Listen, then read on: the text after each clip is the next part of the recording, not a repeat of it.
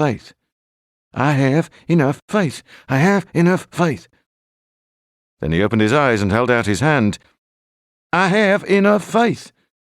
Or at least I hope to hell that I have enough faith. Let's go through together. They materialized in Nurse Miner's bedroom side by side. Springer and the rest of the night warriors were already standing around her bed. The bedroom was cramped and stuffy with a sharply sloping ceiling, and it was crowded with local antiques. On the left-hand wall stood a stained pine chest of drawers with framed photographs and china ornaments on top of it, mostly cats. Beside the bed hung a large 19th century lithograph of a cat dressed up as a magician with an opera hat and an evening cloak. The cat was entertaining a theatre crowded with rats, all of them nattily dressed in checkered tweed vests and cloth caps and smoking cigars. But, much to their horror, he was sawing a rat in half. Blood was dripping onto the stage, and the caption read, "A pussycat saw a rat." Nurse Miner was sleeping in a brass bed with a red and yellow patchwork quilt. On the nightstand, beside her alarm clock, lay a travel guide to Venice with a brown plastic comb tucked in between the pages to keep her place. She looked 36 or 37-ish, with frizzy black hair and a plain oval face, with a large mole over her right eyebrow. The prune-coloured circles under her eyes betrayed how hard she must have been working and how stressed she must have been. She lay completely still, barely breathing, but underneath her eyelids her pupils were dancing from side to side. "Rapid eye movement," said Springer. "She's dreaming very vividly." "I thought you said it was going to be cold," Xanthis complained. "It's sweltering in here." "Oh, it'll be cold, believe me. You'll find out for yourself once you enter Nurse Miner's dream. The winter went's still hiding in there, although he's never easy to track down." "Nanook can find him, can't you, boy?" said the Zagaline, and Nanook whined in anticipation. Springer came up to Dom Magator. "You, Dom Magator, you carry all the basic energy that the night warriors need for entering dreams and for relocating from one dream to another. You see these power switches here and here?" He clicked 2 large toggle switches on either side of Dom Magator's belt. Instantly, with a sharp electrical crackle and a wavering hum, 2 parallel lines of bright blue light shone along each of Dom Magator's forearms, from his elbows to his wrists. "All you have to do now is draw a portal in the air, as close to the dreamer as you can. That will give you access to her dream. If you wish to leave her dream and return to the real world, or if you wish to move to another dream, then all you have to do is repeat the process and create another portal." "So how do I do that?" asked Dom Magator. "Like this," said Springer. He moved around so that he was standing behind Dom Magator, and he held up both of his arms for him. "Now, concentrate, and point your index fingers and your middle fingers." Dom Magator did what he was told, and instantly 2 narrow streams of sapphire blue light extended from his fingers and shone above Nurse Miner's bed. They made a sharp crackling noise, and the bedroom was filled with the pungent smell of burned electricity. Nanook jumped up onto his hind legs in excitement, and the Zagaline had to grip his muzzle to stop him from barking. One of Nanook's barks would have woken up half of Clifton, not to mention Nurse Miner. Springer guided Dom Magator's arms upward, outward and downward, so that he drew an octagon in the air, an 8-sided geometric figure of brilliant blue light that was large enough for them to step through. "There," he said. "This is the way through to the world of dreams." The Zagaline peered into it, deeply impressed. "Eat your hearts out, Stargate SG-1. This is the real deal." Springer said, "I wish I could come with you, but I'm only a guide and a messenger. All I can do to help you is to bless your endeavors and wish you good fortune." Calexicox joined his brother beside the octagonal portal. The sapphire blue light was so bright that he found it almost impossible to see anything on the other side, apart from a faint luminosity, but he could distinctly hear a high whistling sound, like the wind blowing through an ill-fitting window frame, and a few flecks of snow came tumbling onto the hand-woven bedroom rug. Springer was right. It was stunningly cold in there. Calexicox stepped closer, so he could put his hand through the portal to test the ambient temperature. The front of his globe-like helmet was immediately covered in fingers of frost. After a few seconds' pause, he took out his hand and consulted the maximum and minimum thermometers on the back of his wrist. -34.4 Celsius. That's 1/10 of a degree colder than the coldest temperature ever recorded in Helsinki, Finland. "In that case, there is no question about it," said Springer. "Nurse Miner's dream has been taken over by the winter went and frozen solid." Nanook was keening and quivering and raring to go, and the Zagaline had to cling tightly to the fur around his neck to hold him back. "Why don't you release him?" Springer suggested. "He can sniff out your enemy for you, and all you have to do is follow." Are you sure he's not going to get hurt? "He isn't real. You invented him, remember?" I know, but look at him. Man's best friend. I don't want anything bad to happen to him, even if I did invent him. "He will be in no more danger than you yourself." "Well, okay then," said the Zagaline. He released his grip on Nanook's fur and smacked him on the rump. "Go on, boy. Go get him." Nanook jumped through the portal, displacing the rug with his hind legs. They heard him barking, once, twice, 3 times, and each bark sounded further away and flatter. Then there was silence. The night warriors stared at each other, unsure what to do next. Dom Magator said, "I guess I'd better go through first. That way, when the rest of you come through, you'll have plenty of weapons to protect yourselves with." "No, let me," said Amlaphabea. "Remember that woman at the Colonnade restaurant? The winter went has been eavesdropping on us, and it's more than likely that he's set up some kind of a trap. If he has, I think I will be able to detect any warning signs more readily than you." "Whatever you say, Amla. Beauty before tonnage." Without any further hesitation, Amlaphabea stepped through the portal and disappeared. "She did it," said Calexicox in an awed voice. Despite his huge scientific knowledge, there was still something of Dunk's simplicity about him. Dom Magator waited for a few seconds. Under his black insect armor, his heart was thumping hard. Then he closed his eyes, said, "Forgive me, Jesus," and followed her. He felt a soft whoomph and a buffeting sensation, like the one and only time he had ever played football, and then he was through. He slithered and stumbled and almost lost his balance, but he managed to seize a handrail that was close beside him.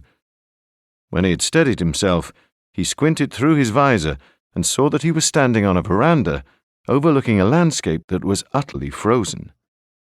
Even in his helmet and his armor, he could feel how piercingly cold it was.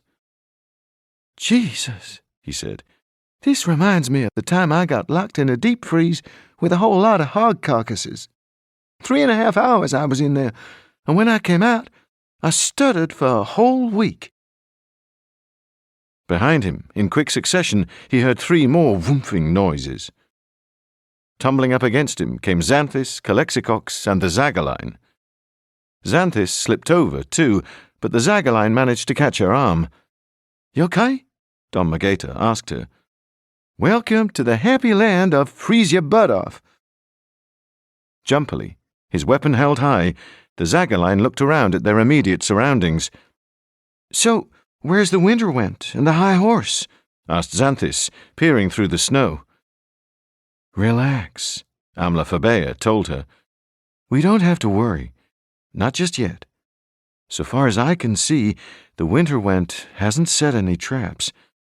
Maybe he feels that he doesn't need to. Because of why? Asked Calexicox. Because he doesn't think we're any kind of a threat? Or because he can zap us whenever he feels like it? I don't know, said Amlaphabea. The winter went and the high horse don't look at life in the same way that we do. To them, death is nothing, even their own. They exist only in dreams, remember, so they don't behave with any kind of human feeling. Sounds like my mother, said Dom Magator. Her idea of human feeling was to open up a can of spaghetti hoops instead of leaving us kids to open it ourselves. Where is this place? Asked Xanthis. She felt very anxious here, although she wasn't entirely sure why. From what she could make out through the snow, it could have been any small South End town like Beechmont or Shively. It was little more than a wide street with an untidy little collection of storefronts on either side. At the far end of town, she could see the blue and red T sign of a Thornton gas station and a small Episcopalian chapel with a squarish spire. The spire was thickly clustered with crows, because it was far too cold for them to fly. Even in the depths of winter, no South End town had ever looked as grim as this.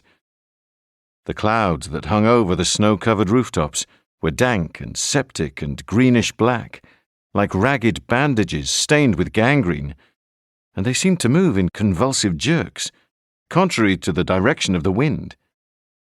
The unhealthy-looking snow in the street was at least 3 feet deep, and much deeper where it had drifted up against walls and fences. Icicles hung from every gutter, some of them forming grotesque shapes, like wolves or hunchbacked witches or misshapen children. And the wind kept blowing, pitiless and steel-cold, so that the night warriors were fenced in on all sides by ceaselessly whirling snowflakes that blotted their visors and heaped up their shoulders with thick white epaulets. "Check it out, Calexicox," said Amlaphabea. "Is this a real community, or is it some kind of metaphor?" Calexicox rubbed ice crystals from the array of glass dials along his right forearm. He flicked a series of switches and slid 2 metal bars along his arm. He waited for a moment, with those tiny sparks of light circling inside his helmet, his face deeply serious. Then he said, "This is a real community. Kenningtown, a trolley-stop development 9.7 miles southeast of Louisville. Nurse Minor was raised here, and her mother still lives in the neighborhood.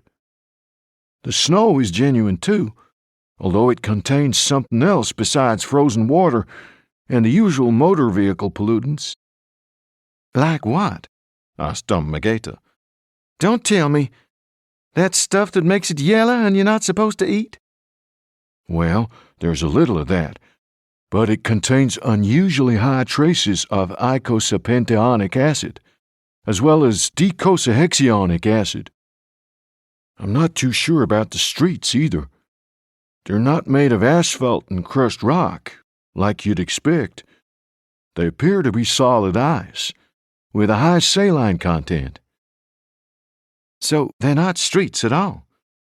"Not in the conventional sense, no. They're more like frozen canals." "Did you see that travel book on her nightstand?" said Xanthis. "She's dreaming about Venice." "That would make sense," put in Amlaphabea. "And maybe she's worried about leaving her mother at home while she goes away." "What about this icopentatonic acid?" asked Dom Magator. "It's present in the ice, too," said Calexicox. "Both acids are. They're both ingredients of fish oil." "Fish oil?" said Dom Magator. "That's all I can tell you. Maybe she ate a tuna melt before she went to sleep, and it's playing havoc with her digestion." At that moment, Nanook appeared, running full pelt down the street toward them, barking his ear-shattering bark. "Jesus! Doesn't that dog have a volume control? Asked Dom Magator. He's given me tinnitus already. He's found something, said the Zagaline. Look, he wants us to follow him. What do you think? Dom Magator asked Amlaphabea. This isn't going to be some kind of an ambush, is it? Amlaphabea shook her head. Doubtful. Nanook is our creation, after all. He can't deliberately guide us into any kind of danger. Okay, then. Let's see where the mutt takes us, said Dom Magator. Anything to shut him up. Everybody together? They stepped down from the veranda and followed Nanook along the street. The snow was so deep that they had to wade through it, rocking from side to side. Amlaphabea said, Keep your eyes wide open. If anything unusual catches your attention, anything at all, assume that it could be dangerous. It may be something that would be completely harmless in the real world. A scarecrow, maybe, or an animal, or a statue. But here, in the dream world, you never know. The Zagaline thought, God, even if I was suffering from serious depression, I couldn't invent a place as downright miserable as this. The main street was deserted, although there were cars parked all the way along it. They were old cars, early 1960s or thereabouts, with tail fins. Galaxies and Falcons and Impalas. Most of them were buried under thick blankets of snow.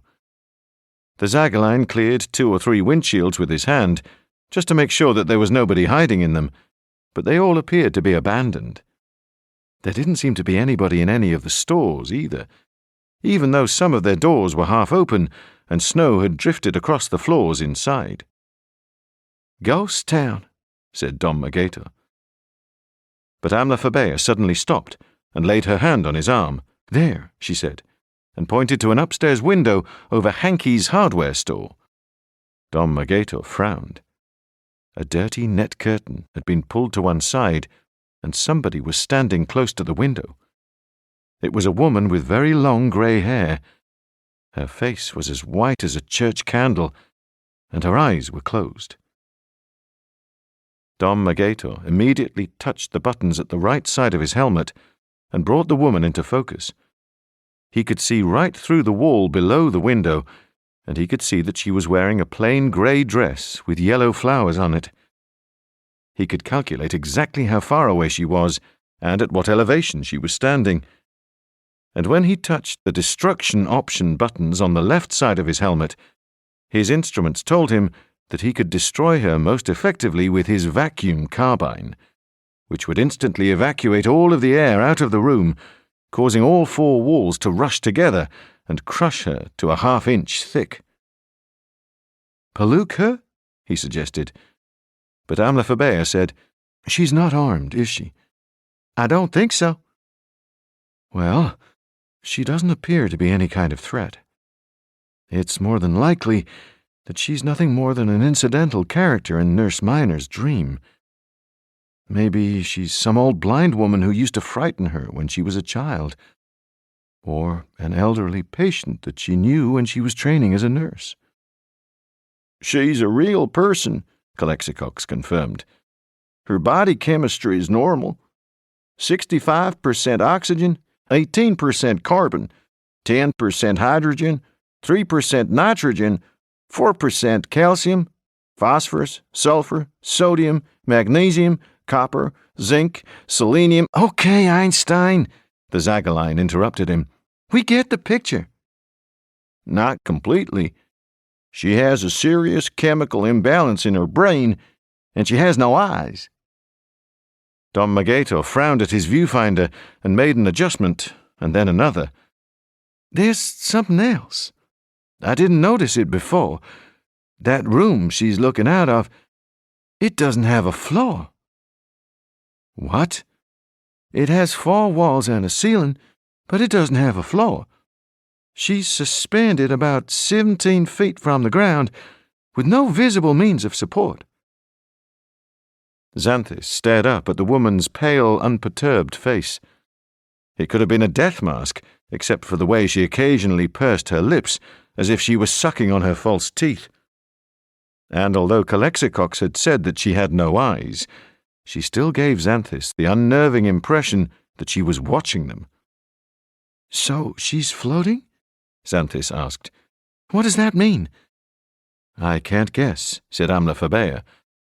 "I think we'd be wiser to leave her alone, for now anyhow. She could be very important to Nurse Minor, and we don't want to upset her, do we, and wake her up." Calexicox said, "Nurse Minor has enough zolpidem tartrate in her bloodstream to keep her asleep for another 6 hours and 23 minutes. But I agree with you. We shouldn't risk rousing her unless we really have to. It could be psychologically damaging for her, too." Dom Magator checked his instruments again. "I go along with that. There's nothing on any of these dials here to indicate that this old biddy can do us any kind of mischief. She doesn't have a weapon, and she's not giving off any gamma radiation, and her alpha waves are pretty much what you'd expect for a levitating geriatric." He sniffed and said, "Besides, look at Nanook. He's still jumping around like he's got a Scotch bonnet chili pepper up his rear end. And I think our number one priority should be checking out what he's trying to show us." "Let's go, then," agreed Calexicox. They left Hankey's hardware and carried on ploughing through the snow. The eyeless woman was still floating behind her upstairs window, but she didn't turn her head to follow their slow progress up the street. The Zagaline turned around and stared up at her one last time. When he turned back, he found that Xanthus was looking at him. "What?" he asked her. "That woman is seriously spooky," said Xanthus. "I think Dom Magator should have paluked her. I mean, supposing she's one of the Winterwent spies, like that woman in the colonnade." "Why don't you check her out?" asked the Zagaline. "What do you mean? You're a time curver, aren't you? How about turning the clock back to find out where she came from?" Xanthus hesitated. The rest of the night warriors were already so far ahead of them that she could barely see their outlines through the flying snow. Her instinct was to hurry up and join them, but she also felt that the Zagaline could be right, and that there was no harm in making absolutely sure that the eyeless woman was nothing more than a bystander in Nurse Minor's dream, or a bi-levitator anyhow. Because what if she weren't? What if she was something else altogether, masquerading as a human being? And what if she came after them when they least suspected it? "Okay," she said. She adjusted the large luminous dial on the side of her insect-like goggles. "Let's take this scene back, say, 2 hours, 45 minutes. A series of soft, pastel-colored lights ran across the display at the top of her goggles. Then, with a subtle chime, the shining image of a key appeared. At the same time, the corresponding key on her belt flashed brightly on and off. Xanthus unhooked the flashing key. It was small but complicated, like a Yale key. She turned to face the hardware store and pointed it up at the window where the woman with no eyes was suspended. She turned the key counterclockwise, and as she did so, the clouds started to hurry in the opposite direction, and the wind turned around too, so that it was blowing from the southwest. The faster she turned the key, the faster time was curved back. Snow flew upward into the sky, so that roof shingles reappeared. The blind woman in the upstairs window suddenly vanished, but then she came out of the brown door next to Hankey's hardware and walked quickly backward to the edge of the street. Something else was happening too. As Xanthus took the little community of Kenningtown back to the time before the Winterwent had arrived and frozen it to the bone, the ice in the streets started to melt. In a matter of minutes, the streets were turned back into Venetian-style canals, filled with slushy rafts of ice and oily green water, which is what Nurse Minor had been dreaming about. None of the parked cars sank. When Xanthus looked at them more closely, she realized that they were gondolas more than cars, and although they still sported tail fins, they had varnished wooden hulls too, and all they did when the street melted away beneath them was to bob up and down and jostle each other, as gondolas do. At the far end of the street, she glimpsed the eyeless woman still hurrying backward. When she reached the intersection close to where Xanthus and the rest of the night warriors had emerged from the portal, the eyeless woman didn't hesitate. She crossed over the street, still walking backward, but she was walking on water, as if the canal were still frozen over, or she stubbornly refused to believe that it wasn't asphalt. She reached the other side and disappeared backward through a small alleyway at the side of one of the houses. It was beginning to grow dark again, and Xanthus found it hard to see exactly where she had gone. She had vanished like a cockroach into the crevice between two stones. Xanthus was about to curve time back further when she heard Amlaphabea shout out, "Xanthus! Take us back! This is the time before the Winterwent appeared. We need to find him now!" Xanthus lifted one hand in acknowledgement and turned the key clockwise. At once, the clouds began to run from left to right, and the wind turned around, and snow began to fall so thickly that it was almost ludicrous, as if every down comforter in the county had burst open. Beneath their boots, the ice began to thicken again. One island of semi-frozen slush would collide with another, and then the two of them would crackle into hardness together with a noise like pistol shots, and others would join them too. In less than a minute, Kenningtown was back to its silent, bitter, snow-buried present. "What did you do that for?" asked Amlaphabea, as Xanthus and the Zagaline caught up with them. "You should be much more careful, tampering with people's dreams like that. I'm sorry. I wanted to see where that eyeless woman came from. I know you don't think that she's going to do us any harm, but I have a really bad feeling about her." "So why did you find out?" asked Calexicox. "The readings I took, I can guarantee to you that she was 100% human, and like Don McGator said, she wasn't carrying any kind of weapon." Xanthus pointed back along the street. "I couldn't see exactly where she went. She disappeared into that alleyway. Can you see it? Right next to where we came through the portal. But I swear that she crossed over the street when it was nothing but water, and she didn't even get her shoes wet." "Now that's interesting," said Calexicox. "It might have something to do with differential densities." Dom McGator had come battling back through the snow. "It might have something to do with the fact that this is a dream," he said impatiently. "Right now, I think that we ought to be doing what we came here to do, which is to look for this raving, homicidal ice individual and his animal-abusing barbarian sidekick." "Dom McGator is right," said Amlaphabea. "Nurse Minor is very deeply asleep, but time is passing very quickly. We have to move on." Nanook came running back toward them, even more excited than he was before. He barked and barked again, and his bark was so loud that clumps of snow dropped from the gutter of a nearby building. Dom McGator said, "For Christ's sake, let's follow him, before he busts our eardrums." Xanthus glanced quickly back at Hankey's hardware. They were so far away now that it was impossible for her to see if the eyeless woman was still floating in the window, but Xanthus had the feeling that she probably was. For some reason, the eyeless woman reminded Xanthus of a time when she was 7 years old. Two of her friends had badly frightened her when one of them had climbed onto the other's shoulders, and they had walked into the room wearing her mother's long black overcoat. The sudden appearance of an adult-sized figure with a child-sized head had left her breathless with terror.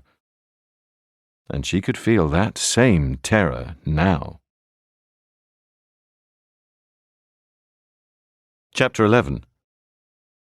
They slipped and struggled across the main Louisville highway while Nanook bounded on ahead of them. He led them up a wide side street with substantial frame houses on either side. The street was lined with leafless, canker-encrusted oaks, There were no vehicles parked here, and every window in every house was empty and dark. The only sign of life was a red tricycle, lying sideways in the snow like an abandoned childhood. Above the trees, the clouds flickered fretfully toward the northeast, a black and white movie of clouds that was running at the wrong speed. Nanook stopped at the very last house in the street. Beyond this house, there was a scrubby half-acre of briars and tangled undergrowth, and beyond that lay the Kenningtown Cemetery, surrounded by a grey picket fence with black marble headstones and sorrowing angels. Outside the house, Nanook's fresh tracks in the snow showed that he had been circling around the front yard and running backward and forward to the front door. The house was plainly constructed and traditional, with a pillared portico. Its boarded walls were painted a strange, streaky pink, as if the decorator had cut his fingers and bled profusely into his pot of white paint. All of the flower beds were heaped in snow, through which the gnarled branches of rose bushes protruded. Xanthis thought that they looked like the fingers of half-cremated corpses trying to claw their way out of their shallow graves. Nanook ran up to the front door and barked twice. His bark echoed for miles.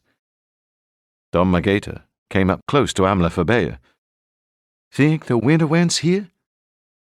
Amla Fabea looked around uneasily. I can't see his sledge, or any of his army. But this is only a dream, so you can never tell for sure. Maybe I should just badoom the house completely, Dom Mageta suggested. I have a seismic cannon here. It sends out this really low sound frequency so that the house will literally shake itself to pieces. It's a portable earthquake. Oh, sure, let's do that, said Calexicox. And let's destroy every piece of forensic evidence at the same time. Look around you, mon ami, said Dom Mageta. Snow, ice, more ice. The winter went must be here or hereabouts. What more forensic evidence do you need? The Zagaline said, Maybe I could invent a housebreaker, somebody to go into the house like a one-man SWAT team and check that it's clear. You see, retorted Calexicox, the kid has intelligence. You wouldn't recognize intelligence if it snuck up behind you and kicked you in the rear end. Leave him alone, okay? Said the Zagaline. He's wired different, that's all.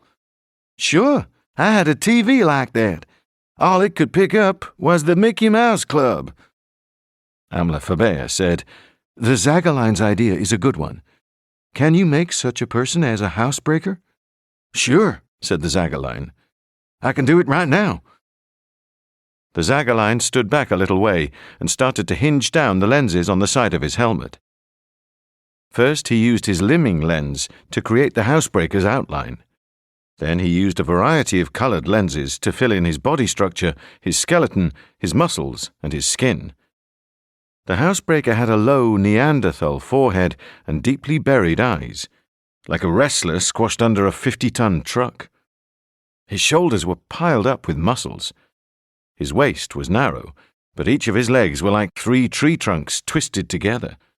He wore brown leather body armor and huge multi-buckled boots, and he carried a black 2-handled battering ram that doubled as a 6-barreled rotary machine gun. As soon as he had aligned all of the necessary lenses, the Zagaline focused his cylindrical lamp through them, double-checked the settings, and then flicked the switch. There was a dazzling flash that made Dom Mageta blink, even behind his darkly tinted visor, and the housebreaker was standing in the snow right in front of them, nearly 7 feet tall, his breath fuming out of his nostrils. Nanook barked and jumped around him as if he recognized a fellow creation. Well, very impressive, Dom Mageta had to admit. I could have used this guy when I was trying to get back my collection of Johnny Dodd's records from that ditzy broad from Mobile with the big gazongas I wished I'd never moved in with. They all stood in the snow, waiting. Xanthis looked at Calexicox, and Calexicox looked at the Zagaline, and the Zagaline looked at his housebreaker. Well, said Amla Fabea at last. "Aren't you going to give him his orders?" Me? asked the Zagaline. You created him. Only you can tell him what to do. Oh, sure, okay. The Zagaline hesitated for a moment, and then he began to narrate his instructions in the most commanding voice that he could manage. The housebreaker smashes down the front door and searches the house room by room, searching for the winter went or any of his warriors, and spraying them with high-speed machine gun fire whenever he finds them. The housebreaker grunted and started to walk with a ponderous lope toward the house, his huge shoulders swaying. "Wait up a minute," called the Zagaline. "The housebreaker stops for a few seconds while the Zagaline charges up his battering ram for him. He knows that he can't go into battle without his weapon being loaded." The housebreaker halted in mid-stride and stayed motionless in the same hunched position while the Zagaline struggled to disentangle the long-barreled lethal energy transmuter that was slung to his back. Once he had wrestled it free, he fitted the Y-shaped butt into the crook of his arm and began to adjust the slides and buttons that would power up the housebreaker's weapon. Energy, 100%. Virtual ammunition, 10,000 rounds of .50 armor-piercing bullets. Speed, 1,300 rounds per minute.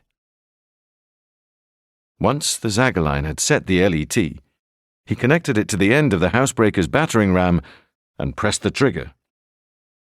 All of the night warriors felt a jolt, as if a high-explosive bomb had gone off somewhere deep in the ground beneath their feet. The Zagaline uncoupled the LET and announced, with renewed bravado, "The housebreaker, his battering ram fully charged, continues with his mission." The housebreaker stepped onto the porch, gripped his battering ram in both hands, and struck the front door with a deafening crack. The door splintered, but it held. The housebreaker swung back his battering ram and hit it again. One of the panels was split apart, but still the door didn't yield. The housebreaker uses his machine gun to blow the door down," said the Zagaline, a little desperately. They heard a sharp whine as the rotary machine gun barrels inside the battering ram began to whirl around. Then there was a continuous blast of noise as virtual bullets ripped through the door, smashing away the lock and the side panels and half of the architrave. Pungent black smoke drifted across the garden and into the briars. The housebreaker kicked the teetering door with his buckled boot, and it toppled sideways onto the floor. He stepped into the hallway, his battering ram raised, looking left and right, and then he moved sideways into the living room. The night warriors waited outside while the housebreaker went from room to room, shining his flashlight and pointing his battering ram. From time to time they could see him through the windows, his deep-set eyes glowering beneath his sloped forehead, but he never looked back at them. The Zagaline had invented him for one job only, and this was it. Eventually, he emerged from the front door and trudged up the driveway toward them. He stopped and stared down at the Zagaline as if he couldn't remember who he was. "Is the house clear?" asked the Zagaline. He might have created the housebreaker, but the creature loomed over him in such a menacing way that he couldn't help feeling a little apprehensive. The housebreaker nodded. "Nobody hiding in the closets? No booby traps?" Said the housebreaker. Said Don Magator. "What the hell does mean?" But the Zagaline said, "Exceptional." With that, he switched off the housebreaker connection, and the housebreaker vanished as if he had never existed, which in reality he hadn't.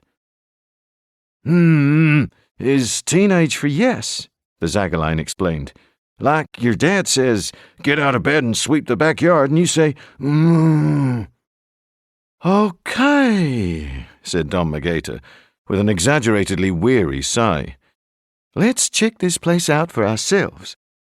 I want to know what Nanook finds so darned exciting about it. Calexicox, how about running another test? just in case it isn't a real house, but a figment of Nurse Miner's digestive tract. Calexicox rapidly checked his instruments. As far as I can tell you, the house appears to be good. It only appears to be good. Well, it no longer exists in reality. It was pulled down 7 years ago to make way for a new housing development. But when it was still standing, it was a genuine house, made of wood and brick and cement. And what you see here isn't indigestion, and it isn't any kind of metaphor. So it's a real house that isn't really here? Calexicox nodded. The Zagaline said, That's good enough for me. Go on, Nanook. Let's go inside and take a look. Nanook went panting ahead of them into the hallway, but he immediately stopped and looked back at the Zagaline in perplexity. As Calexicox had assured them, the house was just an ordinary Kentucky house, with 1940s-style furniture and brown flowery wallpaper. An upright piano stood between the living room windows, which were clustered with family photographs, and in the corner sat a television set with a 10-inch screen. It was an ordinary house, yes, but it was an ordinary house that had been totally deep frozen. Everything was thickly encrusted with ice, from the lamps to the fringes around the couch cushions. As they walked around, the night warrior's feet crunched on the frozen carpet pile. Icicles hung from the lampshades like wind chimes, and the windows were completely blinded by feather patterns of frost. Even the velvet curtains were frozen solid, rigid. As the night warriors went cautiously from room to room, their breath smoked out from the ventilators in their helmets, and they left crisscrossing footprints on the rime-covered floor. In the center of the dining room table, on a frosty lace tablecloth, stood a large bowl of fruit, apples and oranges and persimmons. The fruit was white with cold and sparkling with tiny grains of ice. Dom Magato reached out with his black leather glove and picked up an apple. He squeezed it gently, but it cracked and fell apart, and he was left with nothing but a handful of glittering dust. So, where's the Winterwind? Asked the Zagaline. He's obviously been here. But where's he gone now? The Winterwind is very calculating, said Amlaphabea. He never does anything without a good reason, not like the High Horse, who will attack anything and everything just because he feels the bloodlust for it. So, why did the Winterwind come here, to this particular dream? And why has he frozen this particular house? Xanthis had been picking up silver-framed photographs from the piano and rubbing them with her fingers so the frost was cleared away from the glass. Look at these pictures, she said. This is Nurse Miner when she was a young girl, and these people must be her parents and her brothers.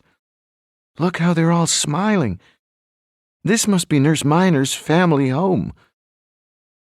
So Nurse Miner had a happy childhood, and she's dreaming about it, and the Winterwind comes into her dream and freezes it solid. Why the two-tone Tonka does he do that? Why does anybody freeze anything? Said Calexicox. To preserve it, maybe, like perishable food? Or maybe, in this case, to make it go numb, like a doctor freezes a wart. I don't get it, said the Zagaline. Okay, Nurse Miner is looking after newborn babies, so she can get closer to them than anybody. But I thought that the Winterwind was trying to get into the babies' dreams through their mother's dreams. My guess is that the mothers won't allow him, said Amlaphabea. He's a pretty terrifying apparition after all. He's a nightmare. And what pregnant woman isn't going to protect her unborn child from a nightmare? But the babies are still dying, said Xanthis. Yes, and I can't explain why. But my guess is that the Winterwind is trying to find a different way to infiltrate their mother's dreams. Maybe he's using the dreams of people that the mothers really trust. People like Nurse Miner. Dom Magato picked up a persimmon and crushed that too, and then an orange, until the dining room table was heaped with frozen dust. Calexicox, what you said about preserving food. What about it? Well, what's the similarity between dreams and food? What are you talking about? Said the Zagaline. There's no similarity between dreams and food. You can dream that you're eating 58 cheeseburgers, but that isn't going to stop you from being hungry, is it? Won't make you fat either. You're wrong, said Don Magato. Dreams and food have this in common. They're both perishable. If you don't put food in the freezer, it goes off, right? And what happens to dreams when you wake up in the morning? Poof! They vanish like they never happened. So what are you suggesting? Said Amlaphabea. I don't have a clue to tell you the God's honest truth. But supposing the winter wind has frozen this dream so that it won't vanish when Nurse Minor wakes up. Supposing he can keep it frozen and thaw it out later and use it himself. Interesting theory, said Calexicox. I can run some calculations on that. We don't have time for calculations, protested the Zagaline. We have to find this winter wind dude and wipe him out, whatever he's doing, and however which way he's doing it. Otherwise, he's going to get into one of those baby's dreams, and all creation is going to be toast. At that moment, Nanook started barking again, and this time he didn't stop. It was deafening, as loud as a series of .45 pistol shots. What is it, boy? The Zagaline asked him. Is there somebody outside? Calexicox checked his instruments. Weird. I'm getting that fish oil reading again. Very strongly this time. And it seems to be getting stronger. Before the Zagaline could grab his fur, Nanook bolted out the front door and into the snow. He kept on barking and leapt wildly from side to side and chased his own tail. Dom Magato reached the front door just in time to see the most chilling sight that he had ever witnessed in his life. From the roadway, a huge white fin was sliding through the snow toward the house. It advanced on Nanook with incredible speed, and before the dog could leap out of the way, a massive white shark exploded out of the frozen ground and snatched him in its jaws. Dom Magato's helmet was equipped with microsensitive listening equipment, and he could hear the crunch as the monster's teeth crushed every imaginary bone and muscle in Nanook's body and bit him in half. Blood sprayed across the front yard and even up the wall of the house. In a split second, the shark had plunged back into the snow and vanished. Nanook! Screamed the Zagaline. Nanook! But all that was left of Nanook was a single twitching leg lying in the snow with white tendons trailing from it. The Zagaline was about to step down into the front yard, but Amlaphabea gripped his shoulder and held him back. Don't! That shark could go for you, too. Xanthus came up to him, too, and took hold of his arm. Nanook was imaginary. I know how much you liked him, but you invented him, that's all. You can always invent another Nanook. The Zagaline said, Sure, I guess you're right. But he was so... Well, we never had a dog at home. He was the first dog I ever had. Dom Magato gave him an affectionate punch in the ribs. You'll get over it, kid. The first time a woman leaves you, losing a dog will seem like nothing at all. Shading her eyes against the reflected glare from the snow, Amlaphabea looked around the front yard. The winter wind knows we're here, she said, and she sounded worried. That's where that ice shark came from. We need to find ourselves someplace safer. Calexicox had been checking his meteorological instruments. Can you feel the temperature dropping? He said. There's a very cold weather front approaching from the north-northeast. It's a little over 9.7 clicks away, and it's closing fast. That'll be the winter wind, said Amlaphabea. It looks like we won't have to track him down after all. He's coming for us. So how do we get out of here with a shark-infested front yard? Or maybe Nanook was enough for it, and it's taken off. Calexicox checked his chemical analyzer. Nope, there's still a very high incidence of fish oil acids in the soil around the house. That means the shark is in very close proximity. He moved the analyzer from side to side. It looks like it's circling us, too. Don Magato flicked on his scanners, but he couldn't detect anything beneath the ground except for a thick blur of black and white speckles, like a TV screen. You can tell where it is? Sure. Look, it's swimming around and around the house, about 6 feet under the soil, and every time it comes close to the front door here, the acid indicators go up. I can't see a damn thing. If it's totally frozen, then you wouldn't.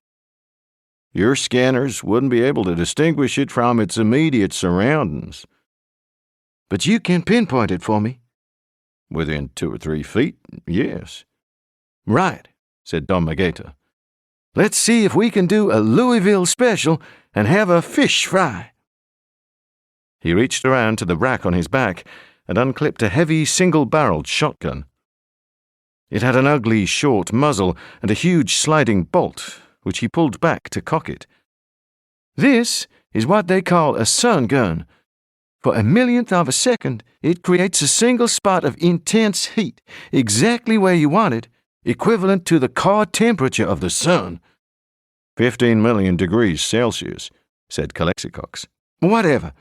When it hits that ice shark, there's going to be a whole lot of sizzling going on. Just wish we'd brought some Green River batter.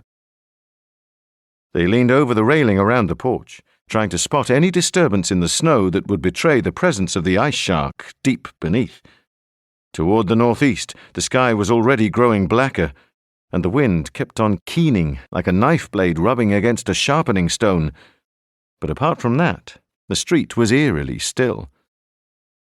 We can't stay here for the rest of the night, said Xanthis. Almost immediately, there was a sharp flurry of snow beneath the briars, about 30 feet away, and the Zagaline shouted, "There, dude, there!"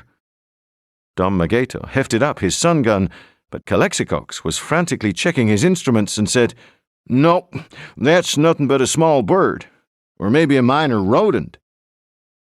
"Where's the ice shark now?" asked Amla Fabea in an urgent voice. "I don't exactly know for sure," said Calexicox. "It's still within 20 feet of us, but it seems to have dived even deeper. All of its chemical signals are very distorted and delayed. I'm getting no seismic readings at all." They waited and waited.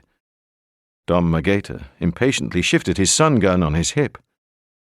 Xanthis said, "Maybe it swam away and decided to leave us alone."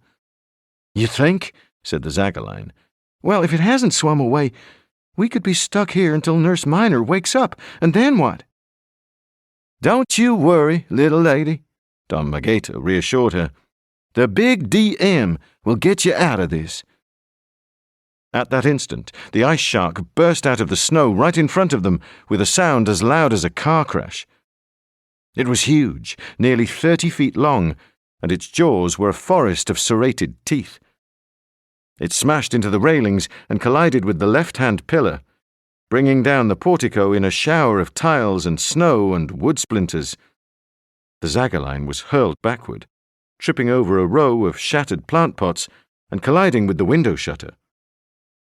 He twisted around and looked up, and he could see the shark's eye staring at him, not black and dead like a real shark, but stony white and all-knowing.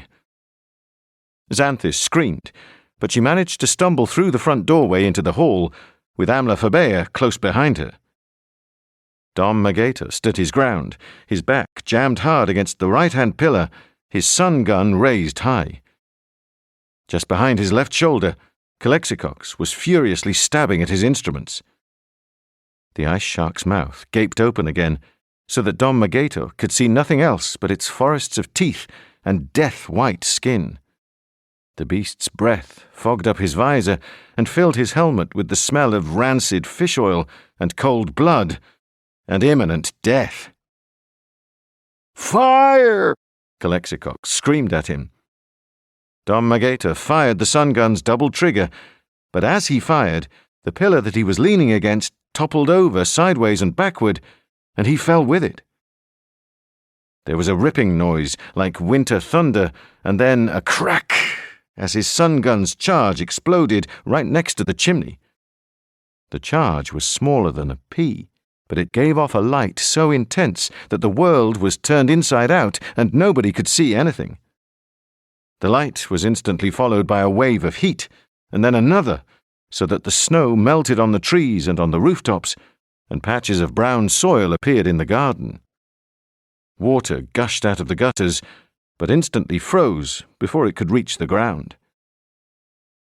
Even before the first wave of heat could hit it, the ice shark plunged itself back into the ground, leaving nothing but mashed-up snow. Dom Magator saw its white tail flap just once, and then it vanished. He dragged himself onto his feet, reloaded his sun gun, and stormed along the veranda, screaming, "Come on up, you bastard! Show yourself! Think you can hide from Uncle Dom? I'll turn you into sushi before you can blink!" Xanthus and Amlaphabea cautiously re-emerged from the house and looked around. "You didn't fry it?" "Oh, you wait. I'll get it next time. No doubt about that." The Zagaline said, "We're going to have to think of something. We're running out of time." 3:36 and 11 seconds a.m. in waking time, said Calexicox. But then he flicked one of his switches again and peered at the dial on his forearm and said, "Dom Magator? "What?" I believe that it might have gone." "The ice shark?" "Look, very low fish oil acid readings. Negligible, in fact. No sonar reading at all. No soil displacement reading. It's gone." "It couldn't be hiding someplace?" asked Xanthus. "Where? There's no place around here to hide. My sensors cover everything within a 3-kilometer radius and down to a depth of 750 feet. Even an ice shark can't go down to 750 feet. "You're sure about this?" asked Amlaphabea. "I've told you how cunning the winter went can be." Calexicox nodded. Double-checked. Triple-checked. It's gone. Or else the winter went has simply uninvented it." "All right, then," said Amlaphabea. "Let's get out of here. If the winter went is headed this way, that's just what we want. But we can't afford to let him trap us here in this house or any place else. He could freeze us rock solid before we got our weapons out of their racks."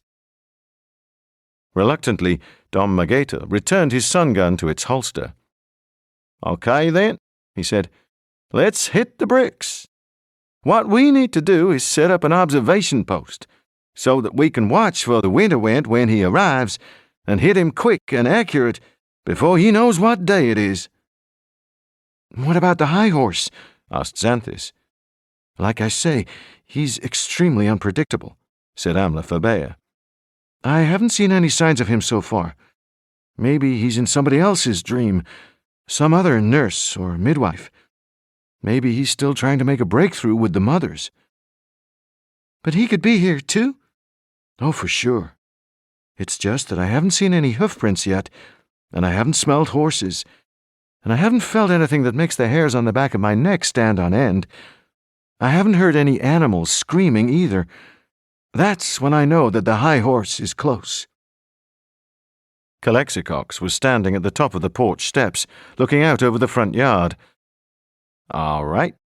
Not only have I triple-checked, I've forble-checked.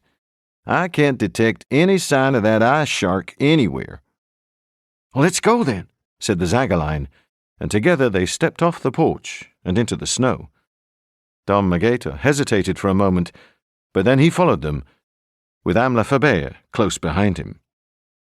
"Come on," called Calexicox, who had now reached the mailbox by the road. "The weather front's going to be reaching us in 8.7 minutes. The Zagaline said, "Where's Xanthus?" Dom Magator turned around. Amlaphabea was still there, but there was no sign of Xanthis. She still hadn't emerged from the house. "Xanthis!" he called into his intercom. "Xanthis, you have to get out of the house, honey, prontissimo, if not quicker." There was no reply, nothing but a soft white noise crackle. "Xanthis!" Dom Magator repeated. "Xanthis! Are you okay in there? You really need to shift your ass." Still no reply. He turned back to Calexicox. "There's something wrong with my walkie-talkie. I'll have to go get her." "Well, don't take all night," said Calexicox. "The weather front is going to be here in 7.9 minutes. Dom Magator began to trudge back down toward the house. He tried his intercom again, but he still couldn't contact Xanthis. He went in through the front door, crossed the hallway, and pushed open the living room door. Xanthis was still in there, looking through drawers and gathering up family photo albums. "What the Sam Hill are you doing?" he asked her. "The winter went's coming, and we only have about 5 minutes to get the hell out of here." "It's such a good story," said Xanthis. "I wanted some family photographs to back it up." "Xanthis, you're here as a time curver, a night warrior, not a reporter for the Daily Asswipe or wherever you used to work." "But if I can write this story, you don't have the time, honey.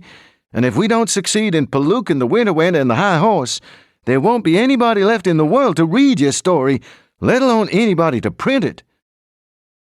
Xanthis reluctantly stood up. "It's all so human." "Sure, it's human. Most people are, with some notable exceptions. But what we're fighting here, it isn't human at all, and it's not going to give us any concessions, okay?" He flicked his intercom switch. "Amlaphabea, it's okay, she's here. We're coming on out. Y'all better get your butts in gear." There was no reply, only that thin hiss of static. Dom Magator tried again, but there was still no response. He switched on his location sensors so he could determine exactly where the rest of the night warriors were, but the screens and displays were all blank. He suddenly realized what was wrong. The minor house was a dead zone. The winter went had frozen it so solid that it was impervious to radio signals. No messages could get in, and no messages could get out. And the whole building was impervious to radar, sonar, thermal imaging equipment, or any other kind of scanners. "I think we need to exit the premises right now," he told Xanthis. As they made for the living room door, however, he was sure that he heard something. A low, creaking noise from the floorboards beneath his feet. "You hear that?" he asked, lifting one hand. "I'm not sure." "Well, I'm not sure either." But then he heard it again. It was coming from the cellar, or maybe not. Maybe it was coming from someplace deeper than the cellar. Maybe it was coming from beneath the foundations. There was another creak, like ice breaking, and then a pause, and then a thick dragging noise, like somebody trying to pull a sack full of dead dogs across recently laid concrete. "The ice shark!" he shouted. "That's why Calexicox couldn't detect it. It was hiding underneath the house." He barged across the hallway with Xanthis close behind him. As they ran through the front door, he could see the rest of the night warriors gathered around the mailbox waiting for them. "It's under the house!" he screamed. "The ice shark! It's under the house!"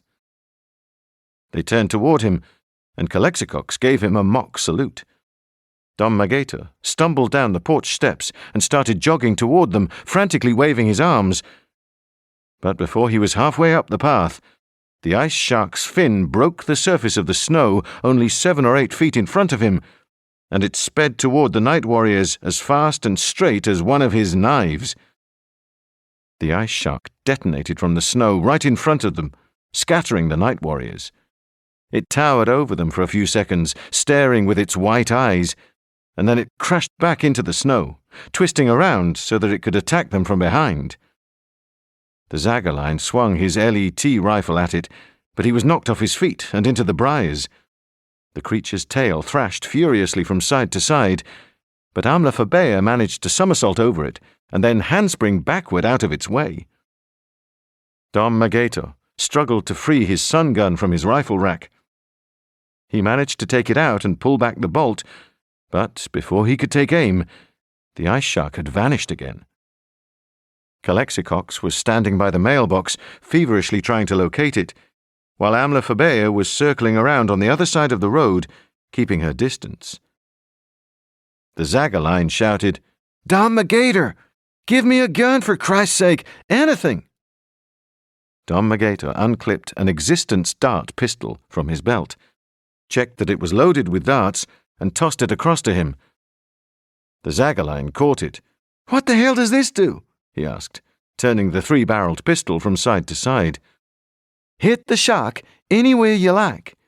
The darts have a drug in them, Moralox. It goes straight to the brain and destroys the shark's belief in its own existence. What about something to pollute it? I can pollute it with the sun gun. The dart gun, that's for stopping it at close quarters, in case it's too near to any of us. Calexicox called, It's under the road. It's circling back this way. Where exactly? There, right there, off to my right. It's coming in fast. Dom Magator lifted the sun gun. Give some coordinates, man. Give me some goddamn coordinates. It's 3.3 meters under, but it's coming in much too... Dom Magator didn't even have time to adjust the sun gun's sights. The ice shark reared out of the snow and snatched Calexicox's left arm between its 7 rows of jagged teeth. Calexicox screamed and tried to pull himself free. He even kicked against the ice shark's snout with his boot. But with one contemptuous shake of its head, the ice shark ripped his arm right out of its socket. Dom Magator could hear his armor buckling and his muscles tearing. Then blood jetted across the rose beds, and Calexicox dropped sideways onto the ground, his legs twitching with shock. The Zagaline fired his dart pistol at the ice shark's flank. There was a sharp report, and a long dart flew across the garden, but it hit the mailbox and bounced off. The Zagaline fired again, but by now the ice shark was already diving down beneath the snow, and the dart only nicked its tail before spinning off harmlessly into a hedge. In spite of the danger, the night warriors all hurried up to Calexicox, who was lying on his side, quaking with pain. Even the circling fireflies inside his helmet seemed to twitch and flicker and grow dimmer, as if they could feel his agony too. His empty arm socket was dark red and glossy with exposed gristle, and his metallic armor and all of his scientific instruments were smothered in blood. My arm, he protested, in bewilderment, and now he sounded much more like Dunk than Calexicox. Freaking fish bit off my freaking arm. The Zagaline took hold of his brother's right hand and squeezed it. Hold on, dude. You're going to be fine. Just stay with us, okay? Just keep breathing. He turned to Amlaphabea, and inside his helmet, his face was distraught. He's not going to die, is he? What am I going to tell my dad if he dies? He won't die, said Dom Magator. Oh, no? And you're some kind of medical expert? So long as we can get some dressing on that shoulder, he's going to be okay. Which particular dressing did you have in mind, Fatso? Blue cheese or Thousand Island? Hey, you skinny runt. Stand down, will you? We're all on the same side here. I'm sorry, dude, but look at him. He's like bleeding to death. Amlaphabea knelt down beside Calexicox and opened up her shoulder bag. I have pressure bandages, Calexicox, and coagulants to stop the bleeding. Try to lie still. What about the ice shark? Asked Calexicox. Dom Magator stood up.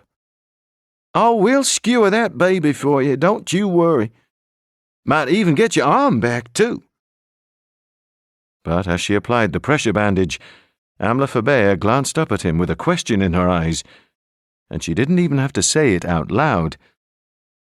With Calexicox out of action, We have no way of telling where the ice shark is, and it can move 3 times as fast as any of us. How are we going to catch it, let alone skewer it, before it catches us? Chapter 12. The Zagaline said, Maybe I could invent an ice shark hunter, kind of a multitasking Inuit. Maybe he could smell the ice shark coming, and maybe he could sense its movements under the ground, and maybe he could be a crack-shot harpoonist, too. Not such a bad idea, said Don Magato.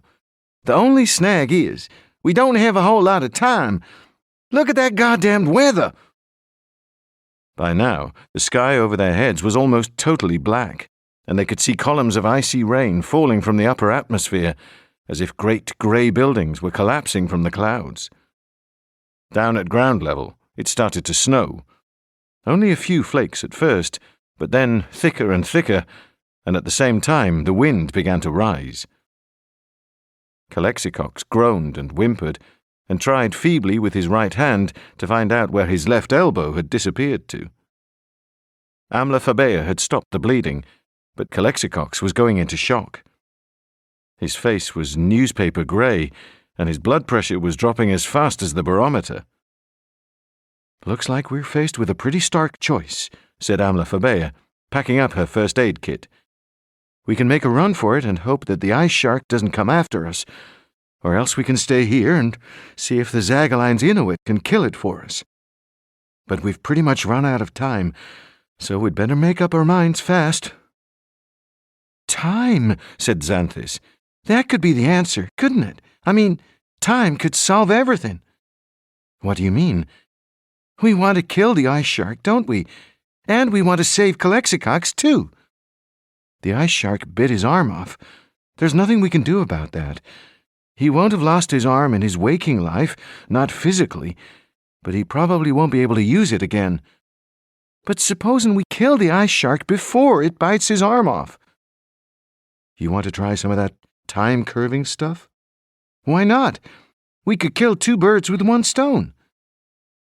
Amlaphabea said, I'm not sure about this, Xanthus. It could be incredibly dangerous. Moving the timeline forward so that your enemy gets killed or injured by a future event, that's one thing, provided you make all the necessary compensations. But to reverse the timeline so that somebody doesn't get killed or injured when they've already been killed or injured.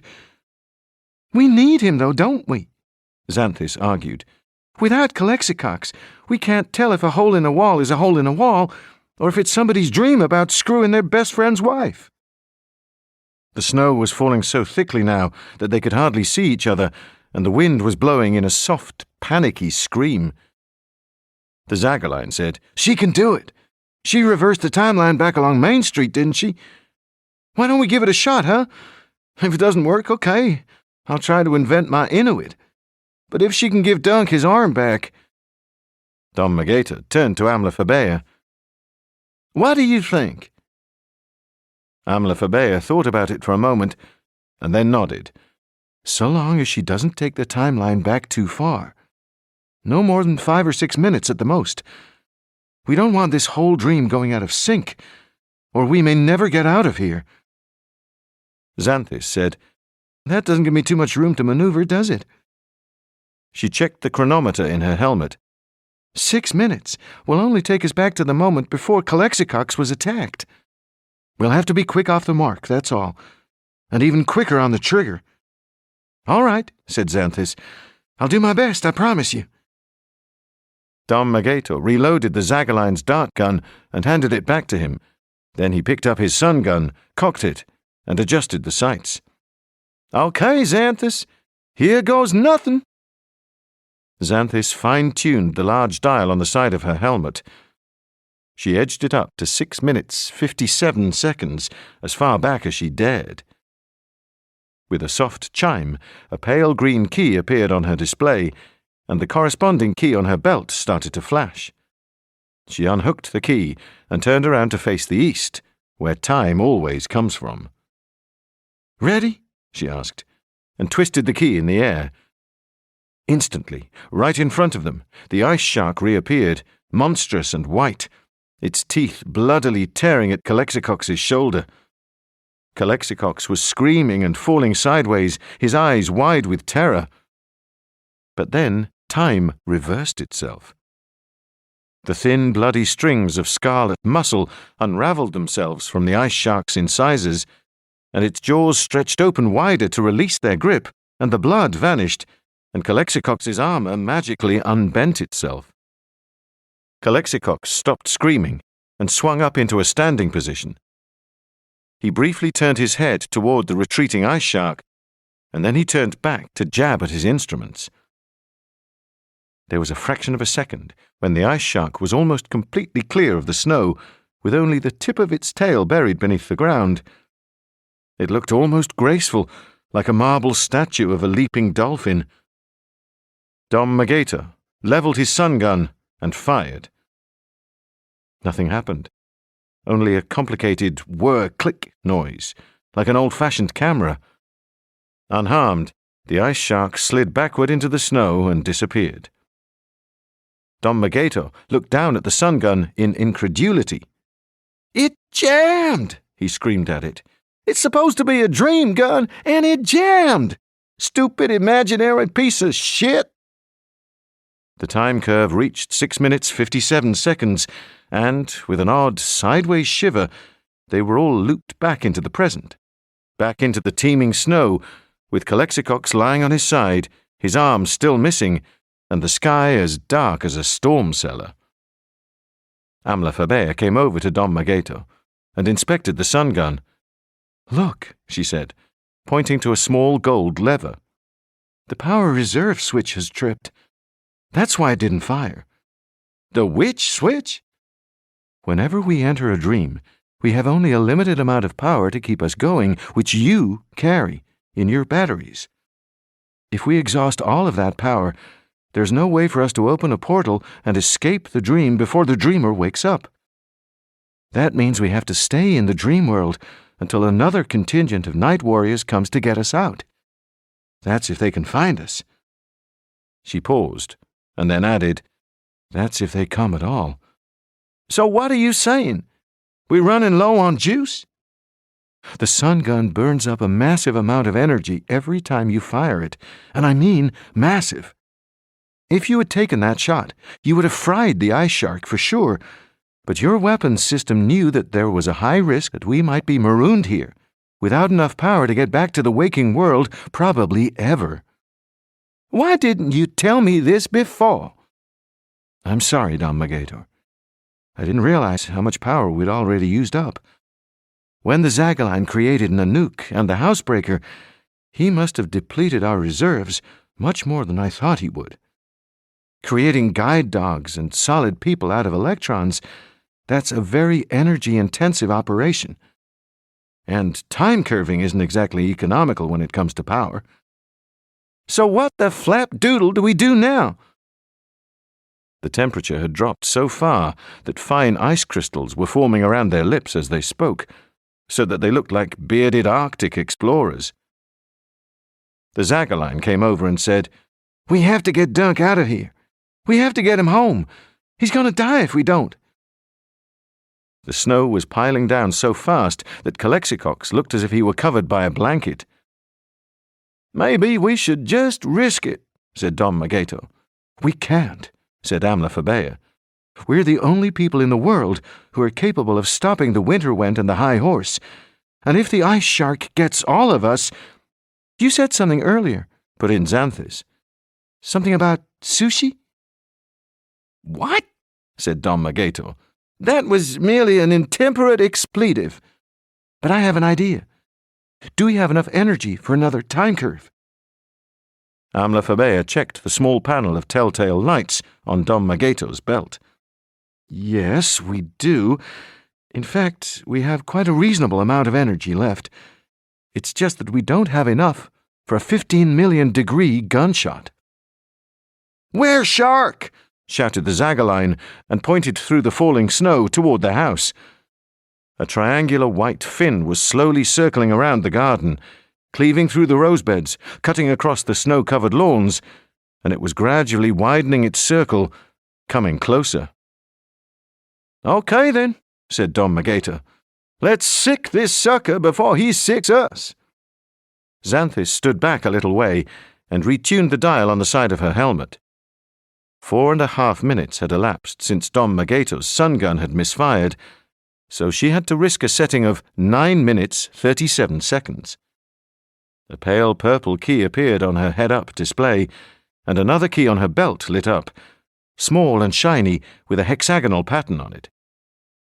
"Are you sure you're ready?" she shouted to Don Magator. "You bet your badoopy."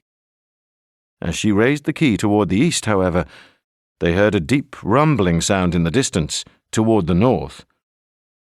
They could feel the ground shaking beneath their feet, not the unbalancing motion of an earth tremor, but a steady, relentless vibration, as if thousands and thousands of trains were coming down thousands of parallel tracks. The Zagaline cleared the snow from his visor and switched on his helmet lights. At first he could hardly see anything, but when he looked back toward the house, he glimpsed the ice shark's fin less than 30 feet away and starting to speed up. "Now!" he yelled at Xanthis. Xanthis turned the key. The ice shark appeared yet again, savaging Calexicox's shoulder. It released him and arched backward through the air. For an instant, it looked almost graceful, like a marble statue of a leaping dolphin, and in that instant, Xanthis flicked down the static switch on the right-hand side of her helmet. The ice shark froze in midair, utterly still. Time passed for everything around it. The snow continued to fall. The distant rumbling gradually grew louder, but the ice shark was suspended in a curve in relativity, held by physics, in its own temporal limbo. Calexicox remained frozen too, caught at the moment when the ice shark had first reared out of the snow. "Hurry, Don Magator," Amlaphabea urged him. "This is draining too much power." But Don Magator had already taken 3 rows of knives from the rack across his shoulders, 73 knives altogether, all in soft black leather scabbards, and laid them in the snow. He picked out the first one, a small deba knife, tilted it back behind his head, and hurled it toward the time-frozen ice shark. It flew unerringly, as if somebody had ruled a line through the air with a metallic silver pen. The tip of the ice shark's nose flew off. The rest of the knives came flying after it. Santoku knives, oroshi knives, usuba knives, yanagi sashimi and tako sashimi. They sliced through the ice shark one after the other, spinning and glittering, each with a high-pitched chopping sound. But the air was so cold that the ice shark appeared to stay intact, one slice still frozen to the next. In little more than a minute, Don Magator had emptied his scabbards and was finished. "Now what?" said the Zagaline. "Now I switch out of static mode," said Xanthis triumphantly. She flicked the switch on the side of her helmet. Time instantly unfroze. Calexicox saw the ice shark hurtling toward him and instinctively raised his left arm to protect himself. But this time, instead of the ice shark seizing his arm with its teeth, the entire 30-foot creature collapsed onto the snow only 3 feet away from him, immaculately cut into 72 5-inch slices. "Awesome!" said the Zagaline, punching the air. "Totally and utterly redonkulous." He battled his way through the snow to Calexicox and flung his arms around him. "I love you, dude. I totally love you." "What's happening?" asked Calexicox, trying to push him away. "What the hell happened to that shark, man? It looks like a cut loaf." "You're okay, dude. That's all that counts. Look at your arm. It's stuck back on again. Look, you can flap it up and down." "I don't have any idea what you're talking about," said Calexicox. "Leave my arm alone, will you? What the hell happened to that shark?" Don Magator was gathering up his knives. "Let's just say that it was feeling a little cut up." By now, however, the ground was shaking so violently that they were finding it difficult to stay on their feet. Small fragments of grit and soil began to fall on them amongst the snow and clatter on their helmets. "The winter went. He's nearly here," said Amlaphabea. Calexicox checked his seismograph and his ground temperature indicators. "You're right. There's a center of intense cold approaching us at about 30 kph, and it's less than a kilometer away. Not only that, there's a ripple of seismic shock bearing down on us about 200 meters ahead of it." "What's a ripple of seismic shock when it's at home?" asked Dom Magato. "That," said Calexicox, pointing toward the woods. Xanthis had been resetting her keys, and it was only when Calexicox said, "that," that she looked up. At first she couldn't see what it was that Calexicox was pointing at. The sky was so dark, and the snow was falling so thickly, that it was difficult to distinguish anything at all apart from the house, the briars, and the snow-laden trees.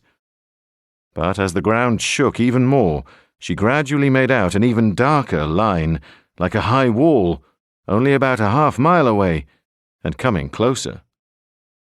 "Holy shit," said the Zagaline. Dom Magator said nothing, but watched the approaching darkness with a greater feeling of dread than he had ever experienced in his life. This wasn't just fancy guns and dreamlike battles. This was end-of-the-world stuff. Apocalypse now. "What is that?" shouted Xanthis. "It looks like a tidal wave." "It is a tidal wave," Amlaphabea shouted back. "But it's not water. It's rocks and dirt and trees. The winter wind is so cold that he turns all the moisture in the ground into ice. That makes the earth expand, so wherever he drives his sledge, he builds up a huge wall of soil ahead of him." "So what the hell do we do?" asked the Zagaline. Dom Magato was already backing away. "In my humble opinion, folks, we head for the hills, and fast." "No," said Amlaphabea. "Don't lose your nerve. We can't outrun it, and we have to face the winter wind." "Oh, yes," said Dom Magato. "I almost forgot." As the winter wind came nearer, the rumbling grew louder and louder, and the rocks and debris that fell through the snow were even heavier. A heavy tree branch struck Dom Magator on the right shoulder and almost knocked him over. The wall of soil was less than a quarter of a mile away now, and it was over 100 feet high. "We're going to be buried," said Xanthis. But Amlaphabea was rapidly unhooking climbing clips and lengths of rope from her belt. "Here," she said, tossing a rope to the Zagaline. "There's a clip on the side of your belt. Run the line through it and make it fast, and then pass it on to Calexicox." "What the hell are you going to do?" asked the Zagaline. "We can't climb that thing. It's moving." "Just do it," said Amlaphabea. "Have Calexicox fasten himself next, then Xanthis, then Dom Magator. And hurry!" While the night warriors roped themselves together, the huge wall of soil thundered closer and closer. Dom Magator could see oaks and birch trees being torn out of the ground and hoisted high up into the mass of soil and rocks. He saw wooden fences lifted up like ladders and then broken into firewood.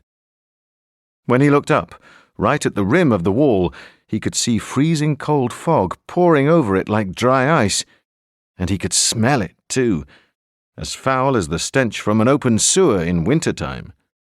"Here," said Amlaphabea, and hooked him up to her climbing rope. "I hope you're kidding me," said Dom Magato. "The last thing I climbed was a kitchen chair to change a light bulb, and even then I got vertigo." "You're a night warrior," Amlaphabea insisted, tightening the knot around his belt. "I know, but suddenly I'm beginning to wish I had joined the Mexican army." The wave of soil had already reached the far side of the cemetery.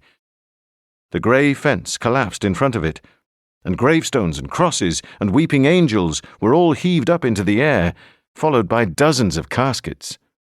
The soil rose up underneath them, and the caskets broke open, one after the other, and a terrible congregation of decayed bodies in suits and dresses rose to their feet and were carried upward, as if they were riding a moving staircase. Bones began to drop around the night warriors, and 3 or 4 skulls rolled across the front yard. Xanthis lifted her hands over her head and screamed, God, oh my God, this is disgusting. Skulls were followed by detached arms and legs and coffin lids, which bounced on the ground like skateboards. By then, the wall of soil had passed through the cemetery and was crashing through the briars only a few feet away from them. Amlaphabea shouted, Are you ready for this? When I say climb, climb and follow me. Remember, this is a dream, not the real world. Have faith in yourself and keep on climbing and don't lose your confidence. Amlaphabea crouched down, facing the wall. The rest of the night warriors strung themselves out behind her and crouched down too. If this is a dream, said Dom Magato, give me a nightmare any time. You heard what the lady said, Calexicox told him. Have faith. But just to reassure you, this climb is scientifically possible. But Dom Magato didn't have time to think about faith or what was scientifically possible, because the thundering wall of soil was less than 10 feet away from them. He swallowed air, and he didn't even have time to curse. Amlaphabea literally ran toward the wall and started to climb up it as if she were scaling a near-vertical sand dune. The Zagaline followed her, and then Calexicox and Xanthis and Dom Magato. Dom Magato didn't believe that he could do it, but the massive upward surge of soil beneath his feet did most of the climbing for him. So long as he kept his legs pumping to stop his feet from sinking into the earth, and as long as he kept his balance, he found that he could scramble higher and higher. He trod on rocks and bushes and broken open coffins, and, halfway up the wall, a woman's partly mummified body rose out of the soil right next to him, grinning at him, still wearing her pearls. He almost lost his footing, but he grabbed hold of a tree root and managed to keep on climbing. Through his misted-up visor, he saw Amlaphabea reach the top of the wall and roll herself over it. The Zagaline followed her, and then Calexicox. We've made it, he thought, but his thighs were trembling, and he was sweating like a cheese, and he was beginning to doubt his ability to climb any further. Xanthis made it over the top, and Dom Magato was just about to follow her. As he caught hold of the edge, however, his left foot penetrated something that felt like a bear trap. He tried to kick it off, but when he kicked, he lost his balance, and his right foot plunged into the soil. He twisted around, his back against the wall of debris, but more debris kept rising up, tons of it, and before he could twist himself back round again, he was buried. He was totally blind, and he felt as if his chest was being crushed. Mayday! He gasped into his intercom. Mayday! More debris poured on top of him, and he thought, This is terrific.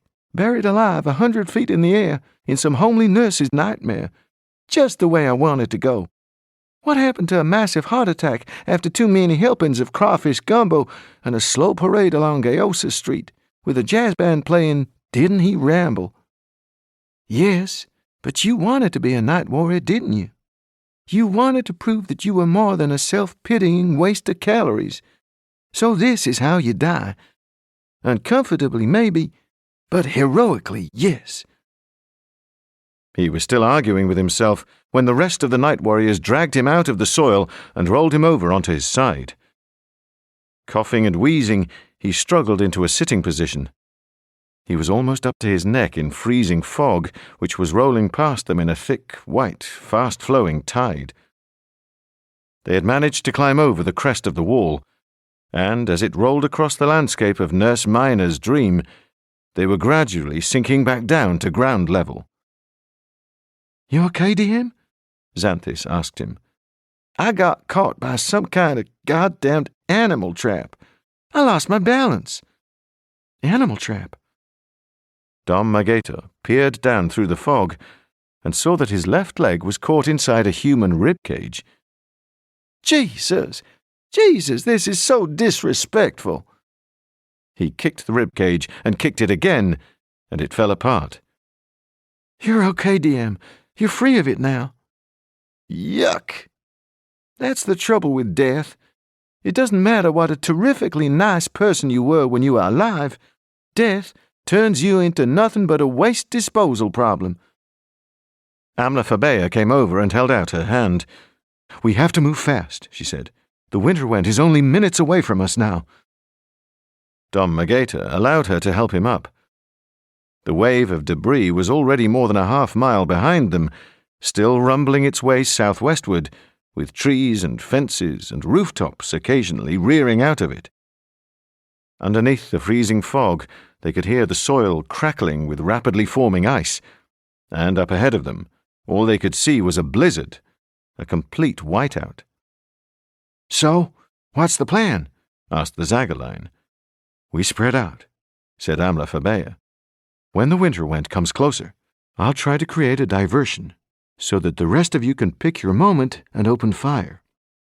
With any luck, he won't be expecting us at all. He'll be thinking that the ice shark got us.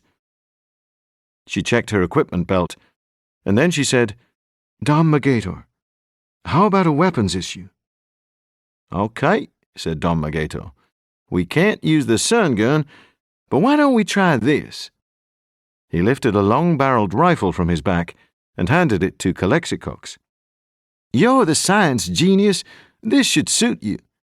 It's a brain breaker. It sends out a power surge, which blows out the thinking processes in your target's cerebellum. In other words, the winter wind may think that he wants to attack us, but his synapses will have shorted, so that his central nervous system won't get the message and his muscles won't respond. That should give us a few seconds' grace to pollute him with the heavy stuff. He unfastened another gun, an elaborate blue-black weapon with a large bell-shaped flash suppressor on the muzzle. Skinny, you can use this. It takes a few seconds before it starts working, which is why we need Calexicox to jam up his brain. Hey, I seriously love this, said the Zagaline, jiggling the weapon up and down in his hands to enjoy its weight. So, what does it actually, do? It's a helix rifle. Doesn't matter where you hit the winter wind with it, arm, leg, chest, ass, any place at all, it will kick off a chain reaction in his DNA. All of the genetic information in his body will start to be progressively dismantled and rearranged, which will eventually turn him into somebody else altogether. Or something else. It's kind of an unpredictable process, so he may turn into an emperor penguin or a double cheeseburger with extra onions, or he may turn into nothing but mush. How about me? Asked Xanthus anxiously. I have to tell you, DM, I'm not very good with guns. Dom Magator lifted a large, platinum-plated revolver from one of the holsters around his belt. I think you can manage this, sweetheart. It's an opera pistol. Fires a shell which sends out a very loud, high-pitched note. It can shatter crystal, but it can also shatter ice. Already the blizzard was blowing so hard that they could barely stand up straight. Xanthus took the opera pistol, and as she did so, she thought she could hear a distant, distorted warbling. She turned to Amla Fabea, who nodded. You can hear them too. Those are the wolves which pull the winter wind's sledge. They can't be very far away now. The children of the night. What music they make, said Dom Magator. He lifted out a weapon for himself, a hot shotgun. It was a pump-action rifle that fired a full load of incandescent magnesium pellets. The pellets burned so fiercely that they carried on burning even when they were immersed in water or buried in ice. He loaded one metallic purple cartridge into the chamber and clipped on an extended magazine with 20 more rounds. Now the howling of the ice wolves was quite distinct. It sounded as if the inspection cover had been lifted off hell and 1,000 tortured souls were crying out for deliverance. Gradually, through the blizzard, the night warriors began to see the ice wolves running toward them, hundreds of them, all in harnesses, their heads lowered, their pelts spiky and glittering and sharp, their eyes burning like red-hot coals. Don't let the ice wolves get around you or behind you, warned Amla Fabea. They can bring you down like a deer and drag your guts out in seconds. Hear that? Dom Magator told Xanthis. If you see any of those suckers trying to outflank us, let them have it with that falsetto 45 of yours, okay?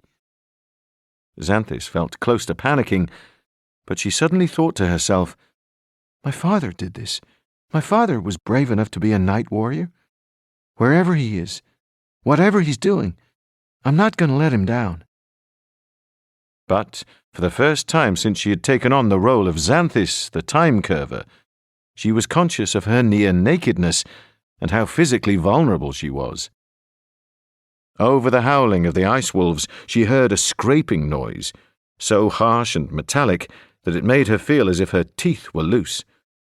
And beneath her feet, the ground began to shake. Then, out of the furiously tumbling snow, the Winterwent sledge appeared. It towered over them, more like a fortress than a sledge. It was over 75 feet high and more than 200 feet long, sliding through the snow on 6 main runners and dozens of side runners and steering runners and skate blades on outriggers. Above this complicated undercarriage rose tier after tier of balconies and turrets and fortifications, all of them thickly encrusted with ice, and all of them bristling with spikes and spears. There were scores of white banners flying from every level, but none of them moved, because they were all frozen stiff. On the uppermost deck stood a tall-backed throne, dark frosty red, and on this throne, managing the reins of his 1,000 ice wolves, sat the Winterwent.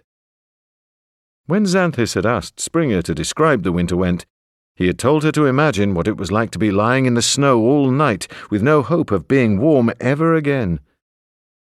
Springer was right. She saw the Winterwent, yes, but much more than that, she felt him, and he was infinitely cold. He was gigantic, much bigger than Xanthis had imagined, 10 or even 11 feet tall. He was dressed in a cloak of frozen white rags, hundreds of them, and around his bony neck he wore a necklace of human femurs, most of them children's by their size.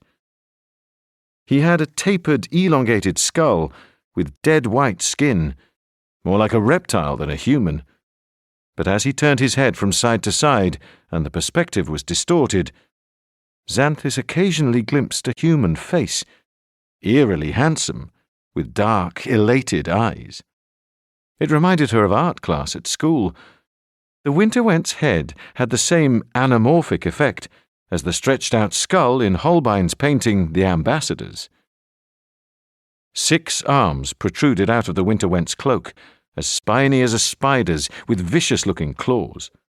But out of his wrists grew 6 long-fingered hands, so that he could control dozens of tied-together reins all at once, and still steer his sledge with a complicated Z-shaped tiller.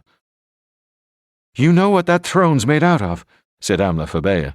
Frozen blood, more than 100 gallons of it. Think I'll stick to my lazy boy, said Dom Magato. The Winterwent's throne was surrounded by railings, and dangling from every railing were dozens of human scalps, furry with frost, as well as necklaces, bangles, stiffly frozen fragments of human skin, like eyeless faces, tattooed shoulders, withered penises, and empty gloves that had once been human hands. The Winterwent's own penis stuck out of the front of his cloak like a yard-long icicle, permanently frozen into an up-curving erection. Xanthis felt both fascination and dread. How could a creature so cold and terrifying feel any kind of carnal lust? As the sledge overshadowed them, Amla Fabea shouted out, "Cover me! And for Ashapola's sake, watch out for those ice wolves!" Dom Magato let out a piercing whistle. Calexicox, ready with that brainbreaker? Aim straight for his bean, okay? Skinny, got that helix rifle armed? Doesn't matter where you hit him, so long as you hit him. Locked and loaded, dude, whatever that means. Amlaphabea unclipped a flare from her belt and tugged at the fuse. There was a second's pause, and then it burst into flame, a dazzling crimson trailing a long streamer of smoke. Immediately, she began to run diagonally across the front of the Winterwent sledge, waving the flare above her head. The Winterwent caught sight of her immediately, as she had hoped. He swung his Z-shaped tiller to one side and heaved on the reins that controlled his wolf pack. 100 ice picks immediately folded down from the underside of the sledge and bit into the ice, bringing the immense vehicle to a slithering, grinding halt. It stopped in such a short distance that the ice wolves skidded into each other, howling and yelping, and tangled up their reins, and for a few seconds there was utter confusion. The Winterwent reared up in his throne like a praying mantis, shielding his eyes from the blizzard so that he could follow Amlaphabea as she ran around to the other side of his sledge. And she was running as fast as an Olympic gold medalist. Dom Magato was amazed how graceful she was, in her eagle's head helmet and gleaming black suit, lean and powerful and utterly determined. Hard to believe that this was the same doctor he had picked up from the airport in her beads and bangles and her white silk dress. "Okay, Calexicox, go for the noodle," he shouted, slapping Calexicox on the back. Calexicox raised the brain breaker and squinted through the sights. As he did so, however, the Winterwent lowered the claw that had been covering his eyes and slowly turned his elongated skull around so that he was staring intently in Calexicox's direction. Again, Xanthis saw that extraordinary optical illusion in which the Winterwent's face looked almost human and almost handsome, and his eyes seemed to be wide with delight. "Fire!" yelled Dom Magator. But there was silence. Calexicox stayed where he was, still squinting through the telescopic sights, unmoving. "Fire, Calexicox, for Christ's sake! Any time this month will do." But still Calexicox remained motionless. Eventually, the Zagaline circled around his brother and screamed into his face. "Dunk, what's the matter, dude? You have to shoot him or we're screwed." Dom Magato pushed Calexicox's shoulder.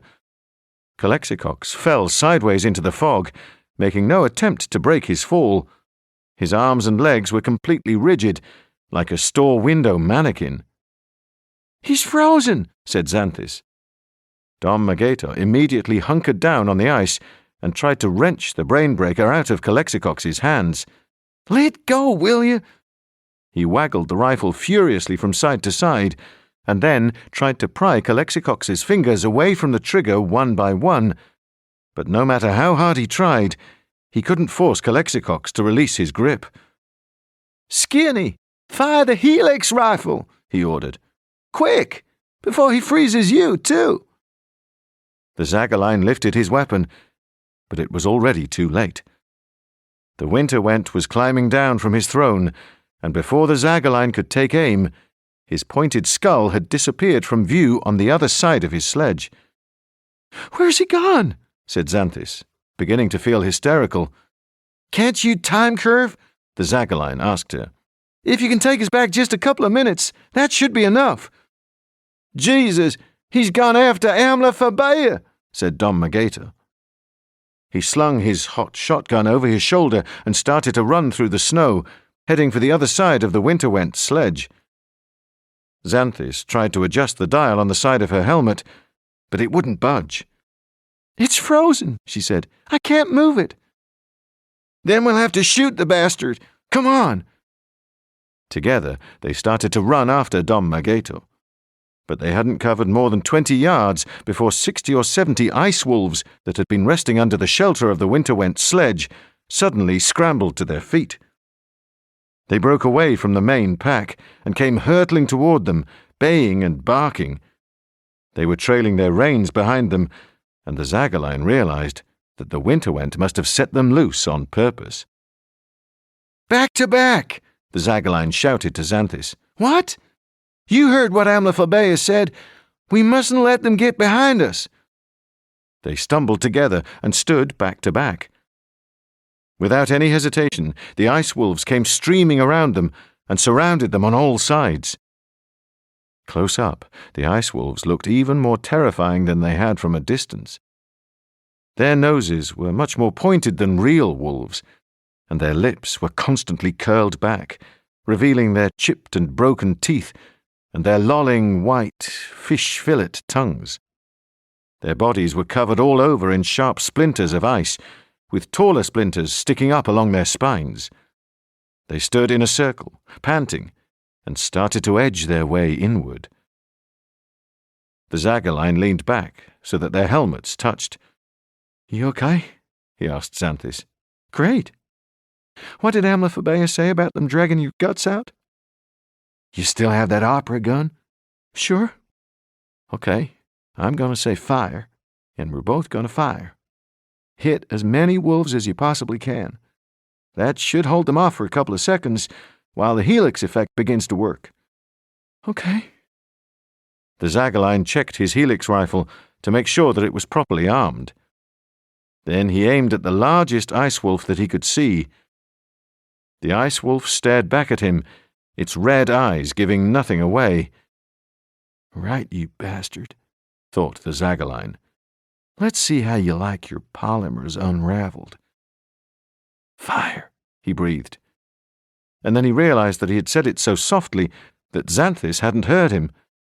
Fire, he repeated, and this time he said it so loudly that he frightened himself. Chapter 13. The helix rifle let out a bright blue flash and a bang like a cellar door slamming. The Zagaline's first shot hit the ice wolf in the neck, and fragments of sparkling shrapnel exploded into the air. The ice wolf yelped, shook its head, and took 2 or 3 cautious steps back, but it was clear that the shot had only stung it. The Zagaline swung his rifle around and hit 5 or 6 more ice wolves. Slam, slam, slam, slam, slam. Again, the ice wolves did little more than yelp and retreat a little way before they started closing in again. It was then that Xanthis fired her opera pistol. The bullets were fluted so that they set up a simultaneous chorus of 5 high-pitched screeches. One of the 5 screeches was tuned to oscillate at exactly the same frequency as ice. Instantly, the ice wolf right in front of her burst apart, leaving nothing in the snow but broken white lumps. Most of the ice wolves jumped back a few paces, alarmed, but a big, battered male wolf with only one eye started to snarl at Xanthis and to creep in closer, his jaws stretched wide to reveal 5 higgledy-piggledy rows of jagged teeth. He gave a long, menacing growl from the depths of his throat, and then started to bunch up his hindquarters, as if he were preparing to leap on top of her. Xanthis fired again. One of the ice wolf's front legs disintegrated, and he rolled sideways onto the ground underneath the fog, howling in pain and bewilderment. She fired again and again, and he was shattered into slush. "Way to go, babe!" whooped the Zagaline. "Remember the Alamo!" Xanthis fired again and again until her ears were singing and ice wolves were exploding all around her. Some of them tried to retreat out of range, but she adjusted the sights of her opera pistol and blew up 6 or 7 of them who had obviously thought that they had run too far away for her to hit them. Now the Zagaline shouted, "Xanthis, look, babe, I think it's working. Its whole DNA is coming undone." The first ice wolf that he had shot with his helix rifle was beginning to lurch unsteadily on its feet. What had looked like an inconsequential wound on its shoulder had already boiled up into a huge beige tumor with dark brown cancerous scabs on it. Right in front of their eyes, like a speeded-up nature movie, the tumor spread itself all across the ice wolf's back and down the upper part of its legs. The creature's genetic makeup was rapidly being taken apart and rearranged at random, and what it was eventually going to turn into, God alone knew. Already it was hunched up and grossly misshapen, more like a warthog than a wolf. Within a few seconds, similar lumps started to appear on all of the other ice wolves that the Zagaline had hit with his helix rifle, 9 or 10 of them at least. The warthog wolves were not only grotesque, they were highly aggressive. When any of the other ice wolves tried to approach them, they turned on them, barking and slavering and snapping. The first warthog wolf threw back its head and tried to howl. All that it could manage was a strangled scream, like a slaughtered pig. But it must have unnerved the rest of the ice wolves, because they started to back away. The warthog wolf screamed again, and this time it sounded almost human. The rest of the ice wolves hesitated for a few more seconds, but then one of them turned around and started to lope back toward the shelter of the winter-went sledge, and one by one, the others followed.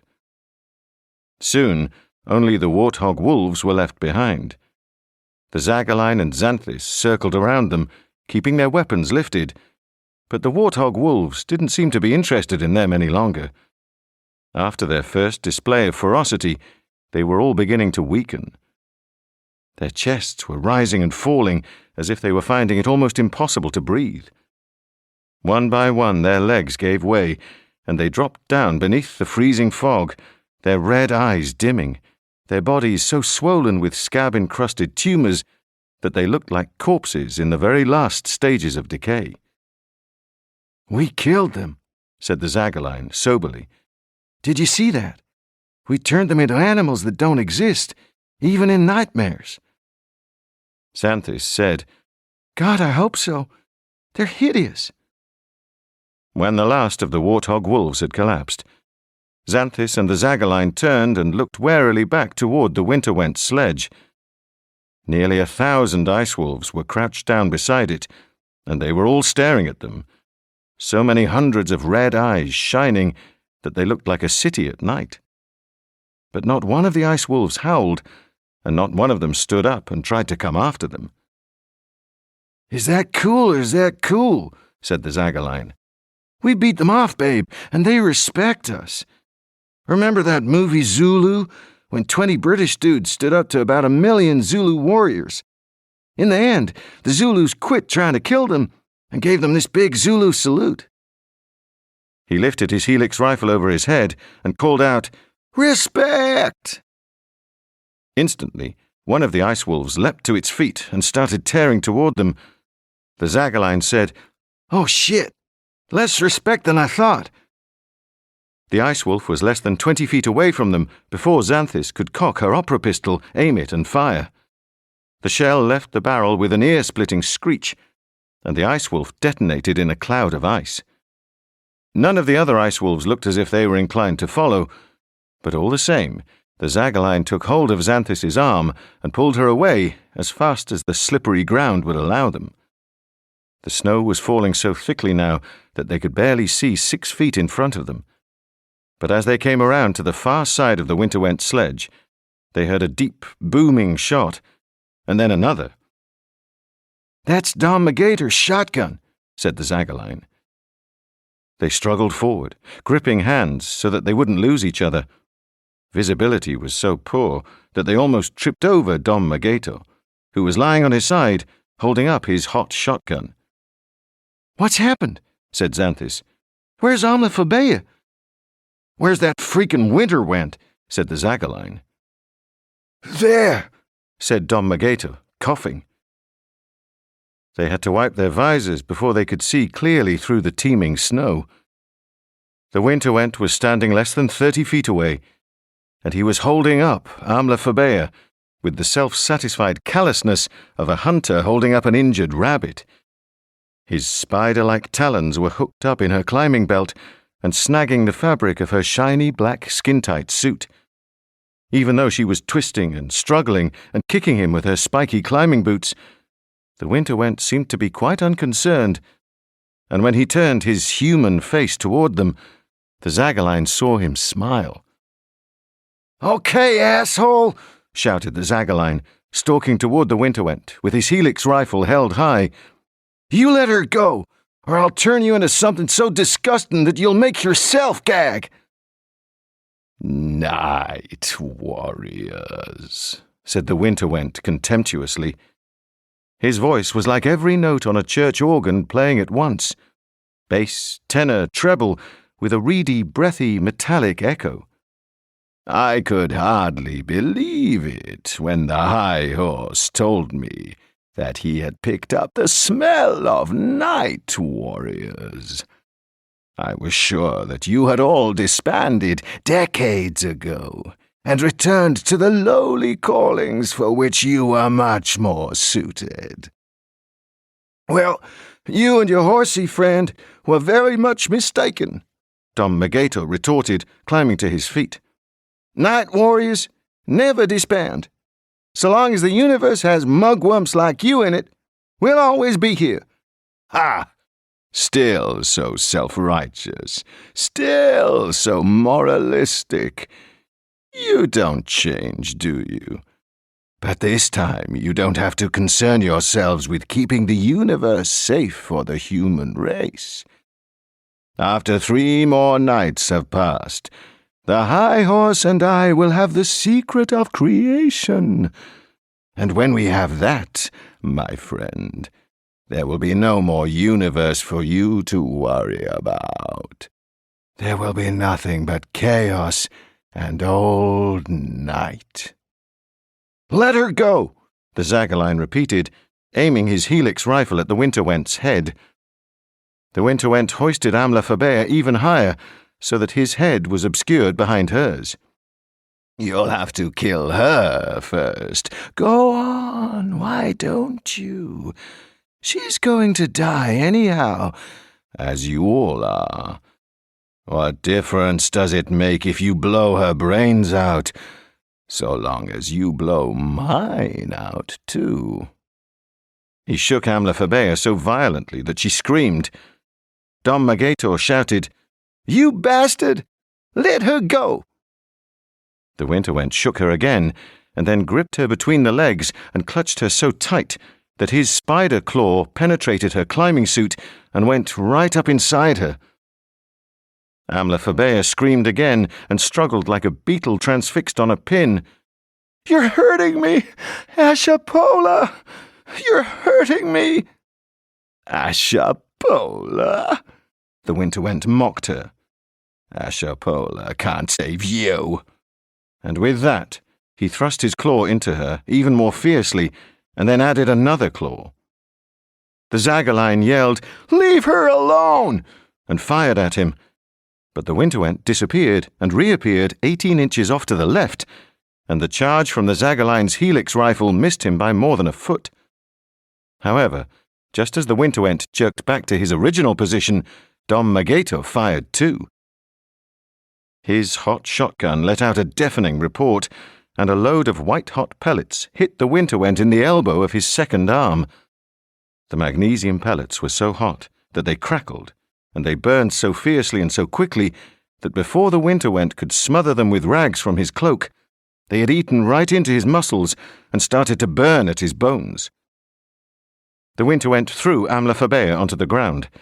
Smoke was pouring from his clothing, but he didn't hesitate. He took hold of his burning arm with 2 of his other arms, gripped it tight, and twisted it backward. He bellowed in pain so loudly that Xanthis lifted her hands to the sides of her helmet in a vain attempt to protect her ears. Then he wrenched his arm from its socket and twisted it around 3 more times to tear away the skin and the tendons. It took only 1 more twist to rip it off altogether. Oh my God, said Xanthis, as the Winterwent tossed his disconnected arm across the snow. It landed 30 feet away, still smouldering.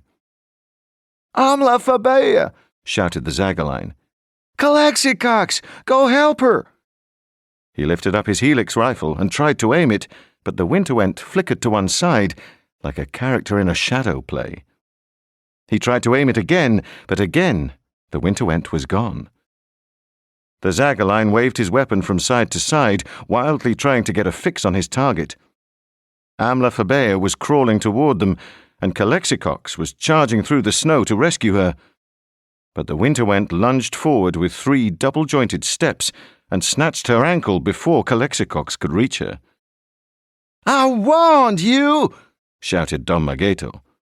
He pumped his hot shotgun to reload it, but the Winterwent heaved Amla Fabea right up in the air and swung her from side to side, so that it was impossible for Dom Magator to get a clear shot. You warned me? You warned me? Well, night warriors, this is how I warn you.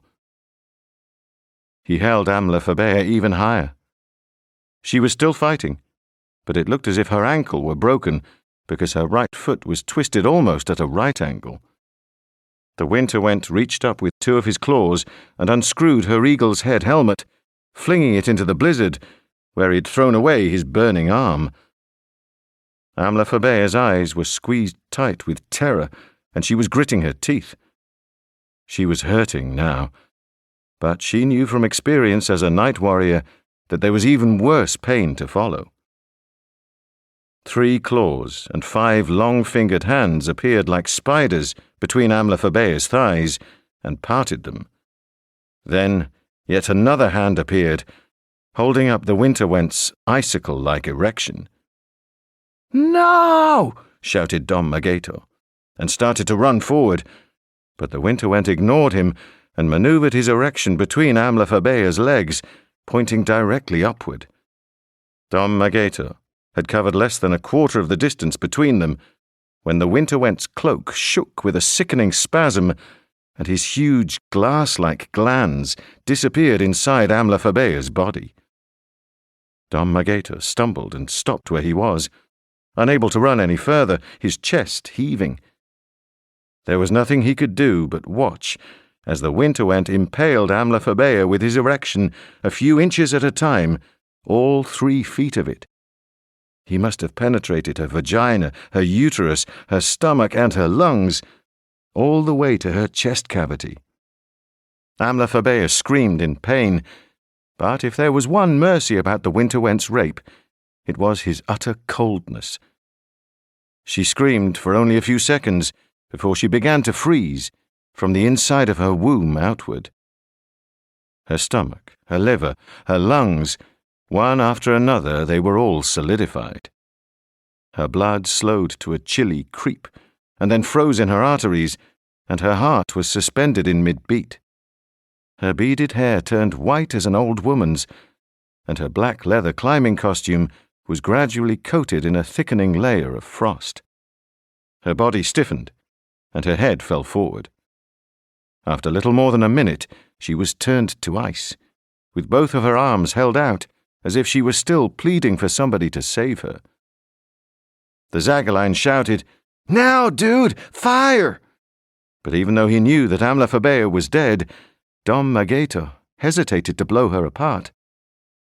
In that split second of hesitation, the Winterwent reached behind his back and produced a double-headed axe made out of brightly shining metal. It looked like a weapon out of a Norse legend, with concave blades and a demon's head on the pommel.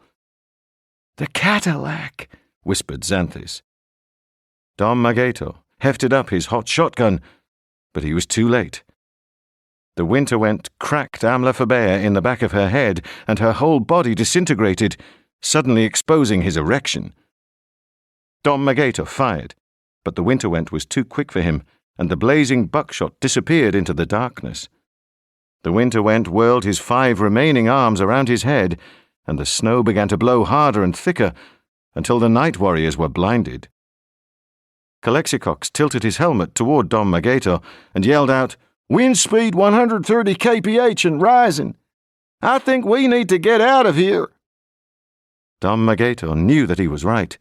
He could use his scanners to locate the Winterwent, but none of his readings would be accurate because the Winterwent's body temperature was exactly the same as the air that surrounded him, and there was so much interference from the blizzard that Dom Magator couldn't be sure how close he was or in which direction he was heading.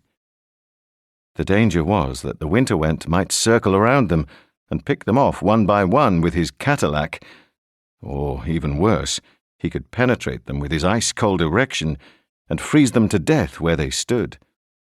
Dom Magator was pretty sure that the Winterwent wouldn't discriminate between men and women.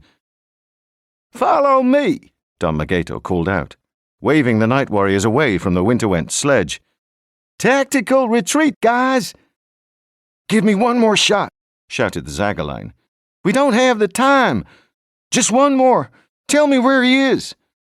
Over there. What do you mean over there? I need coordinates. I can't give you any. I'm only picking up static. How can I hit the bastard if I don't have coordinates? Try this, said Dom Magator. He unlocked another rifle from the rack on his back and tossed it over. The Zagaline caught it in his left hand and tossed back his Helix rifle with his right. What is this? He wanted to know. It was covered in leaf springs and flat-headed levers, and it looked more like a crossbow than a rifle. It's a daisy cutter. A what? It fires 5-inch titanium discs. He made a quick circling motion with his forefinger.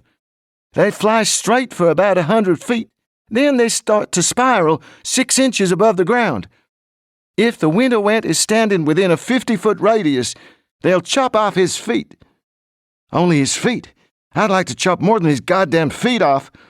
Tell me about it, but at least this will give you a half-decent chance of hitting him. The Zagaline pulled back the daisy cutter's cocking bar. So where did you say he was? He frowned, peering into the blizzard. Dom Magator squinted at the display screen inside his helmet. Through the interference, he could vaguely make out something moving between him and the Winterwent sledge. It walked with a stilted, insect-like gait, so it was a pretty reasonable bet that it was the Winterwent. There, he told the Zagaline, pointing into the snow.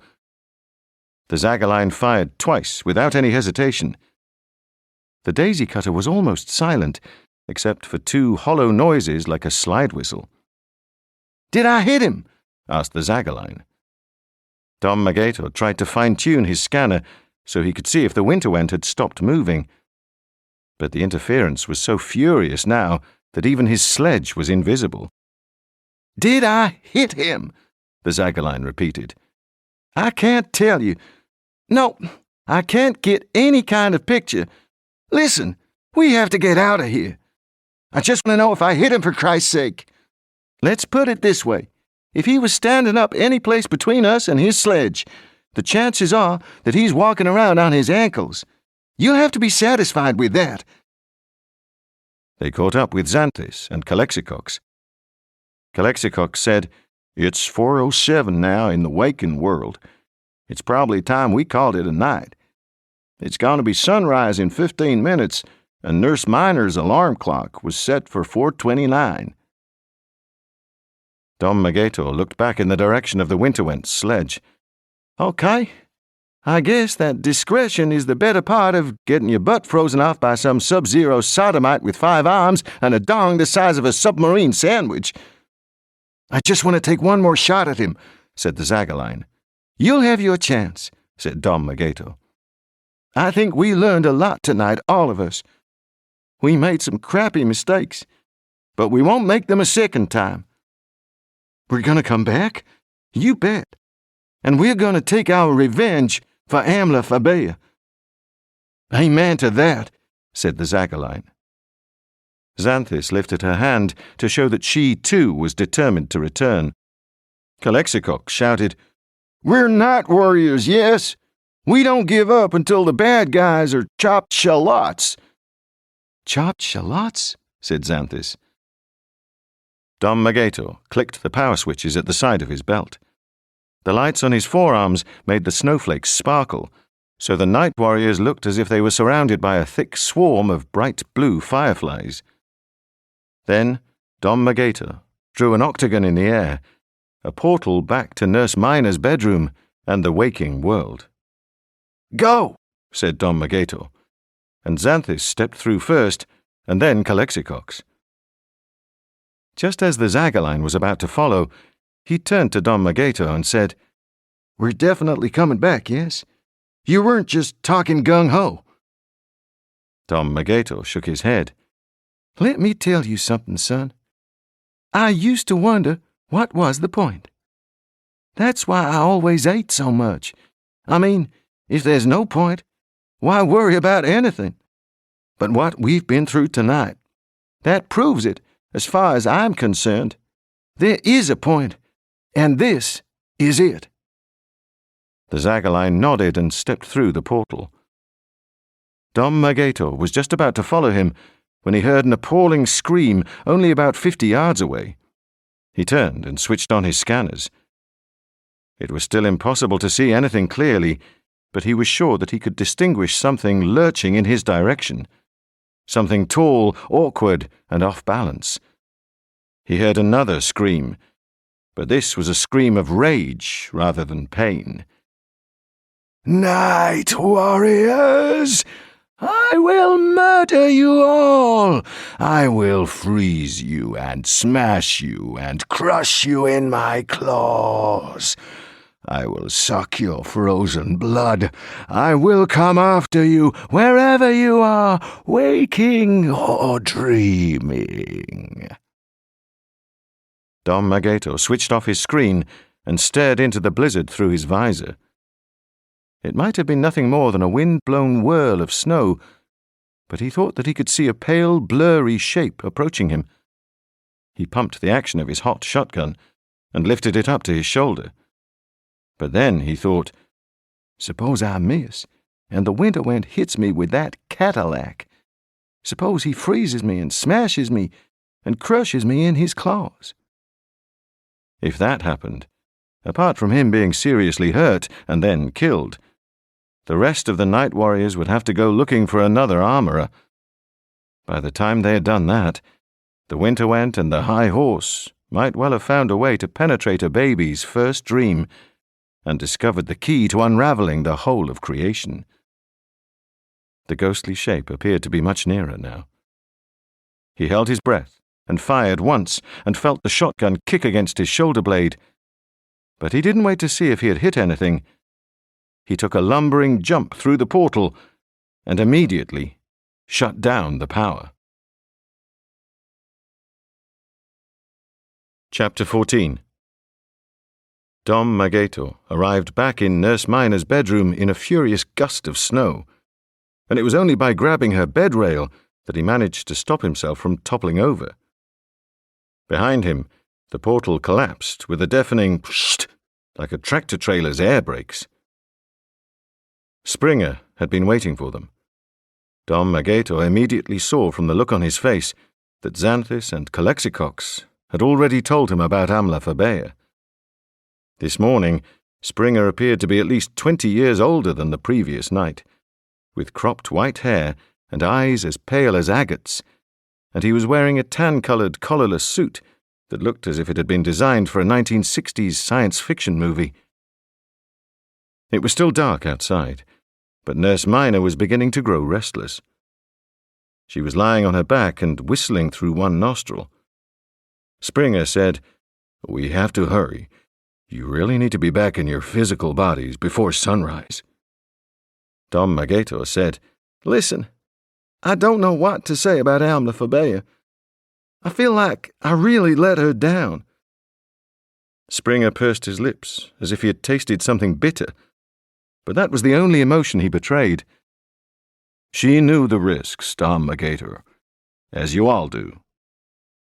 "What's going to happen to her body?" asked Xanthus.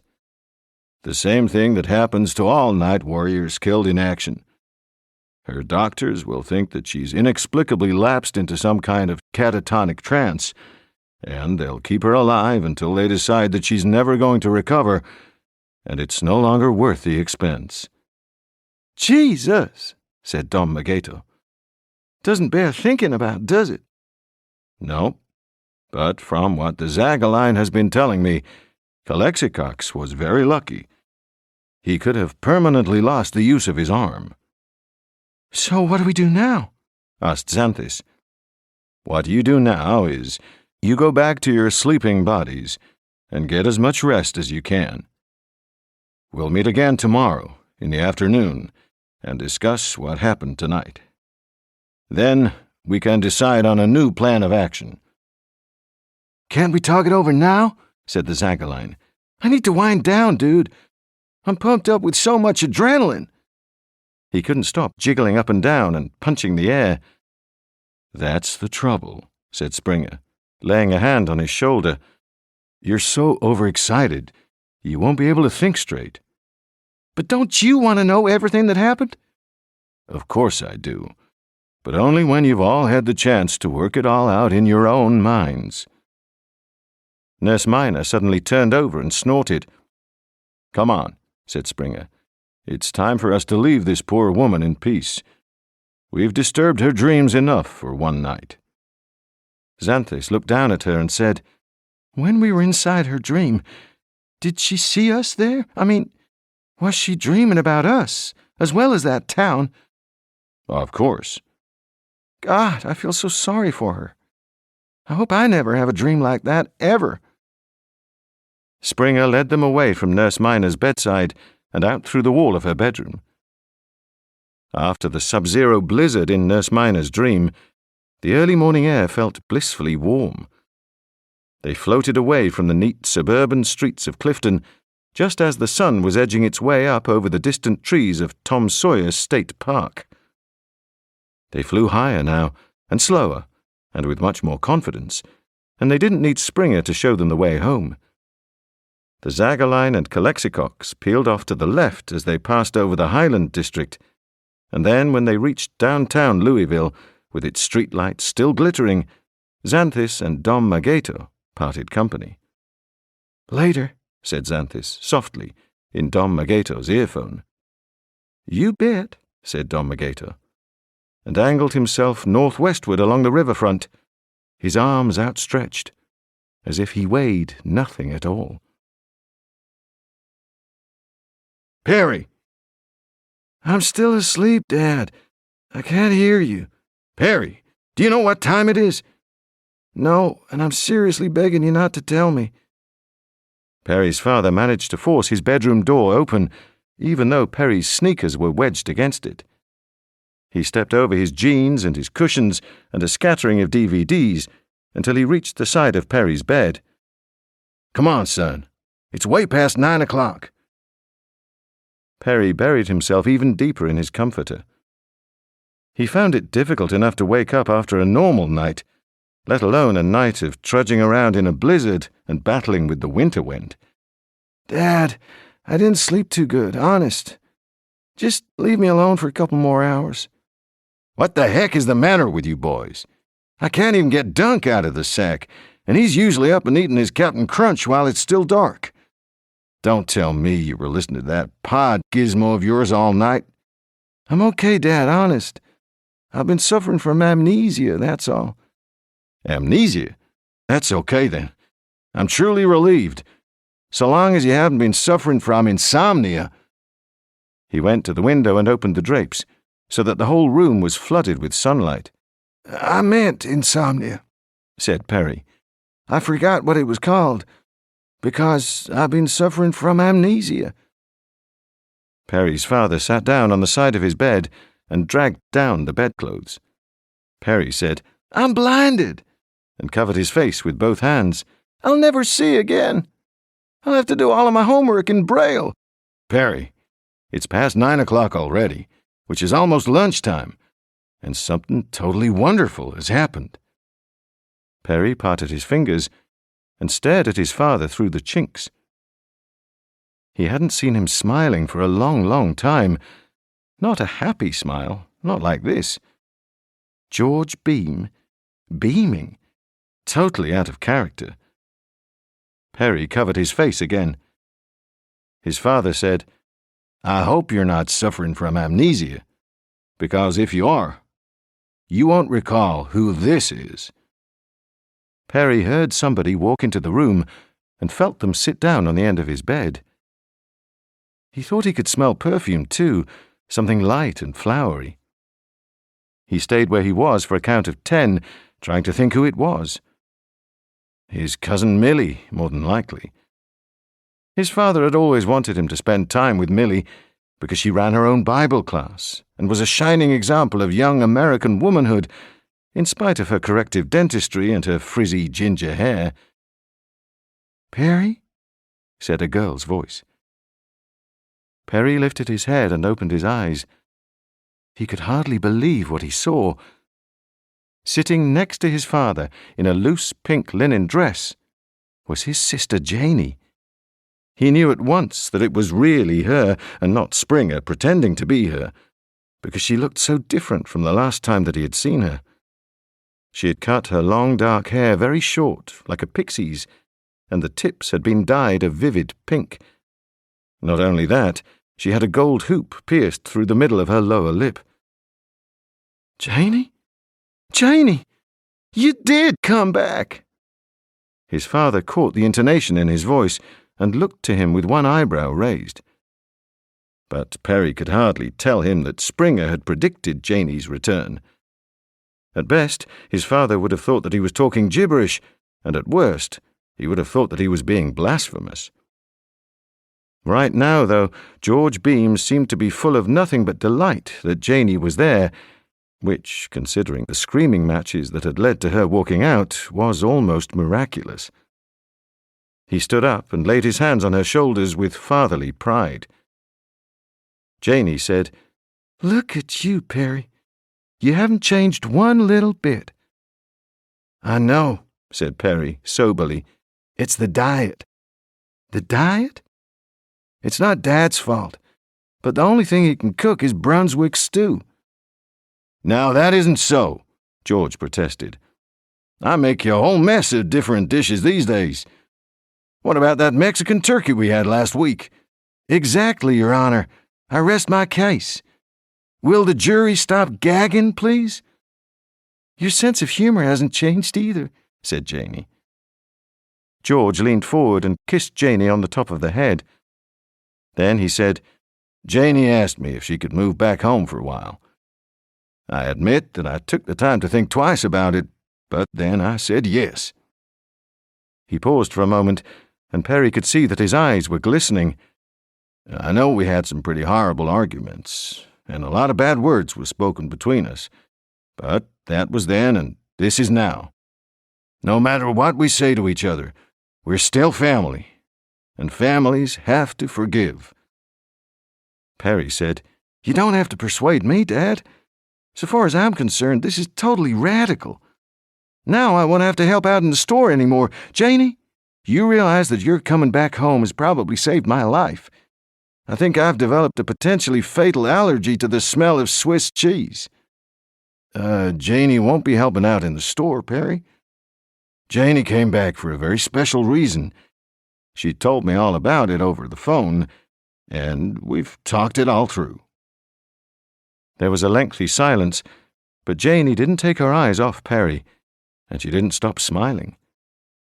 Her eyes were very dark brown as Hershey's chocolate sauce, and when she smiled, they crinkled just like their mother's eyes, as if she were thinking about something mischievous as well as affectionate. George reached around and laid his hand gently on Janey's stomach. "Janey's going to have a baby." "Wow," said Perry. "You and Dunk, you're going to be uncles," said Janey. "That is so cool. Hey, now I can call him Unca Dunk." Janey said, "I thought I could manage on my own, but I was down to my last $50. Then I talked to this really understanding nurse at the prenatal center. She said that I should swallow my pride and think about my baby." "Hey, what about the baby's father? Where's he in all of this?" Janey shook her head. "He didn't want to know about it. In fact, he never wanted me to have the baby at all. I guess I can't blame him. He has kind of like other commitments." "Other commitments? More important than his own baby? Don't tell me he has a season ticket for the Cards." "He has a wife and 3 other children. Jesus, how old was this guy? 34? Perry smacked his forehead with the flat of his hand. "My God, my sister got herself knocked up by a senior citizen." "Perry," George cautioned him. "Third commandment." "Sorry, Dad, this is all such a total surprise." "Well, it's been a surprise to me too, son, but it's obliged me to think about myself and how selfish I've been.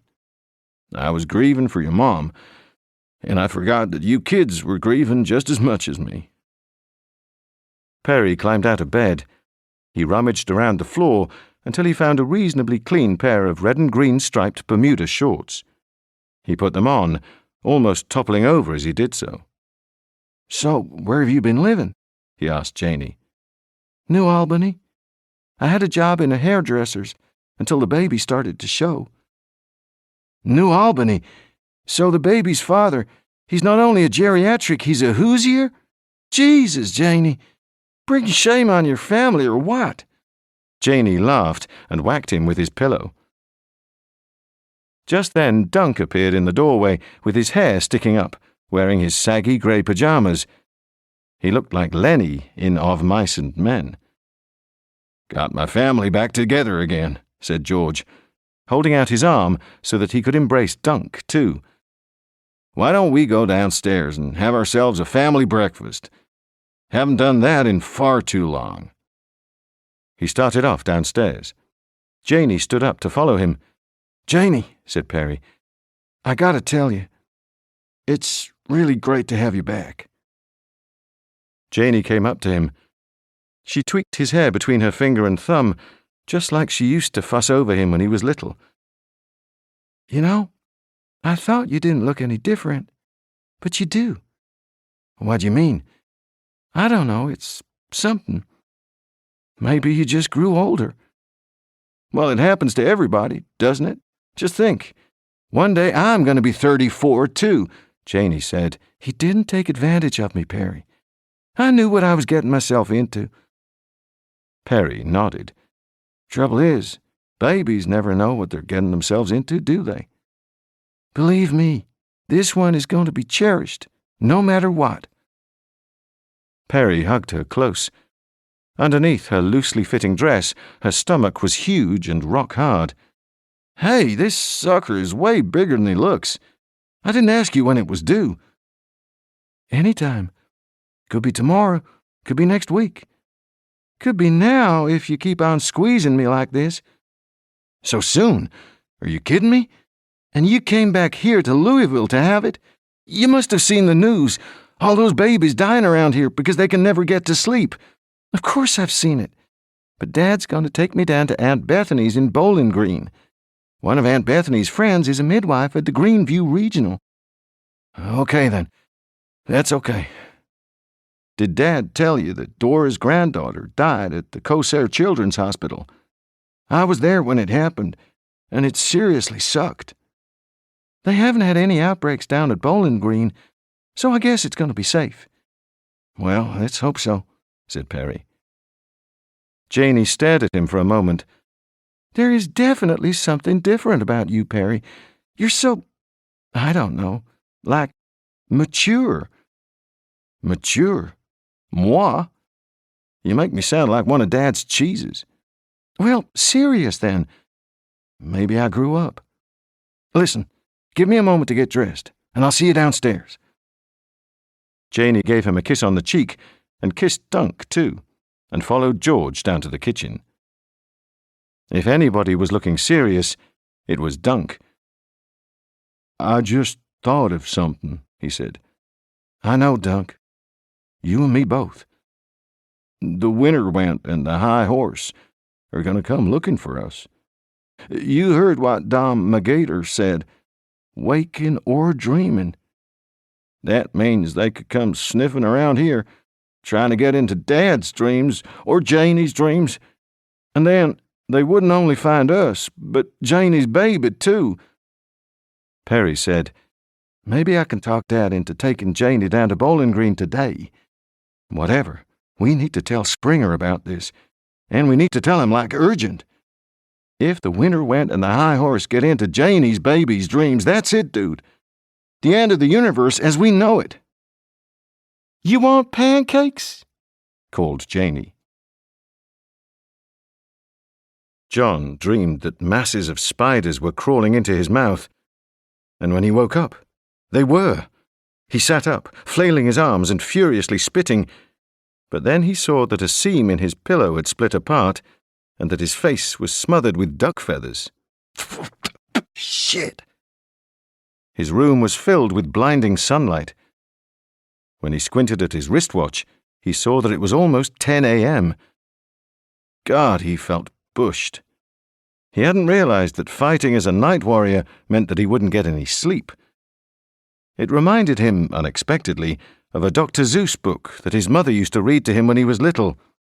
"We fight all night, we play all day." He eased himself out of bed and loudly farted. Being a night warrior was playing havoc with his digestion, too.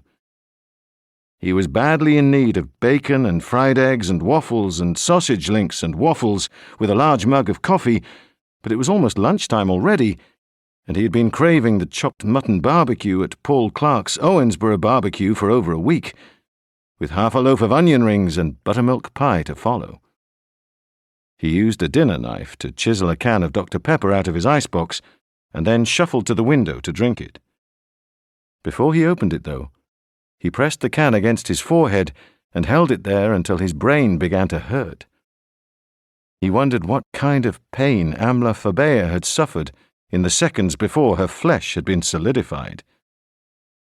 "Charlie Mazarin," he said out loud, as a kind of requiem. He hadn't known anything about her, how old she was, where she was born, what kind of life she had led. He didn't know if she was ever married or if she had any relatives that he ought to talk to. But he felt as if there had been some kind of connection between them, from the time that he had first picked her up at the airport and thrown his roast beef melt in the trash can, to the shattering moment when the winter went had frozen her to death and then cracked her into smithereens with his Cadillac. He took a hefty swallow of ice-cold Dr. Pepper and burped twice. "Sorry, Amla. Didn't mean no disrespect." He showered and dressed in a black t-shirt, grey Bermuda shorts, and black Jesus sandals, which was the nearest thing he had to a morning outfit. Then he took the bus to Barrett Avenue and called into Lynn's Paradise Cafe for a breakfast burrito to go. He shambled into the Sunshine Cab's garage at 11:05, sucking his fingers and wiping his mouth on a crumpled napkin. Leland was lighting another Kent light.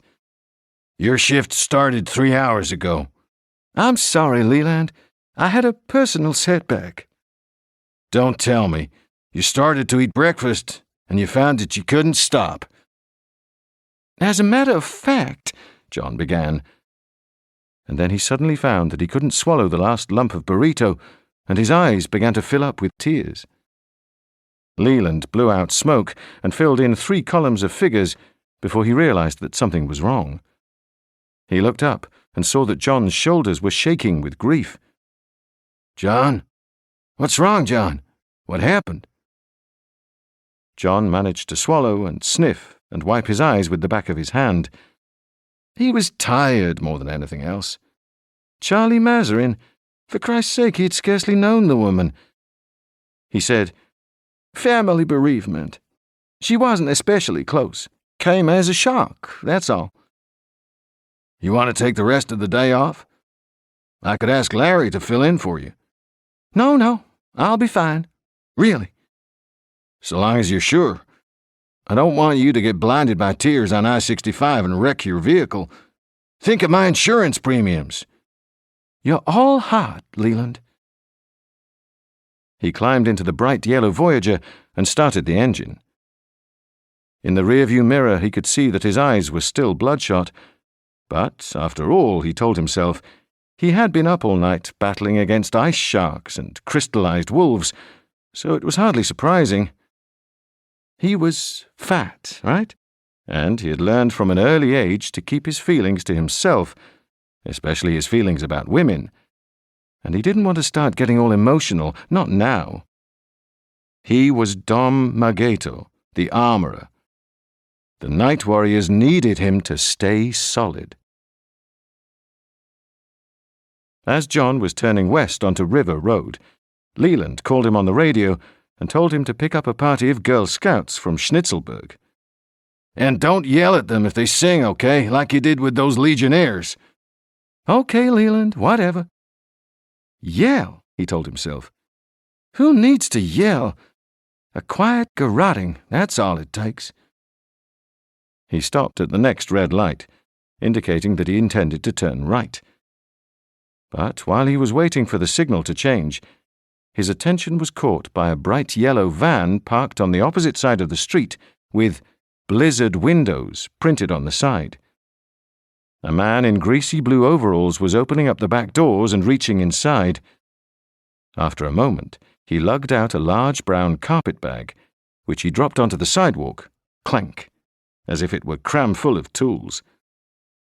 It looked so much like the carpet bag that Amla Fabea had asked him to carry to her room at the Ormsby Clinic that it gave John a crawling sensation in the palms of his hands. It was like the time he thought he had seen his dead father staring at him through the window of a 7-Eleven. And what had Amla Fabea said to him? "The equipment in this bag, well, I hope you never have to find out what I designed it for. But you know where it is if you should ever need it." Back then, her words had meant nothing. Me? Why should I need it? But of course, she had known from the moment that he had introduced himself that he was a night warrior, and she had brought that carpet bag with her to Louisville for a very specific purpose, whatever it was, something to do with fighting the winter went and the high horse, something to do with saving babies and the cosmos. "You want to give me your ETA?" said Leland. But John had already forgotten about going to Schnitzelberg and picking up Girl Scouts, whether they were singing or silent. Instead, he switched off his intercom, swerved over 3 lanes of wildly honking traffic, and made his way south. Within 15 minutes, he had reached the Ormsby Clinic, turned into the parking lot, and stopped his Voyager under the shade of a wide-spreading cedar tree. He sat in his vehicle for a moment, his hand pressed over his mouth, wondering if he was going to be able to face the sight of Amla Fabea still breathing, but essentially dead. "You have to stay solid, John," he told himself. "Oh, sure," he replied. "Solid as a rock. And where has it ever got you, may I ask, this solidity? Everybody depends on you, but where's your share of the good life? Where for you is all the mazuma and the panting cuties? Just quit feeling so sorry for yourself, will you? Life is just as tough for everybody, and the price of lobster keeps on going up." He heaved himself out of the Voyager, waddled up the marble steps to the clinic's revolving doors, and squeezed his way through. The girl in the glasses looked up from the reception desk. "Help you, sir?" she asked, coldly. He held up his Sunshine Cab's badge. "Dr. Mazarin, please. She called me to collect some bag." "Room 5 in the residential block. Go all the way along to the end of the corridor, then turn right, and it's second on your right." "Right," he said, although he already knew where it was. He passed through the obstetrics suite. More than a dozen parents were still waiting for news of their babies, although John could hear only one infant crying, and that was very weak. The residential block was chilly and hushed, except for the distant nagging of a vacuum cleaner. John went up to room 5. He raised his fist to knock on the door, but then he remembered that there was no point. Amla Fabea would never hear anybody knocking ever again. He tried the handle, and the door opened. Amla Fabea must have left it unlocked on purpose. Maybe she had guessed that she wouldn't make it back to her sleeping body, and that her fellow night warriors would come looking for her personal possessions. John stepped cautiously inside. The drapes were drawn, and the room was gloomy. Amla Fabea was lying on her back, covered with nothing but a single sheet. He approached the bed and looked down at her.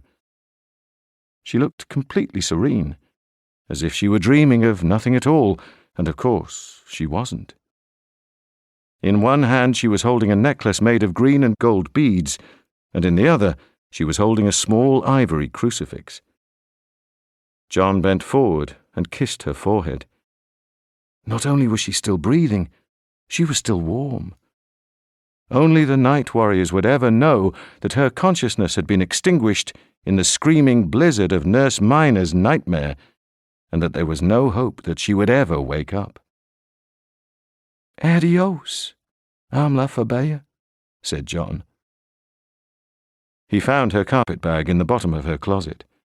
He lifted it out as quietly as he could, but it still clanked and jingled.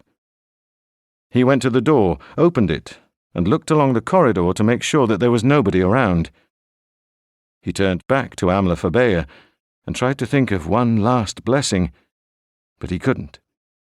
So he closed the door behind him and made his way back to the reception area. The girl in the glasses was chatting to one of the cleaners about her vacation in Mexico and didn't even see him leave. Chapter 15.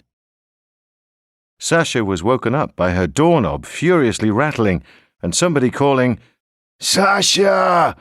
Come on, baby! I know you're in there!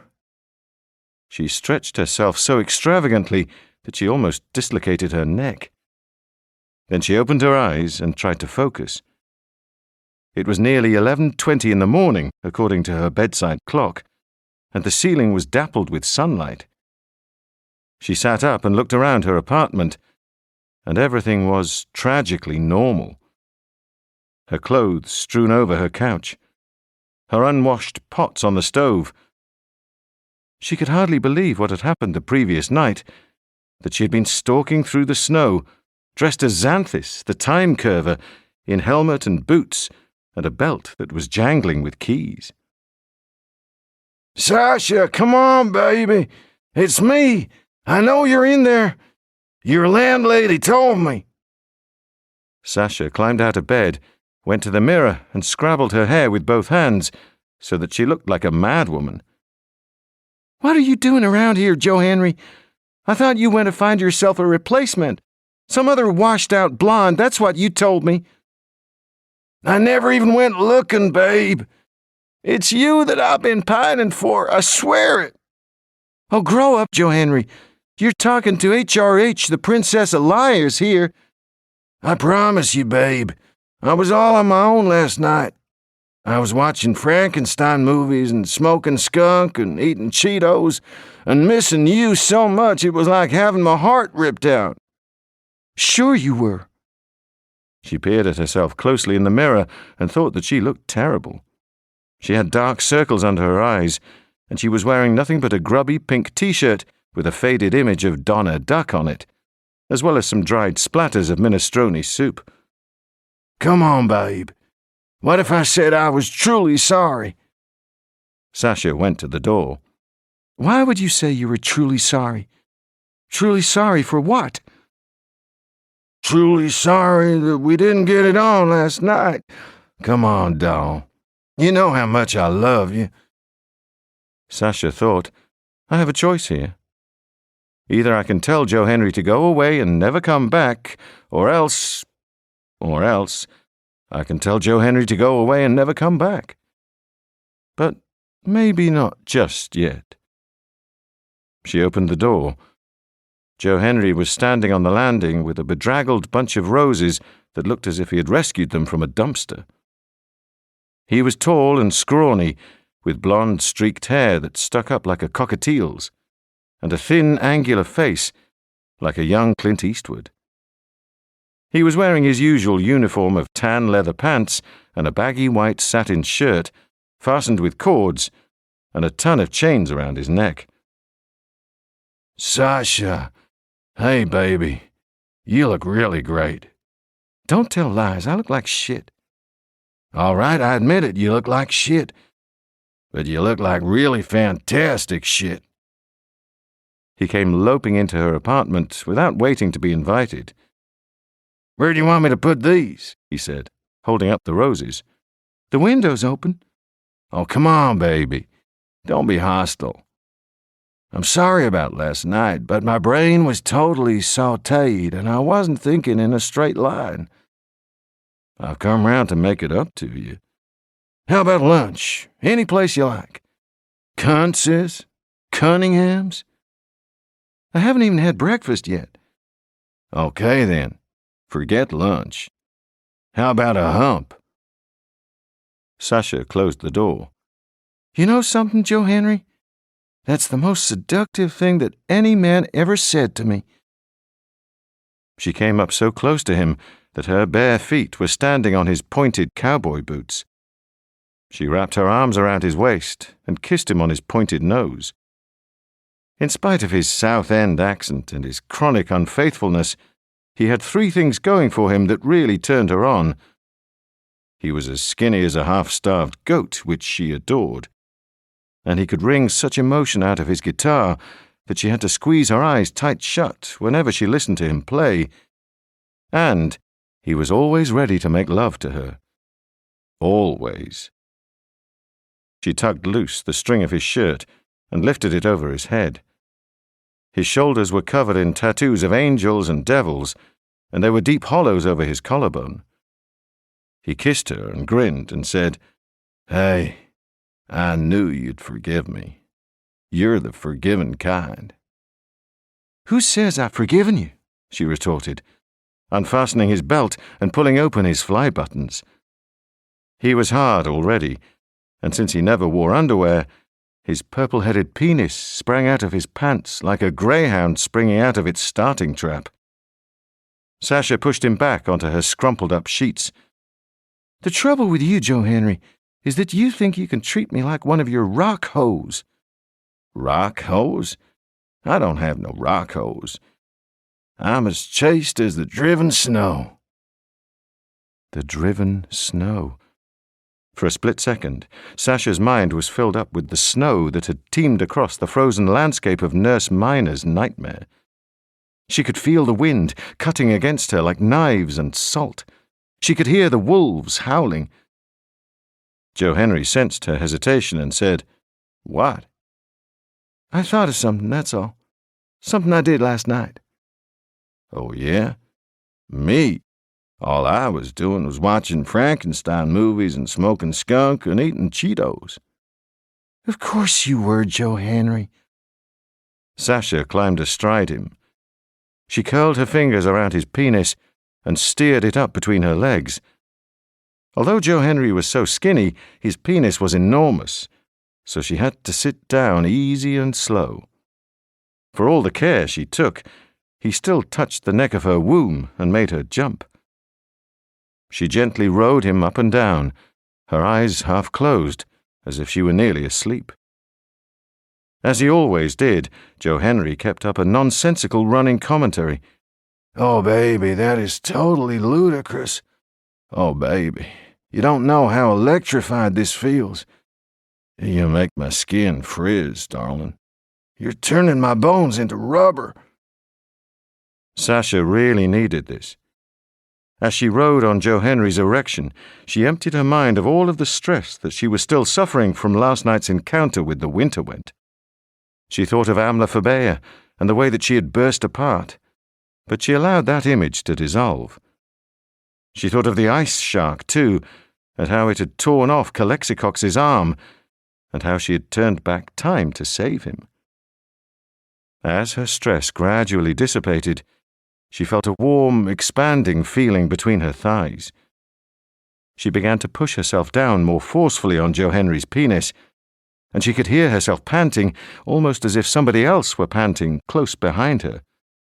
Without warning, her toes curled and her fists clenched, and a climax overwhelmed her, temporarily blinding her like an atom bomb in a 1950s newsreel. She quaked, and she thought that she would never stop quaking. She lay on top of Joe Henry for a long time, not moving. Eventually, though, she heard the traffic outside her window, felt the breeze blowing across the back of her sweat-soaked T-shirt, and she opened her eyes. "That was some coming," said Joe Henry with a grin. "Reckon it's my turn now. The second coming." Sasha sat up, but as she did so, she heard a screech of brakes in the street outside and somebody shouting. "What was that?" she asked. "Who cares? Come on, baby. I didn't come yet. I'm busting my cojones here." But Sasha climbed off him and went over to the window. "Hey," said Joe Henry, holding his erection in his fist. "Don't you know that a man can suffer from all kinds of serious and potentially fatal complications if you get him all excited, but he doesn't get to come?" Sasha pushed up the window a little further and leaned out. 3 or 4 vehicles had stopped in the street, including a metallic green SUV, and a small crowd had gathered.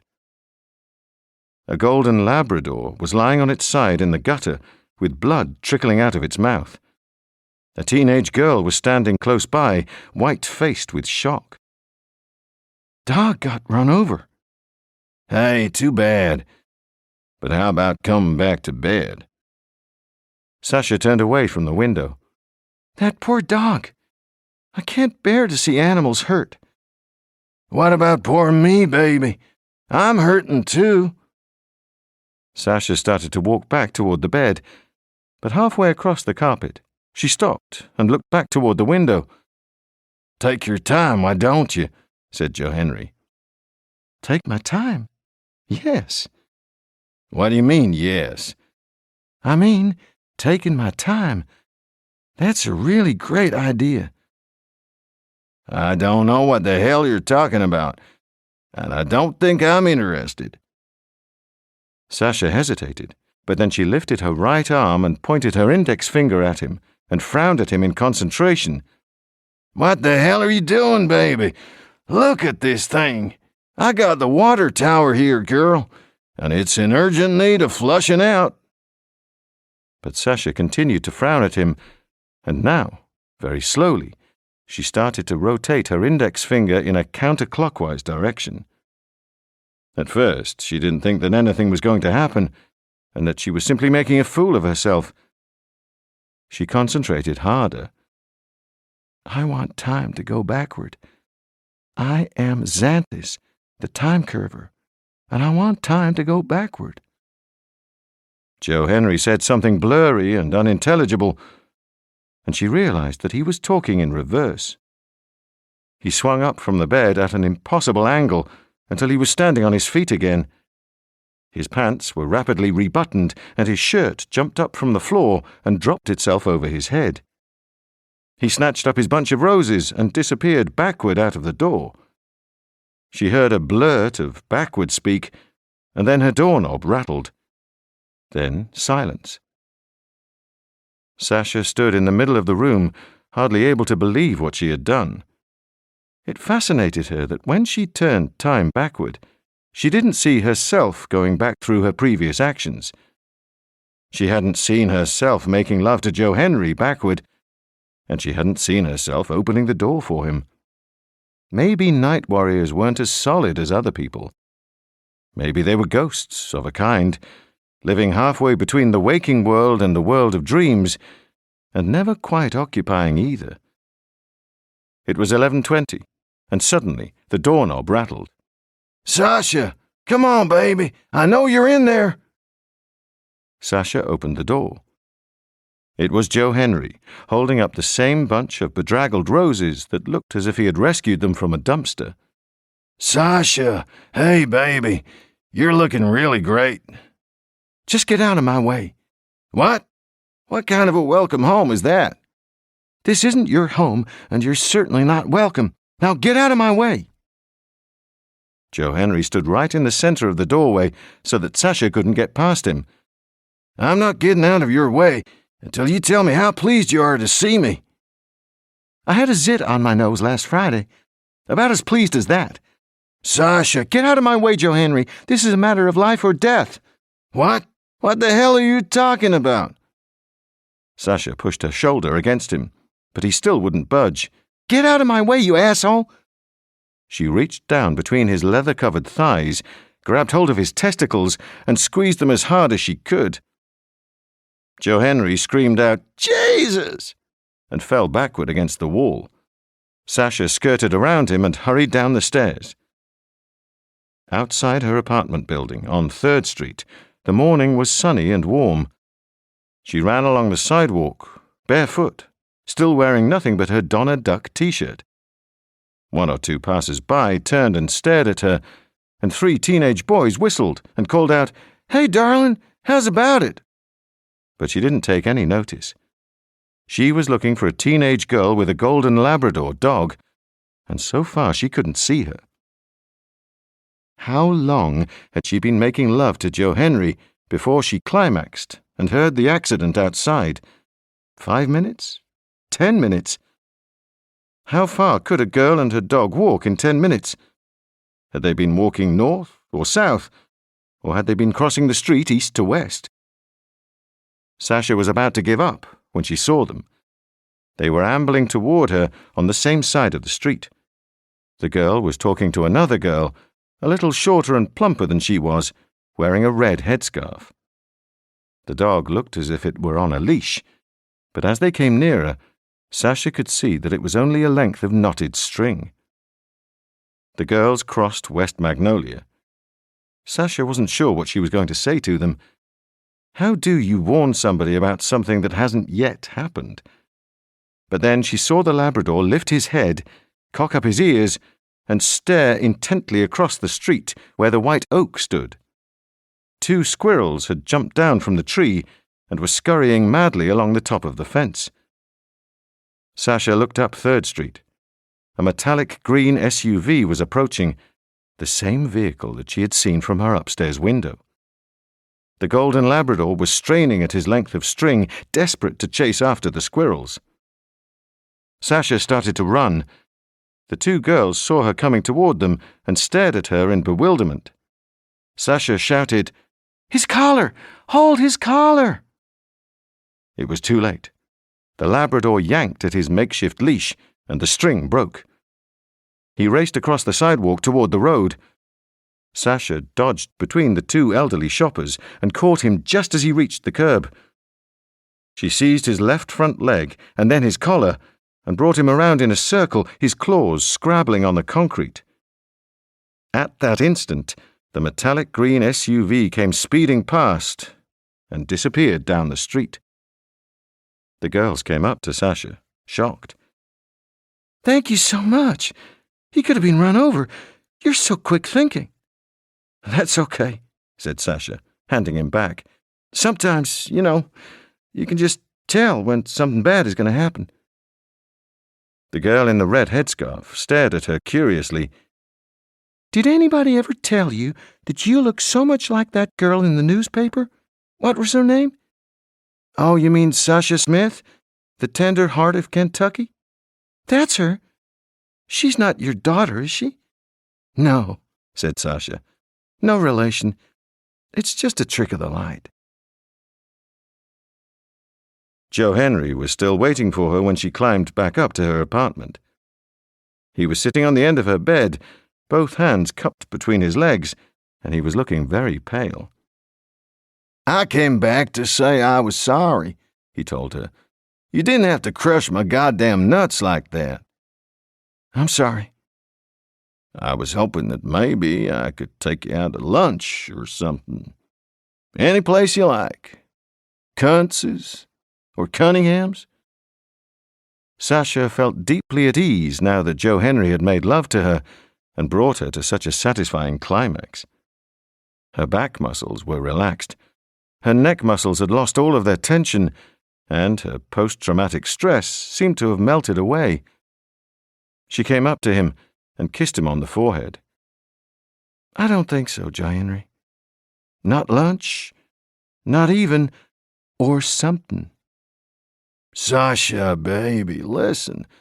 All I did last night was... I know what you did last night, Joe Henry, but I really don't care. Listen, baby, my brain was sautéed. I wasn't thinking in a straight line. Goodbye, Joe Henry. He stared at her. You're not serious. Looky here, I brung you roses. Look at them, Joe Henry. They're all droopy. Well, maybe, but I'm sure not. Too bad. I'm not the one you need, babe. Go find yourself some other washed-out blonde. Joe Henry stared at her, one eye half closed. You've changed, he accused her. There's something different about you, but I'm damned if I can put my finger on it.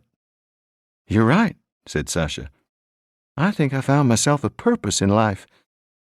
And that means you don't want one last hump, just to say hasta la vista? Got it in one. By 3 p.m., Perry was beginning to worry that they hadn't yet heard from Springer. Dunk seemed to have forgotten all about being Calexicox and was happily tearing down gypsum board in the store next door, singing 16 tons and sending up billows of chalky dust.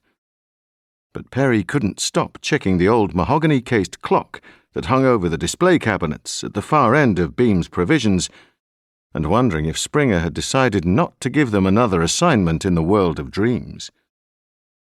Maybe last night's tragedy had convinced him that this particular band of night warriors were too inexperienced and too incompetent to be trusted with saving the cosmos. Perry kept turning over everything that they had done wrong. They had spent far too long exploring Nurse Miner's childhood home, and they had failed to post a guard outside. They had allowed the winter went to catch them by surprise. Not only that, they had failed to kill the winter went outright, and they still had no idea where the high horse was or what he was planning to do. Worst of all, Amla Fabea had been killed, their only experienced night warrior, and Perry could never forgive himself for that. He kept thinking that he could have created any kind of character to rescue her, a snow archer, an ice runner, a blizzard beast, but he had been far too panicky. "I'll take some of that knockwurst, too," said the henna-haired woman at the counter in front of him. I'm sorry? "I said I'll take some of the knockwurst. About 1/4 of a pound, sliced medium. But watch your fingers, son. Seems to me like you're half asleep." I'm sorry, I stayed up kind of late last night. I was studying. "Oh, yes. So what are you studying?" Graphic art. I'd like to work in the movies one day. "The movies? You'd be better off running this business. This is a good business. I've been coming here for my sausage ever since your father took over." I know, but I have this fatal allergy to Swiss cheese. He was slicing the knockwurst when John walked into the store. He was followed almost immediately by Sasha, wearing a tight sleeveless top, a very short denim skirt, and wedge-heeled sandals. John stood in the middle of the store for a moment, looking around him with a bewildered expression on his face, until Morris said, "Yes, sir. What can I get you?" "I'm supposed to meet some people here. Perry Beam and Duncan Beam." "Oh, sure," said Morris. "That's Perry right over there, working the slicer. Dunk's out back, doing a little demolition work." As if to emphasize his words, they heard a muffled crash from the other side of the PVC curtains, and Dunk shouting out, Yes! John came over and waited patiently until Perry had finished serving.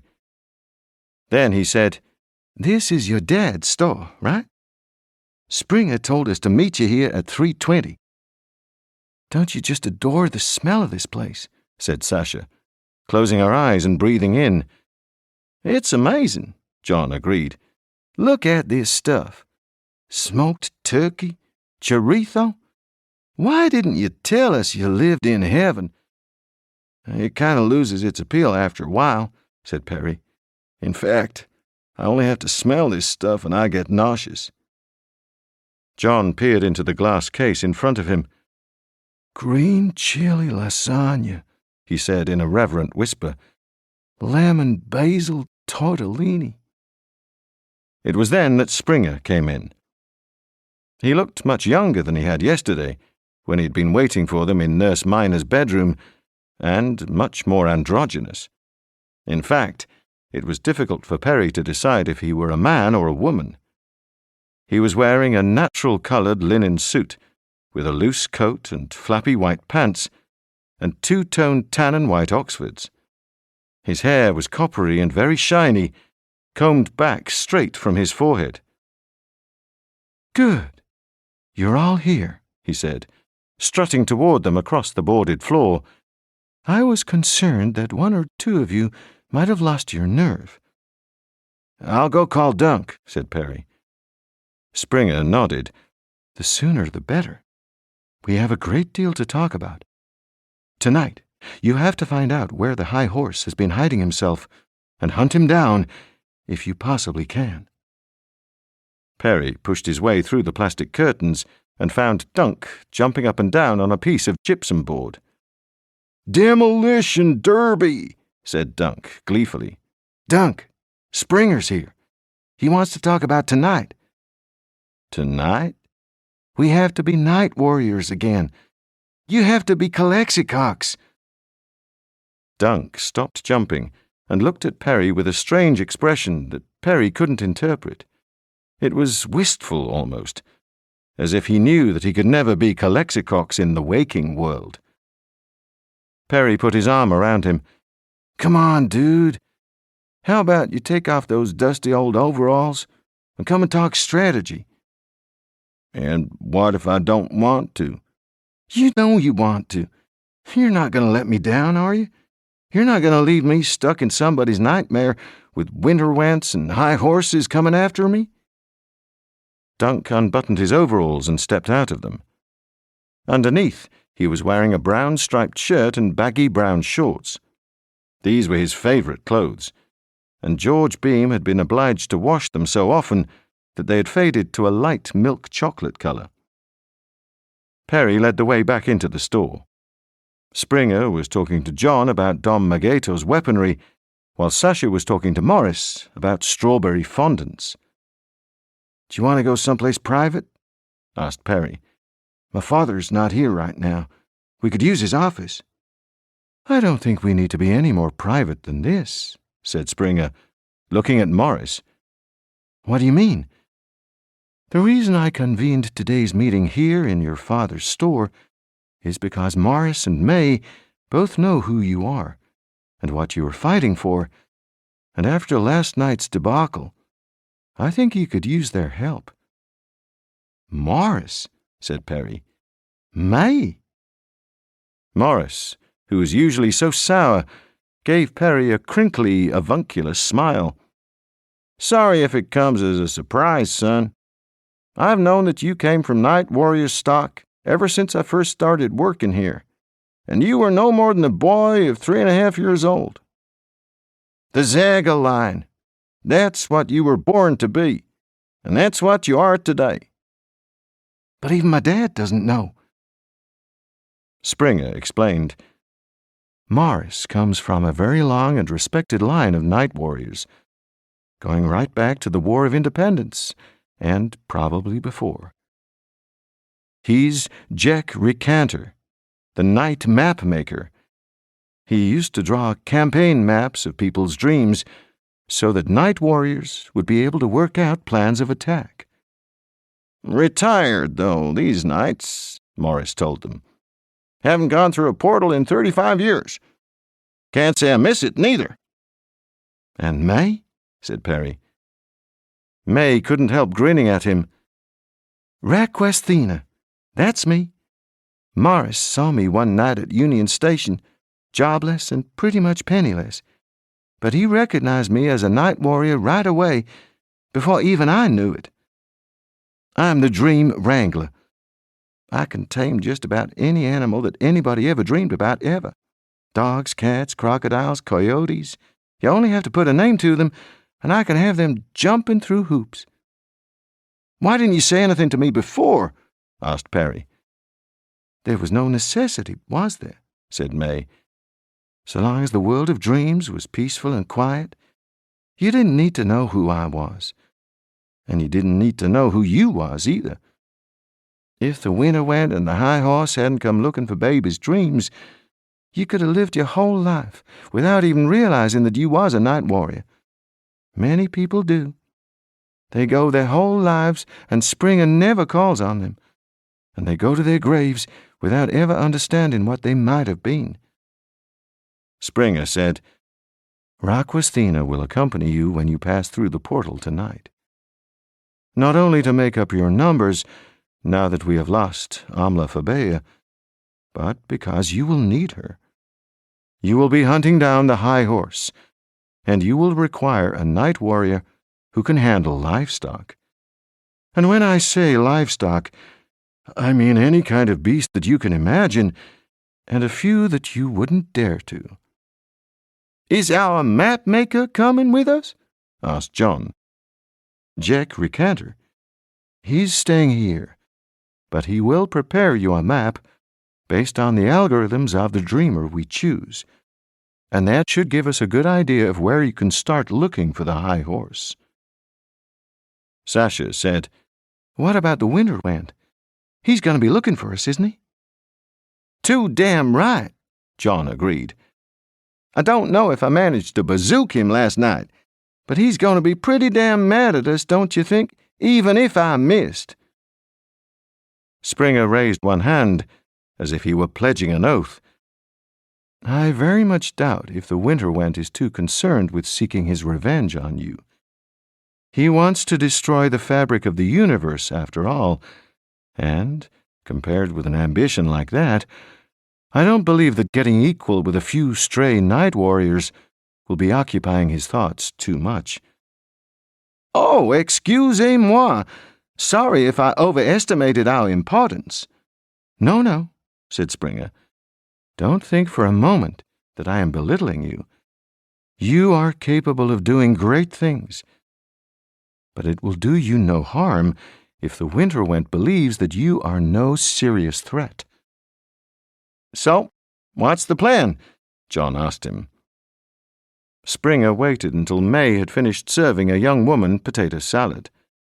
Then he said, Today, I have been thinking very deeply about last night's mission. When Amla Fabea hypnotized those babies at the Ormsby Clinic, I am sure that what she discovered was right. The Winterwent and the High Horse are trying to penetrate the babies' subconscious minds through their mother's dreams. For some reason, they found that if they tried to enter the infant's subconscious minds after they were born, they were unable to gain access to the knowledge that they so desperately seek.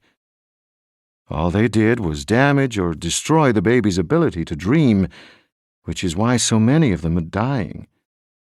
So now they're trying to do it while the babies are still in the womb. Of course, their mothers will do everything they can to protect their babies and to keep the Winterwent at bay. But the Winterwent is very calculating, and he has no illusions about how terrifying he looks. I believe that you were on the right track too, Dom Magator, about the way in which he is trying to deceive those mothers into sharing their dreams with him.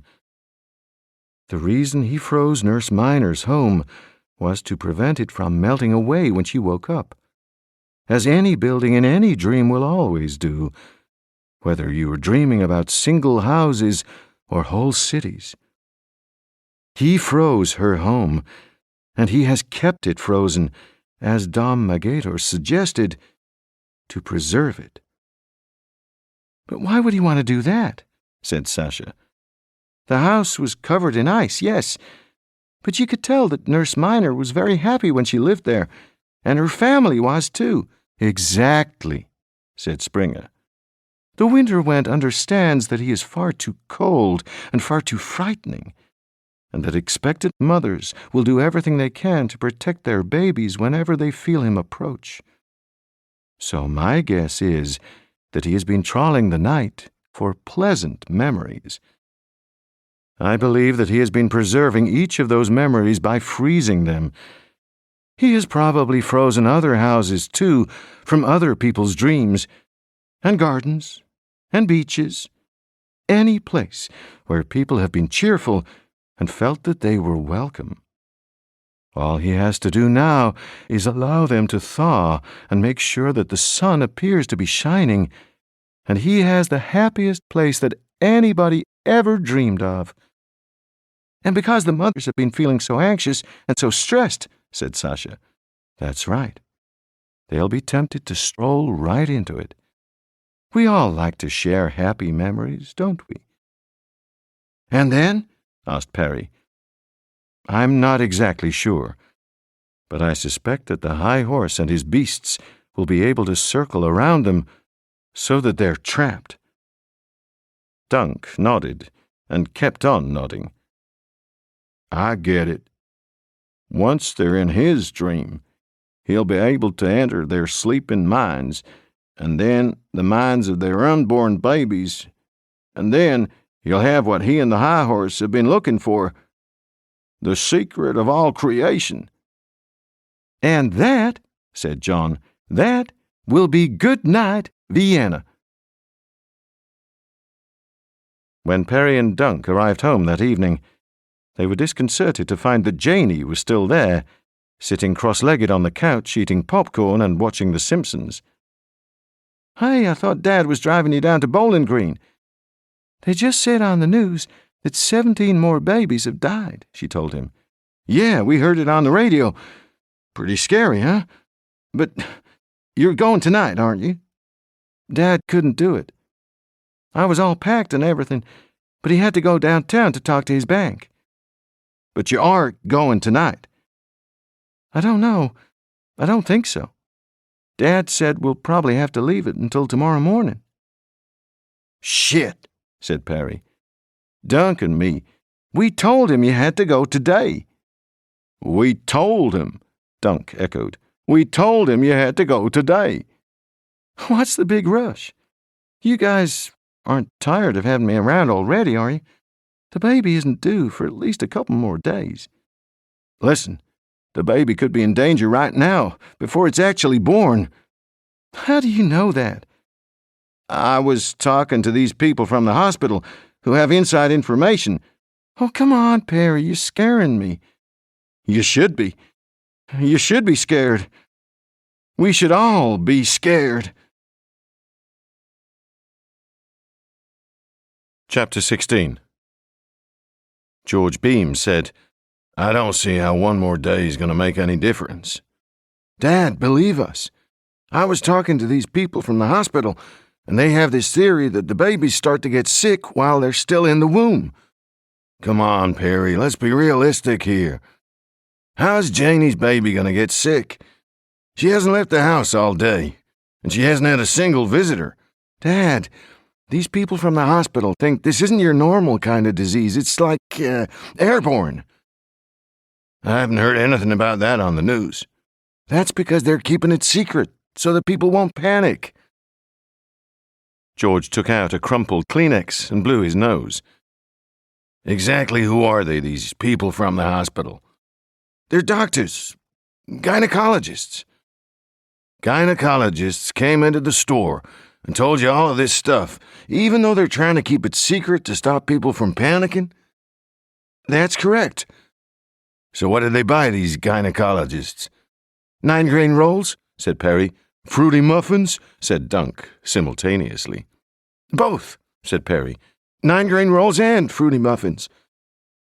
George asked, "How are you feeling, Janey?" "Good," said Janey. "And baby's kicking like Lenny Lyles." George turned back to Perry and Dunk. "I don't understand what your agenda is, you boys, but I've had a long and tiring day, and I'm not really inclined to drive 100 miles to Bowling Green because of what some imaginary gynecologists might have told you."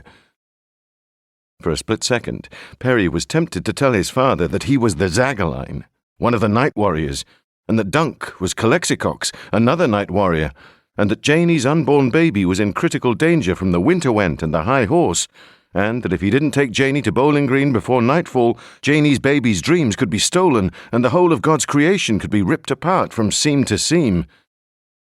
Dunk blurted out, "Dad, we really know what we're talking about here, believe me. Perry and me, we're not the people that you think we are. Well, we are who you think we are, but we're somebody else, too." "What?" said George. He turned to Perry, bewildered, as if Dunk had been talking in Klingon. "Forget it, Dad," Perry told him. "Dunk's kind of stressed out, that's all. It's my fault. I've been making him do too much work in the store." George approached them and laid a hand on each of their shoulders. "Janey's here because I invited her here, because I wanted to make amends and bring our family back together again. The least you two can do is to make her feel welcome and not cook up excuses to get rid of her at the first possible moment." "Dad," said Perry, "we love having Janey here. It's cool. But we're not making this up, I promise you." "Leave it, Perry," George ordered him. "We can talk about this tomorrow when I come back from Bowling Green." If Bowling Green still exists in the morning, thought Perry. If anything still exists. On his way home, John stopped off at Jay's Cafeteria on Muhammad Ali Boulevard and bought himself a double portion of fried chicken and barbecued rib tips. Back in his room, sitting on the bed, he managed to finish the whole bucketful, leaving only well-gnawed bones. But he had to confess to himself that he hadn't felt at all hungry. He was too worried about what he would have to do tonight as Dom Magato, and whether any more night warriors would have to die, including himself. He took a very long shower, even though the water was running cold. These days, when his hair was wet, he could see an ever-widening bald patch on top of his head, which he found deeply depressing. You might be able to stop the winter wet, my friend, but you can't stop your follicles from betraying your age. He stepped out of the shower to discover that he had forgotten his towel, so he had to wobble back across the landing with his T-shirt wrapped around his middle like a loincloth. He had just reached the door of his room when Nadine came out, dressed in tight white spandex matador pants and high stiletto heels. "Hey, John," she said. "You feeling better now?" "Better than what, Nadine?" "Yesterday evening you told me you was feeling kind of logy. That's why you had to hit the sack so early." "Oh, that's right. 24-hour virus, that was all. I'm feeling much better now, thanks for inquiring. 158%. Nadine maneuvered her way around him and started to strut down the stairs. "By the way," she said, "nice ass." John opened the door of his room, slammed it behind him, and flung his wet T-shirt onto the floor. Shit! He could almost believe that Nadine had rigged up a red warning light in her room so that she always knew when he was coming out of the bathroom. He lay back on his bed and banged his head against the pillow so that even more duck feathers came flying out and stuck to his scalp like a sad attempt at a homemade toupee. "You're a dumb-ass fool, John. You know that? What makes you think that Nadine would consider you as a potential partner for 1 nanosecond, even if you were dressed up like Andre Benjamin? Who are you calling a dumb-ass fool? Don't be such a defeatist. Any woman worth having can see through a man's outward appearance. Underneath your modest apparel, she can tell that you're a love machine. Maybe she can, but your apparel wasn't exactly modest, was it, with your bare posterior protuberating halfway across the landing? Surprised the highway authority didn't put up a detour sign." Less than 50 minutes later, however, John was asleep and softly blowing feathers off his pillow and onto the floor. It wasn't surprising that he had managed to drop off so quickly. He had slept for only 4 hours in the past 24, and even though he was overweight and badly out of condition, he had battled his way through blizzards and waist-deep snowdrifts as furiously as the rest of the night warriors. It was just past 11 p.m. when his dream self opened his eyes. He yawned and snorted and rolled onto his back, and then he heaved himself up into a sitting position. His physical self continued to snore softly and blow feathers with every snore, and he promised himself that if he returned from tonight's mission in one piece, he would buy himself a new pillow. That's if he still had the nerve to go on tonight's mission. He felt as if he had been pummeled all over by boxing kangaroos, and he didn't seem to have any reserves of energy left at all. Not only that, he was beginning to wonder if there were really any point in them trying to stop the winter went and the high horse. So the universe was going to be ripped apart. Maybe it was high time that somebody ripped it apart, with all its wars and its diseases and its federal and local taxes. It wouldn't matter to any of them, would it, if they were dead? He went to the window, scratching himself. He could see red and yellow lights glittering on the river, and he suddenly felt nostalgic for Baton Rouge. Maybe the universe was worth saving, if it meant that he could see his old friends again, and sit in the Jones Creek Cafe over a large slice of Mississippi mud pie and a cappuccino with 3 spoonfuls of demerara sugar. Man, those had been the days. Days of good companionship and high calories when none of them gave a rat's ass for anything. He stood there a few minutes longer. Then he closed his eyes and gradually rose from the floor. He was Dom Magato. He had a duty to perform, even if it was nothing more than saving his own happy memories. He was a night warrior, armed and armored. Before his head had touched the ceiling, however, he stopped rising upward and opened his eyes, staying where he was, hovering. What about Amla Fabea's carpet bag? It must have some critical importance in their fight against the Winterwent and the High Horse, or else Amla Fabea wouldn't have bothered to drag it all the way to Louisville. He allowed himself to sink slowly back down to the floor. He opened his closet and lifted the bag onto the bed. It was very clanky and very heavy, and he wasn't sure if he would be able to fly with it, but he had a strong feeling that he was supposed to take it with him if he could. He took off a second time. The weight of the bag unbalanced him, and he had to make an extra effort to rise as high as the ceiling. Eventually, however, he managed it and tugged the bag through the plasterboard with a soft, dry "choosh." Although the bag felt so heavy, it had no more physical substance than he did, and he was able to lift it through the attic space, where the water tanks dripped and rumbled, and out through the roof. Gradually, like an overladen jet plane, he climbed into the wind, and soon he was flying 500 feet over the sparkling lights of downtown Louisville. But he didn't feel elated the way he had the previous night. Instead, he felt resigned to whatever fate the night was going to bring him, almost mournful. After a few minutes, he caught sight of a white, fluttering shape approaching him from the direction of old Louisville, like a kite.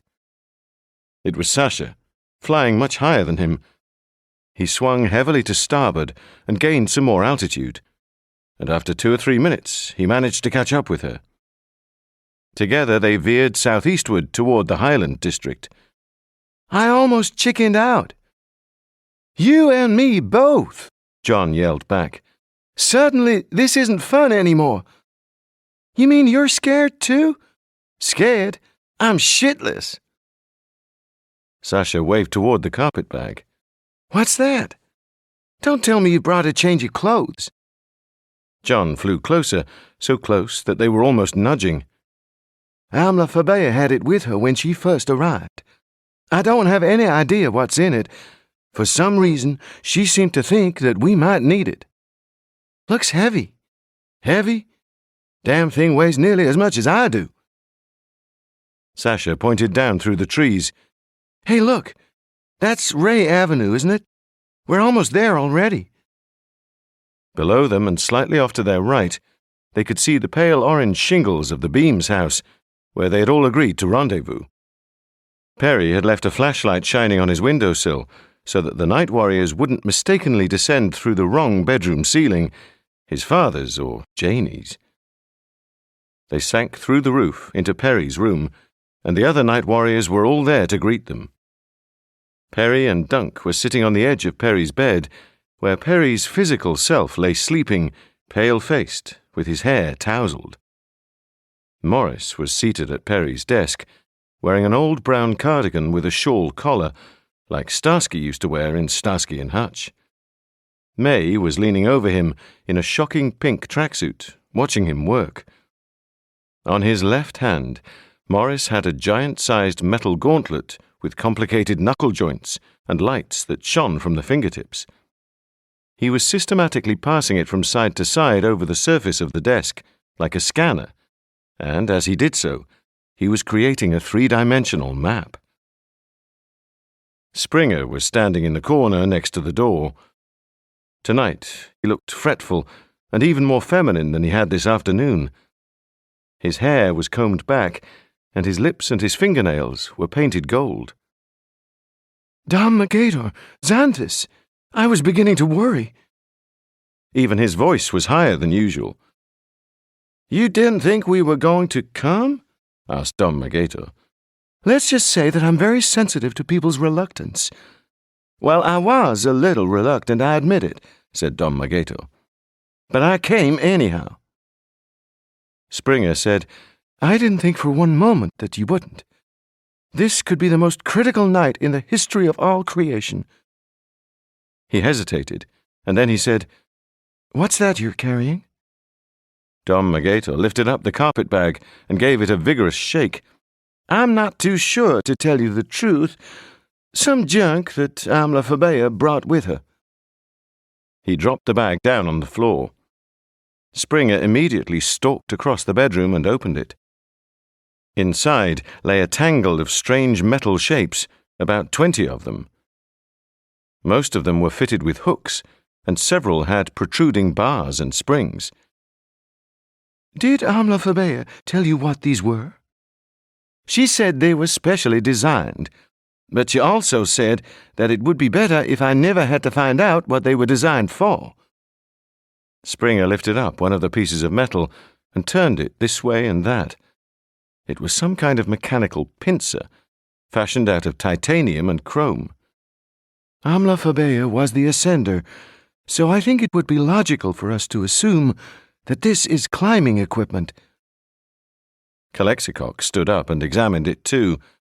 Then he picked up a second piece and clicked the two of them together so that they formed two claws, one above the other.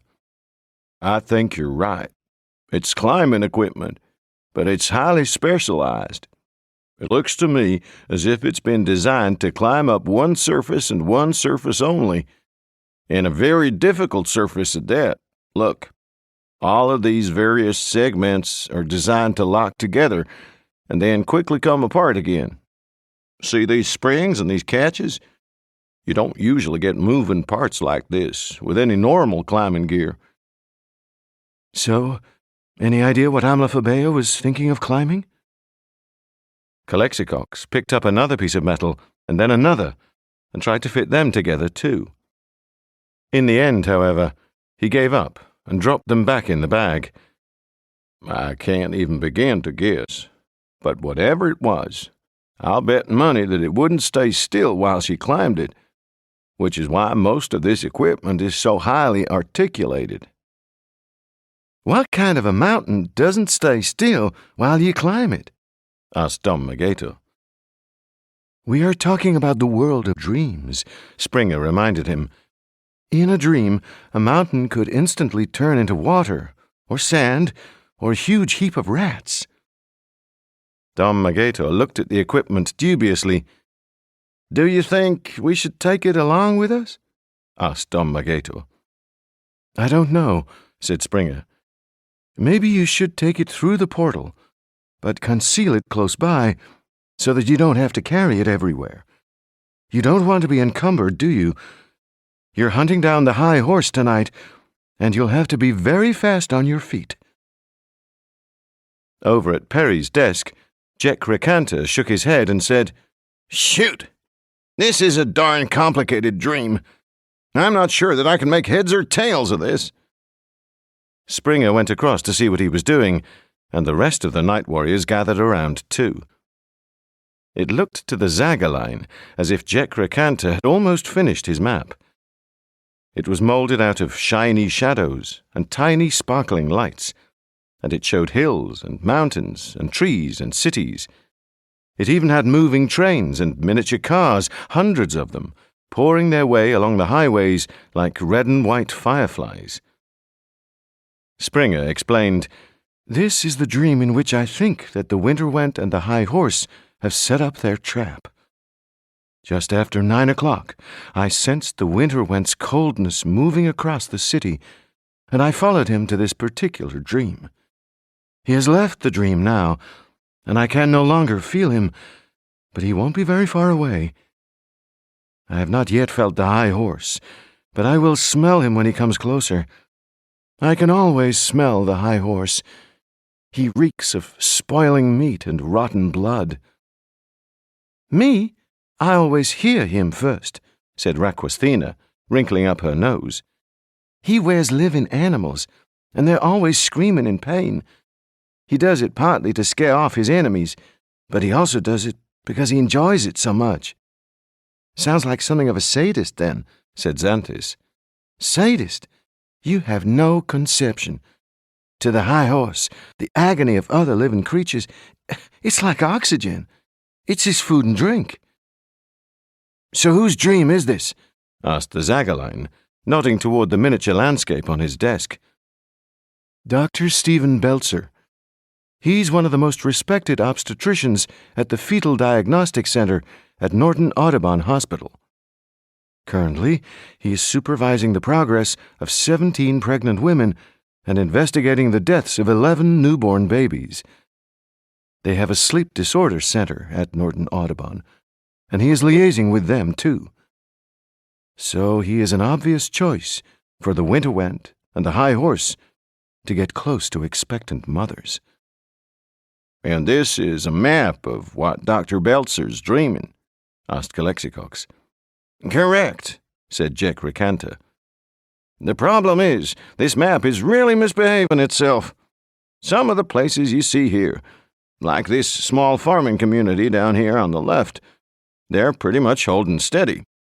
But most of the other places, they make no sense, or else they keep altering themselves from one darn thing into another." The Zagaline studied the map more closely. Jack Recanta was right. Tiny as it might have been, the entire landscape was ceaselessly changing. Small towns disappeared and reappeared.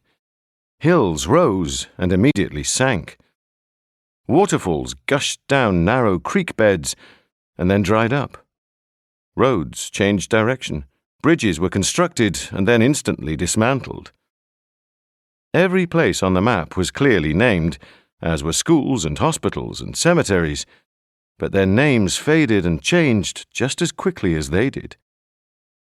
"How the hell are we going to find our way with a map like this?" asked Dom Magator. "One second we'll be walking through a wheat field, and the next second we'll be up to our necks in a lake." "Wait a minute," Calexicox interrupted.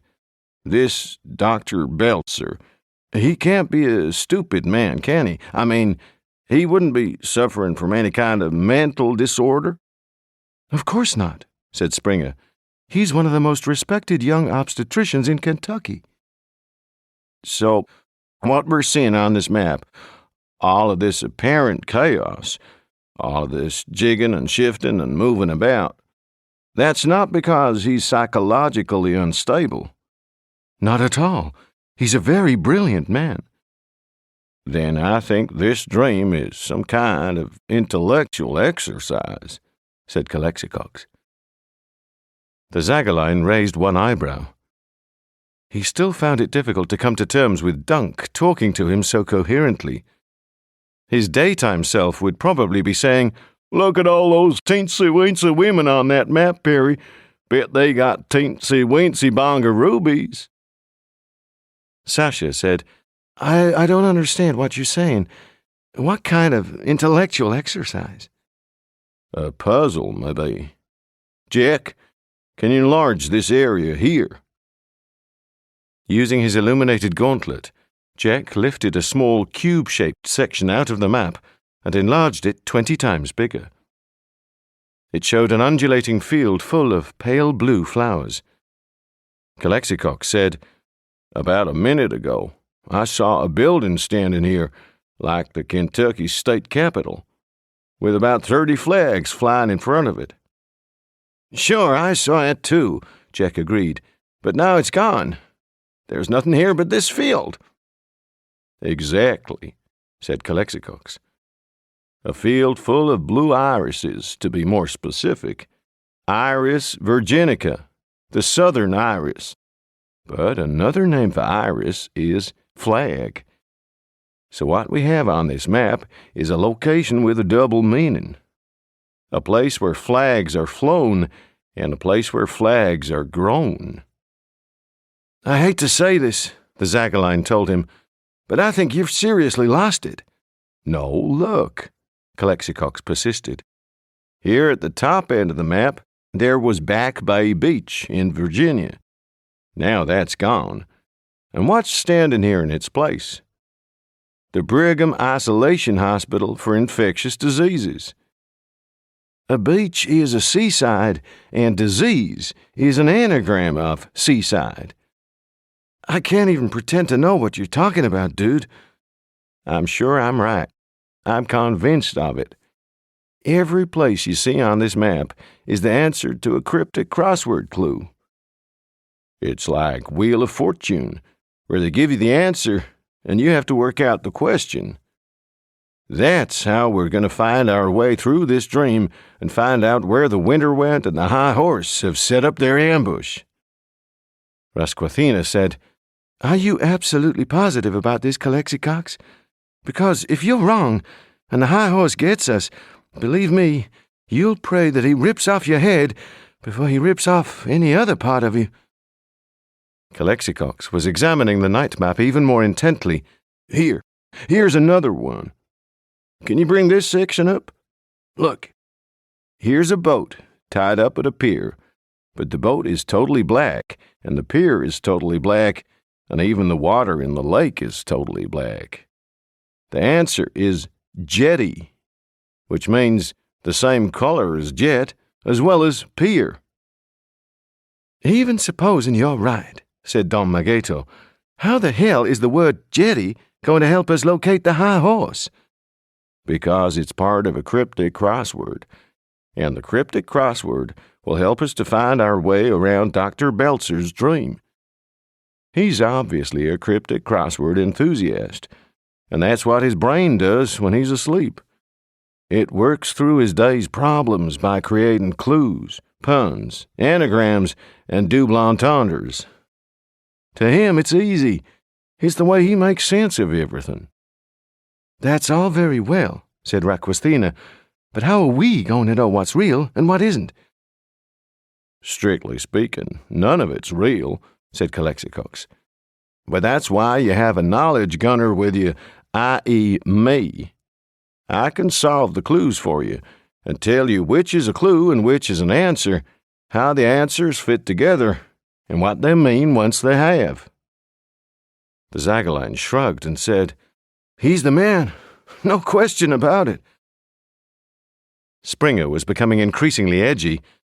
"Does this mean that you're ready to go now? Time is pressing, believe me. It's 11:52, and the High Horse could easily have trapped those expectant mothers by now."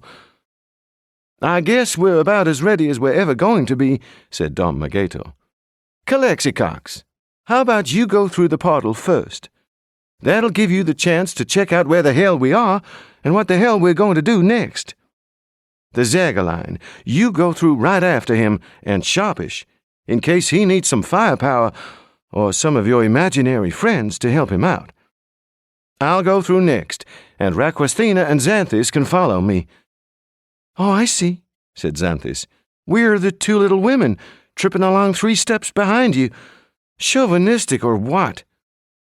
Dom Mageto turned to her. "Honeybee, you want to go first? You're more than welcome.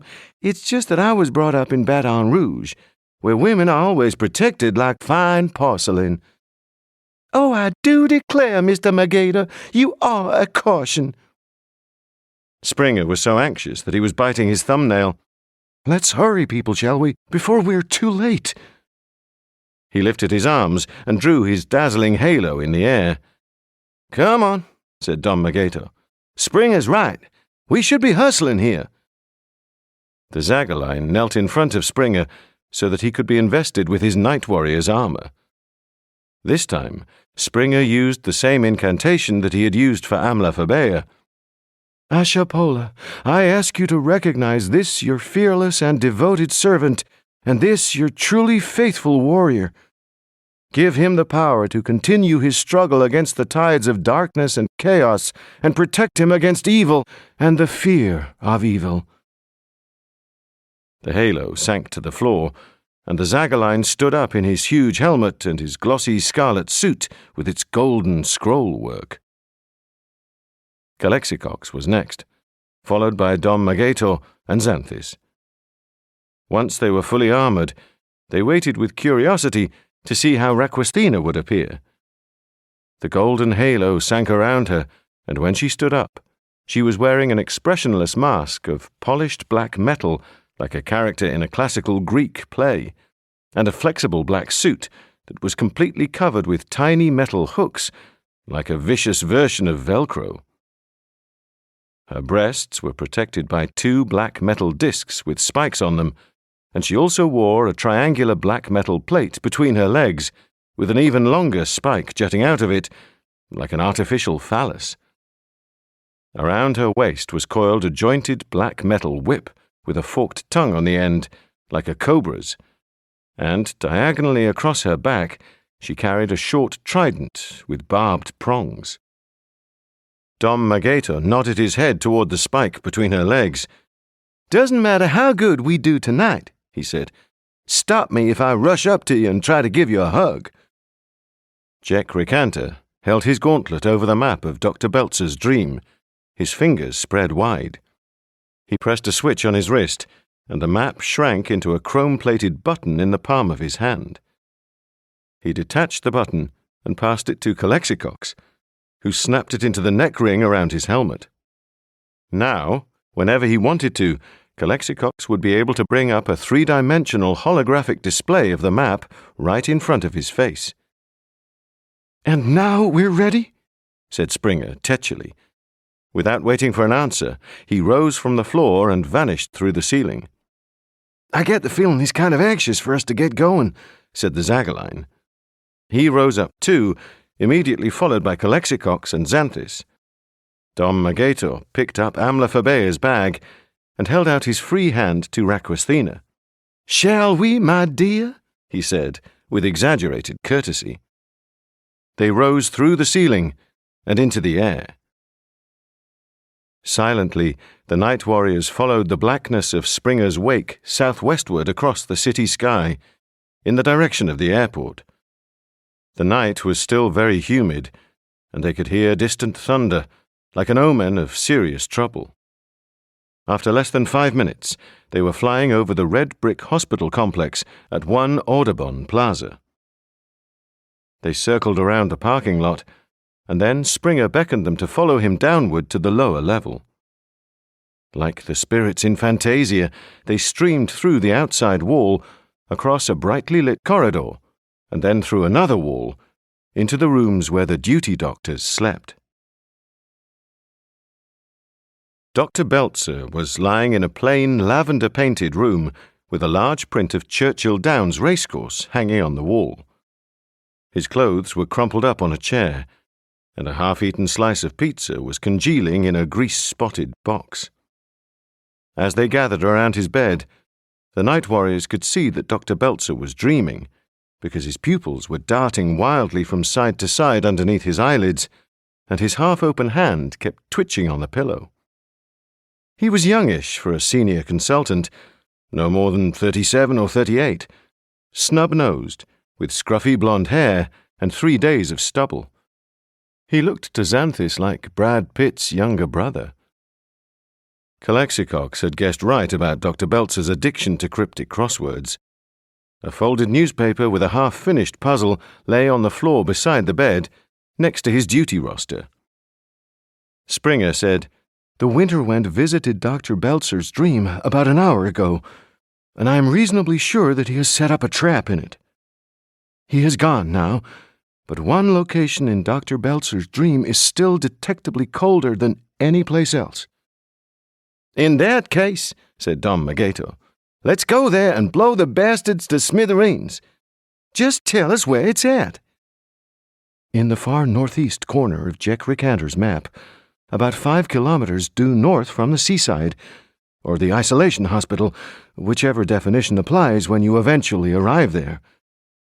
But I would caution you not to rush there directly. The High Horse will undoubtedly be watching and waiting, and he will set his creatures on you as soon as you step out of the portal." "Okay," said Calexicox. "Let's try some alternative locations." He flicked the switch at the side of his helmet, and instantly an image of a storm-swept lake appeared in the air in front of his face. The water was black, and the boats were dancing a sinister fandango at their moorings. Maybe not. He flicked the switch again, and a range of sunlit mountains appeared. How about this? He suggested. It's only about 3 clicks to the west of the seaside, and the mountains should keep us well shielded from view. Looks good to me, said Don Magato. Let's get it on. Before you go, Springer interrupted. He picked up Dr. Beltzer's duty roster and pointed to shifts that had been underlined with magic marker. Dr. Beltzer will have an alarm call at 3:20 tomorrow morning, sharp. Whatever you do, you have to do it before then. We'll be in and out like greased lightning, Don Magato promised him. He raised his arms, adjusted his levers, and drew a bright blue octagon of light next to Dr. Beltzer's bed. The portal spat and sizzled with electrical energy, and Dr. Beltzer stirred and said something indistinct, but he didn't open his eyes. Anyone for Dreamland? Asked Don Magato. Calexicox stepped through the portal first, with the Zagaline close behind him. Don Magato followed, heaving the carpet-bag with him. He hadn't even had time to drop the carpet-bag on the ground, however, before he realized that something was badly wrong. There was no sunshine, and the mountains had disappeared. Calexicox and the Zagaline were both lying flat on their stomachs on a scrubby plain, under a sky that was overcast with dull purplish clouds. Down! Shouted Calexicox, and as he did so, a bullet sang past Don Magato's helmet, and then another. He threw down the carpet-bag and dropped to the ground. What in hell's name is happening here? He demanded. Who the hell's shooting at us? Chapter 17. The Zagaline didn't answer. Panting with effort, he rolled over and over until he reached the portal. He had only just reached it when Xanthis stepped through, and he reached up and grabbed her, hurling her down to the ground. What are you doing, asshole? She protested. But when she tried to raise her head, 3 or 4 bullets came flying past her shoulder, and then another 3. Somebody's using us for target practice, said the Zagaline. Keep your head down, unless you want to lose whatever brains you got left. At that moment, Raquestina came through the portal. The Zagaline seized her ankles, too, toppling her over, but immediately he flapped his hands in agony. The tiny metal hooks on her armor had ripped his fingers, and he was flinging droplets of blood in every direction. Jesus, you're more dangerous to us than anybody else, he protested. Calexicox, shouted Don Magato. What's all this shooting about? Calexicox called back, It's a range, I think. I thought you said it was going to be mountains. I did, but the definition must have changed while we were going through the portal, from mountain range to shooting range. Oh, brilliant. What the platinum-plated hell are we going to do now? I don't know. I don't have any way of telling how long this definition of range is going to last. Don Magato looked up to see if he could make out who was firing at them.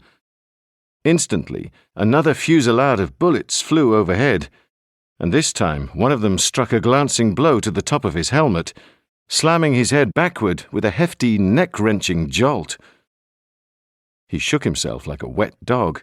Christ almighty, he protested. What the hell are they using? Elephant guns?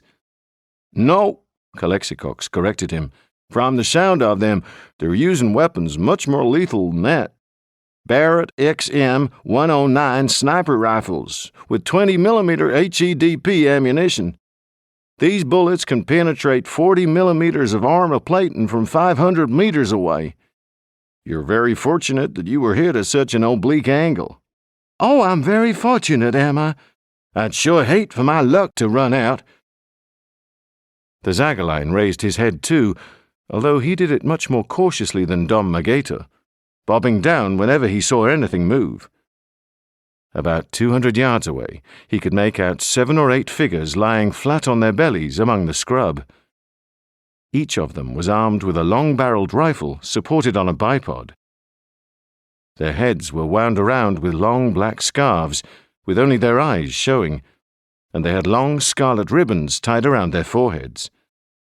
They were all dressed in black and khaki combat fatigues, except for one of them, who was wearing dusty red. A tattered black banner with scarlet lettering was flying on a pole behind them, but the Zagaline didn't have time to read it before the men suddenly started shooting again. He ducked his head down. I'd say they were terrorists, he told Don Magato. I mean, they look like terrorists. Calexicox nodded, as much as he could nod with his helmet pressed against the ground. It seems likely that Dr. Belzer has conceptualized the rifle range clue in his cryptic crossword as an Al-Qaeda training camp or someplace like that. Don Magato checked his orange-lit chronometer. Whoever they are, we can't afford to be pinned down here for very much longer. Zaga, how about you conceptualize some kind of crack anti-terrorist dude to go kick their highly irritating rear ends? You know, like Jean-Claude Van What's-His-Face or Steven Seagal? Sure, good idea. I'll give it a try. The Zagaline turned over onto his side and swung down 2 lenses from the side of his helmet.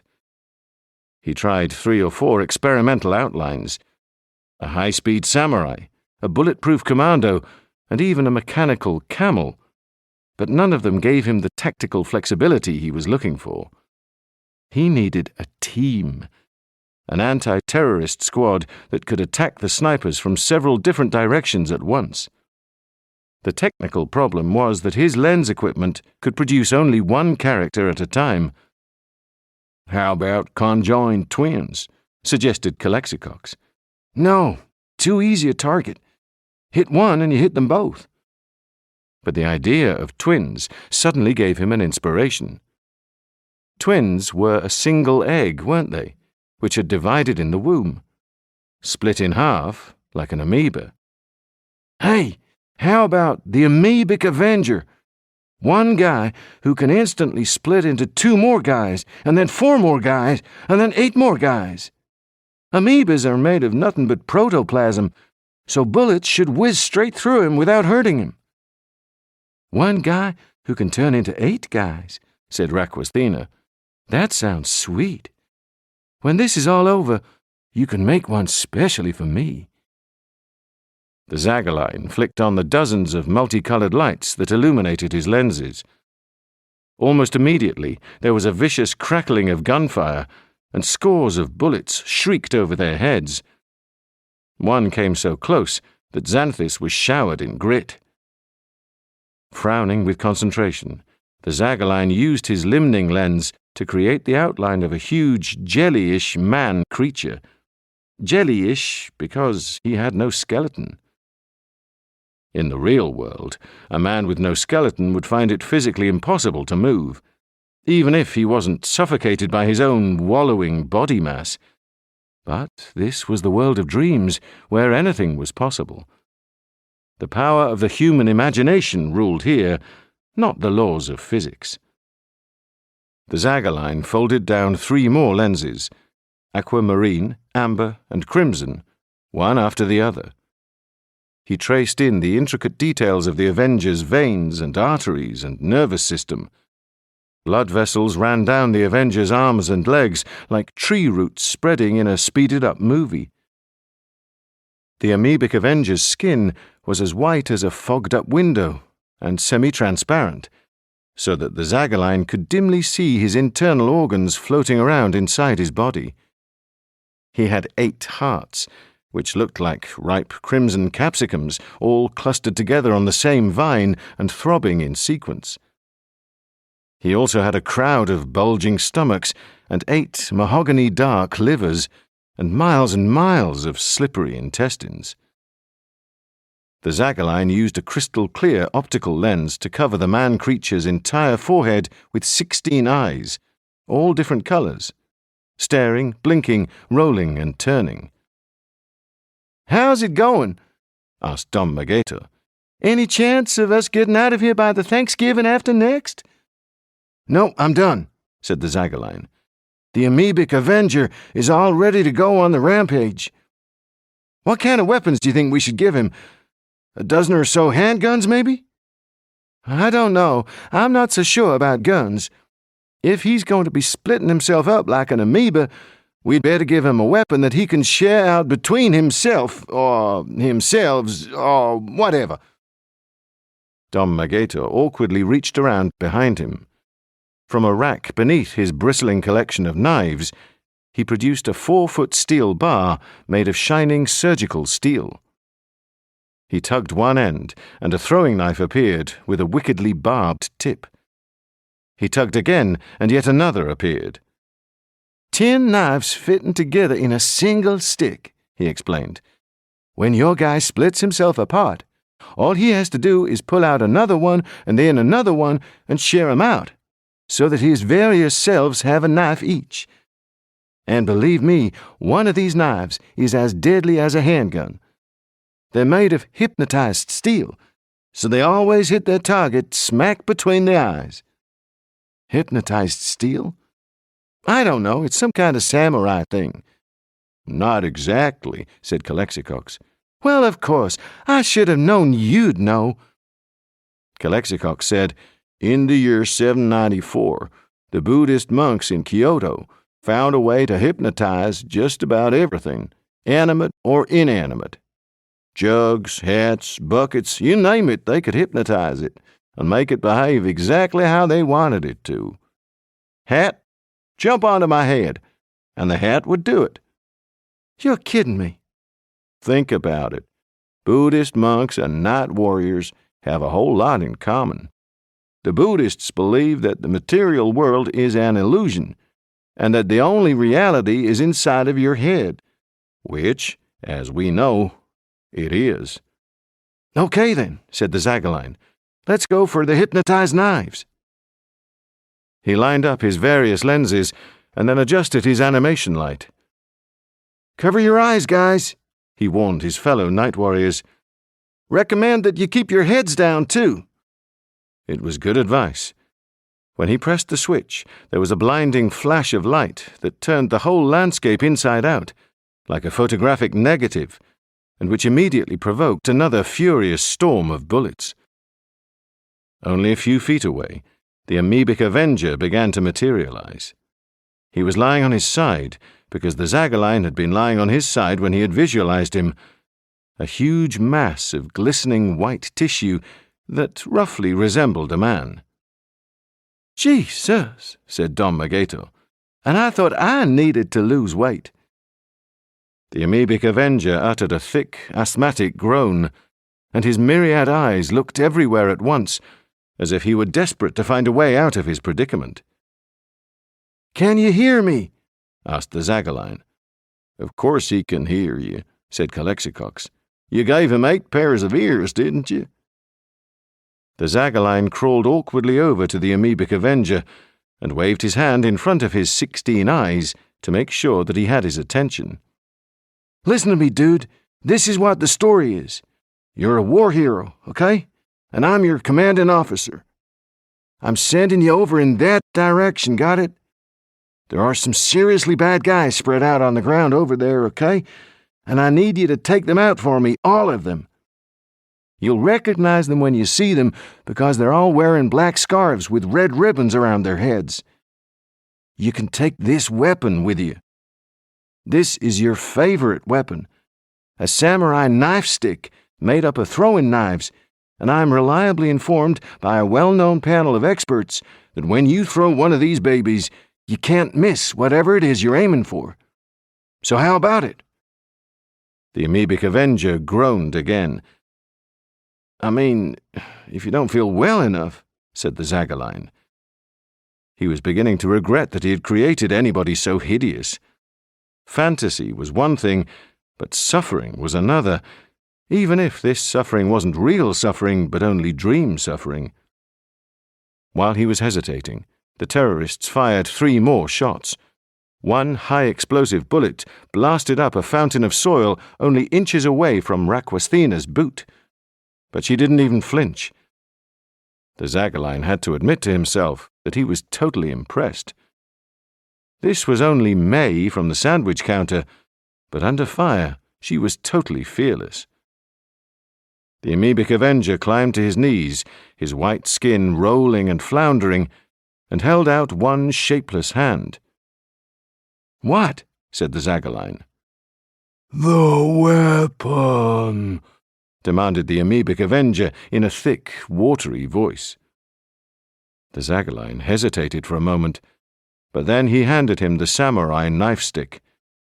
The amoebic avenger looked down at the Zagaline with all of his differently coloured eyes, and the Zagaline thought for a moment that he was going to curse him for having brought him to life like Frankenstein's monster, or worse, that he was going to take out one of those hypnotized knives and stick it in his head. Instead, he said with unexpected gentleness, "I will not disappoint you. I will do what you have asked me to do, and I will do it willingly." "You're sure about that?" "As you have told me, I am a war hero, and this is my story.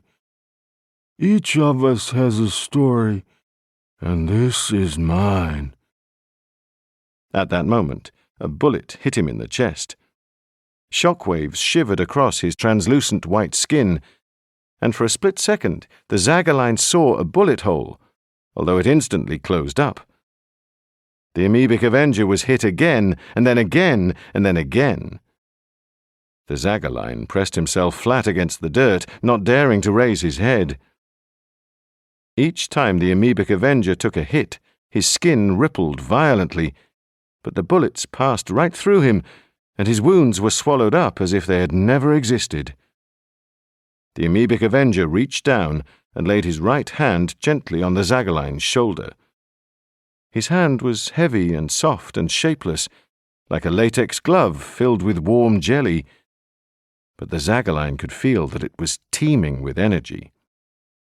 Amoebas were life in its most elemental form. Single cells that divided and divided and never stopped dividing, ceaselessly driven by the imperative of continuing existence.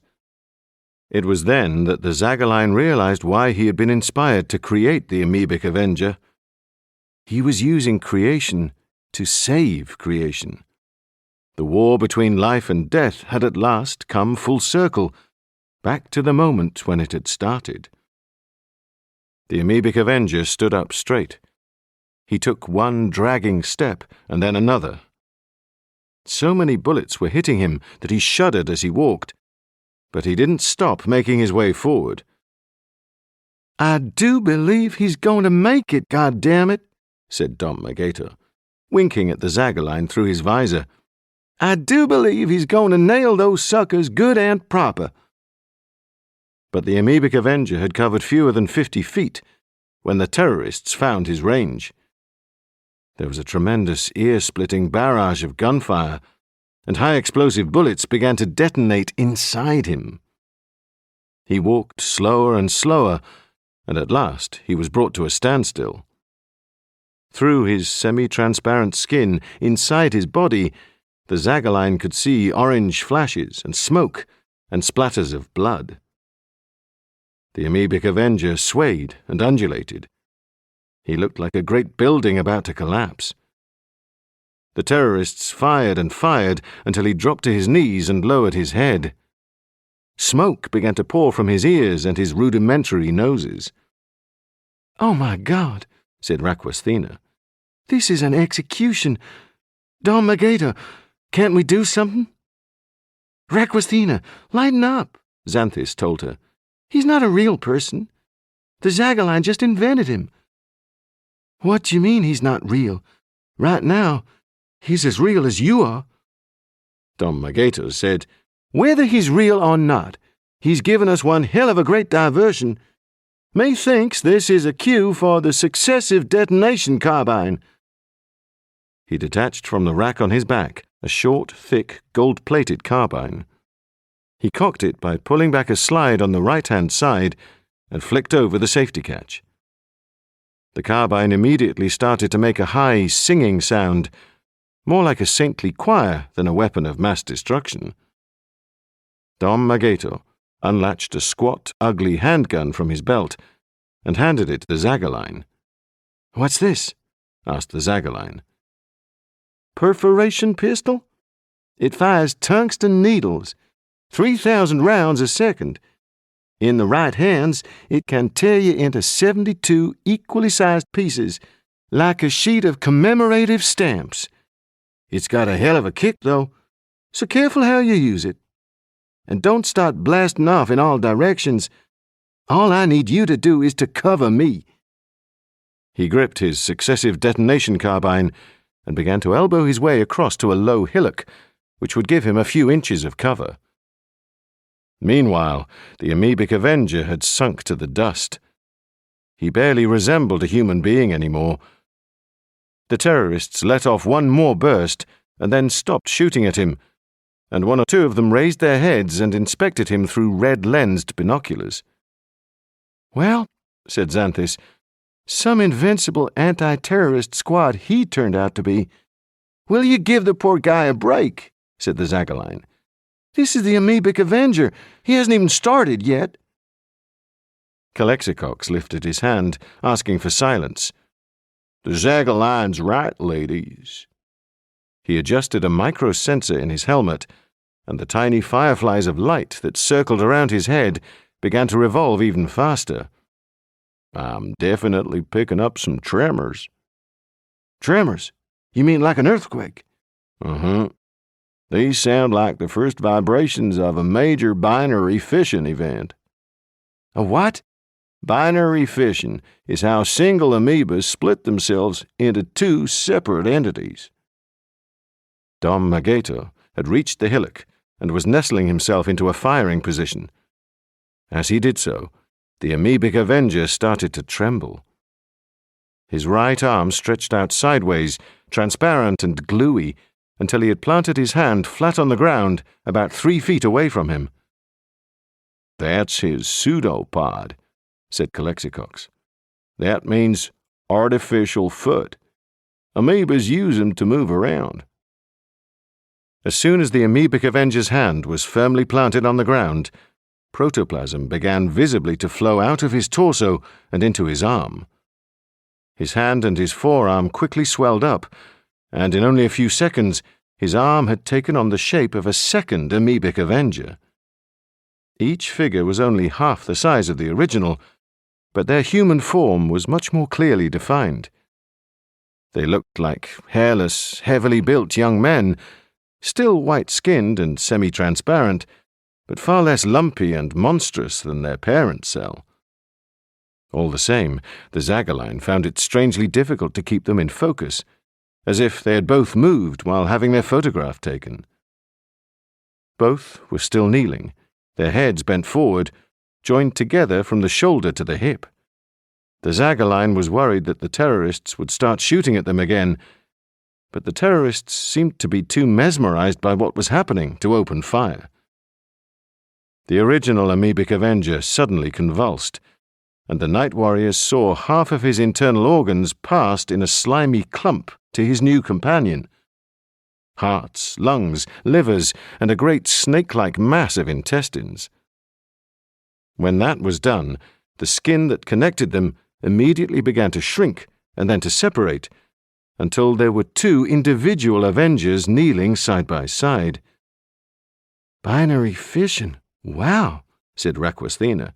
If you ask me, that beats sex any day of the week.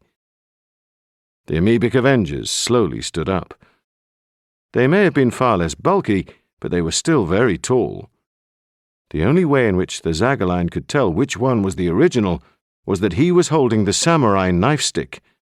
But, without hesitation, the original pulled the stick in half and handed 5 of the knives to his double.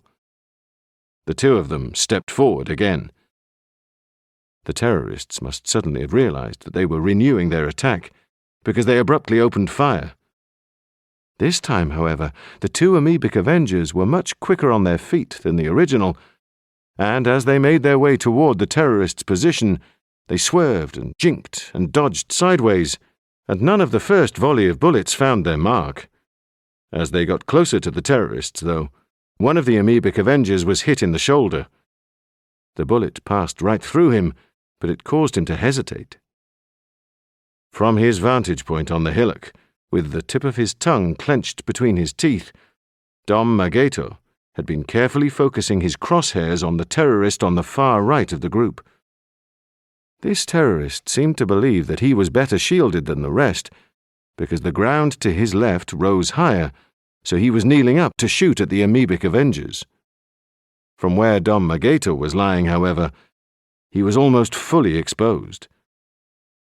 As soon as Dom Magato saw that one of the amoebic avengers had been hit, he steadied his aim and squeezed the wide spoon-like trigger of the successive detonation carbine. Chapter 18. Dom Magato wished to God that he had worn ear protectors. The successive detonation carbine screamed louder than a tour bus full of evangelists toppling off a cliff. He rolled over onto his back, his eyes squeezed shut, his hands clamped to the sides of his helmet. He didn't even see the detonation round hit the terrorist and throw him 10 yards backward into the bushes. The terrorist lay there twitching and jumping and screaming in pain. "Awesome shot, Dom Magator," said the Zagaline over his intercom. "What did you say? I can't hear you too good." "Awesome shot, dude. My friend Lenny couldn't hit squirrels any better than that." "I hit him? Right in the badonka, man." 2 of the terrorists had abandoned their guns and were hurrying across to their screaming companion. But the remaining 4 continued to fire at the amoebic avengers, and now they were beginning to get their eye in. They were triangulating their sights so that the amoebic avengers were caught in a hammering crossfire. One of the amoebic avengers was hit 7 times in the chest in rapid succession, his white skin erupting like a pan full of boiling grits. The second amoebic avenger was hit in the groin, the thighs, and the side of the head. The first amoebic avenger pulled out one of his throwing knives, tilted it back, and hurled it toward the terrorists. The night warriors could see it flashing as it turned over and over in the air. It struck the left-hand terrorist directly in the forehead, and he dropped sideways onto the ground, one arm flung up as if he were waving goodbye. The remaining 3 terrorists redoubled their shooting. The crackling noise of gunfire was deafening, and Dom Magato winced because his ears were already hurting from the successive detonation carbine. The second amoebic avenger was hit again and again, so many times that his skin wouldn't stop rippling. He pitched face forward onto the ground, less than 70 meters away from the terrorist's position, and lay there motionless. "Looks like your amoebic avengers can be killed," said Xanthis. Calexicox was frowning at his micro-sensors. "He's not dead, but I'm not picking up any pre-indicators of binary fission." "He'll make it, man," said the Zagaline. "In the story, he definitely makes it." "Trouble is, have these terrorists heard the same story?" The 2 terrorists who had left their guns to help their fallen companion had reached him now. They both knelt down beside him and tried to lift him up. Dom Magato couldn't see them very clearly because they were partially obscured by the ridge. They were obviously trying to find out where he had been hit, but Dom Magato knew that the successive detonation carbine left no visible injuries. Instead, it charged up its victim with a massive amount of destructive energy, enough to demolish a 6-story hotel. One of the terrorists took hold of his companion under his arms. As he did so, Dom Magato saw a fine tracery of white lightning crawl up over his shoulders. The energy was passing from one victim to the next. "Come on, fellow," he urged the 3rd terrorist under his breath. The 3rd terrorist looked back down the slope to see how his companions were coping with the amoebic avengers. Dom Magato thought for a moment that he was going to go back and join them. But when the terrorist saw that one of the amoebic avengers was lying prone on the ground and that the second amoebic avenger was taking very heavy fire, he turned back again. He took hold of the wounded terrorist's ankles and attempted to drag him behind the ridge. As he did so, the white lightning crawled over him too, and Dom Magator knew that he had got them, all three of them. He aimed at the back of the third terrorist's head, set the carbine's catch to successive detonation, and fired. Without any warning, the first terrorist exploded, his bloody intestines thrown up into the air like the Indian rope trick, and his head blown 10 yards clear of his body. In a terrible chain reaction, the second terrorist was ripped apart too, his right arm and half of his rib cage flung across the desert floor. He was still alive, but he was screaming with shock, and Dom Magator could tell that he wouldn't last for long. The third terrorist seemed to think that he could escape by running away. He disappeared behind the ridge and started to jog toward the distant horizon. But Dom Magator knew how much energy had been stored up inside his body and that he didn't stand a chance. There was only one way in which the energy inside him could be released, and that was by violent detonation. Dom Magator waited and waited, and then he heard a devastating bang from the middle distance. After a few seconds, blood came sifting from the sky like warm rain, and body parts started to fall all around them.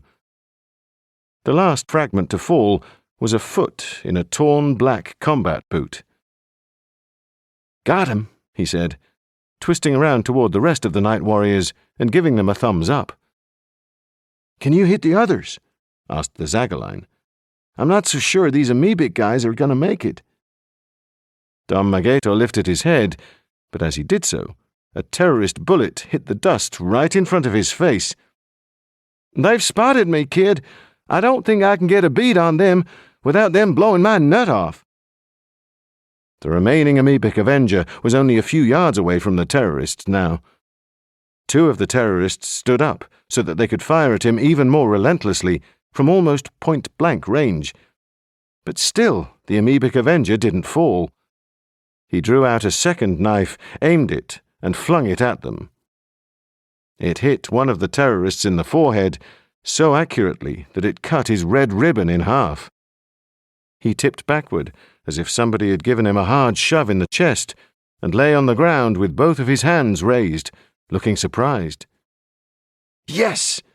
One more down, only 2 more to go," said the Zagaline.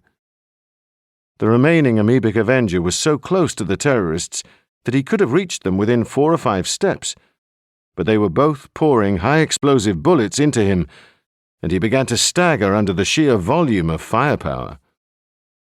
He stopped, swayed, and then fell. The 2 terrorists stood over him and raked him from head to foot, blowing his protoplasm into the bushes in pale, gelatinous lumps. "Dom Magator!" shouted the Zagaline. "Can't you hit them now?" Dom Magator raised his head again, but again one of the terrorists swung around and fired at him to keep him down. "I caught them once. I don't think they're going to let me do it again." Xanthus said, "Look, they're starting to head toward us." The Zagaline raised his perforation pistol and cocked it. He had been frightened last night when they were fighting the Winterwent, but there was something much more grim about this battle. Whatever Springer had said about the Winterwent taking no notice of a few marauding night warriors, he was sure that the Winterwent had specifically dreamed up these terrorists to eliminate them, all of them, before they could interfere with his ambitions. The 2 terrorists broke into a purposeful trot. Dom Magator lifted himself up, but before he could level his carbine at them, 3 or 4 bullets banged into his armor-plated chest and knocked him back down again. Dom Magator, are you okay?" Raquisthina demanded urgently. Dom Magator was lying on his back in a low, pebble-filled gully, like a shallow grave. He was whining for breath. He hadn't been winded so badly since a 400-pound bouncer at the Baton Rouge diner had punched him in the gut with a fistful of dimes. "Can't breathe. Otherwise, perfect."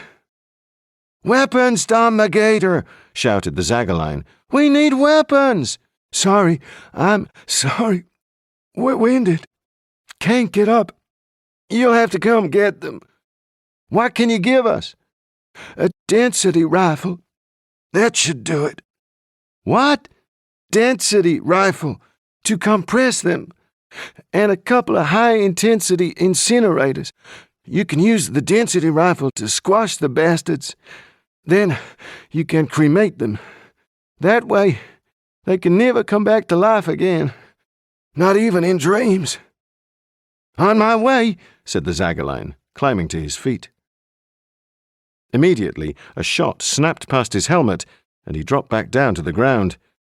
On my way in just a minute, okay? These guys have got us seriously nailed down. Raquasthena quickly glanced up. They're only 100 yards away. We have to think of something now. Xanthus suggested, maybe I could turn back time. Then we can hit them before they can get here. You can try it. How about it, Don Mageto? Don Mageto was coughing so much that he could hardly speak. Okay by me. Whatever. Xanthus fumbled with her dials, turning the numeral display back by 3 minutes 10 seconds. A crimson key appeared on her face-up display, and a corresponding key started glowing on her belt. She detached it and held it up toward the east, slowly turning it counterclockwise. Time reversed itself. Bullets glided slowly backward in the direction from which they had been fired and disappeared back into rifle barrels. The Zagaline rose from the ground and then fell back down again. Dom Mageto rolled sideways, holding his ears, and then he propped himself up with his carbine pressed against his shoulder. Body parts flew up in the air, accompanied by fountains of blood. The next thing that Dom Mageto knew, the 3 terrorists that he had blown apart had reassembled themselves. Arms and legs tumbled backward and found their original sockets. Flesh grew rapidly back over exposed rib cages and was instantly wrapped up in skin. It took only a few seconds before the terrorists were whole again and rising to their feet. With a curious backward lope, they returned down the slope to their original positions and settled themselves down behind their rifles. Before Xanthus could do anything about it, they were furiously shooting at the amoebic Avengers as if they had never been dead. What's happened? Screamed Xanthus. Everything's gone back way too far. Dom Mageto sat up, and 3 bullets narrowly missed his head. What the hell are you trying to do? Get me executed? I'm so sorry, Xanthus told him.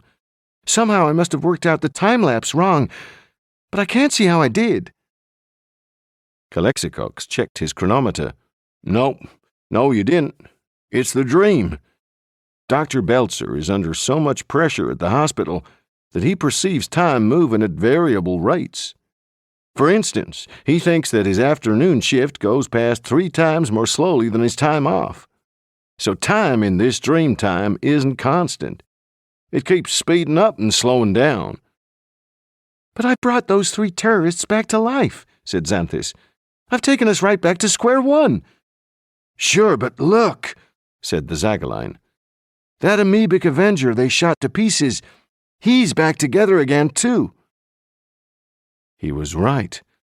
The glutinous lumps of protoplasm that had been plastered all over the dust and the bushes had slithered back together into a human-like shape, and the amoebic Avenger was already starting to rise from the ground. He's not waiting around this time, ladies and gentlemen, said Calexicox, shouting like a wrestling promoter. I can feel the preliminary tremors already.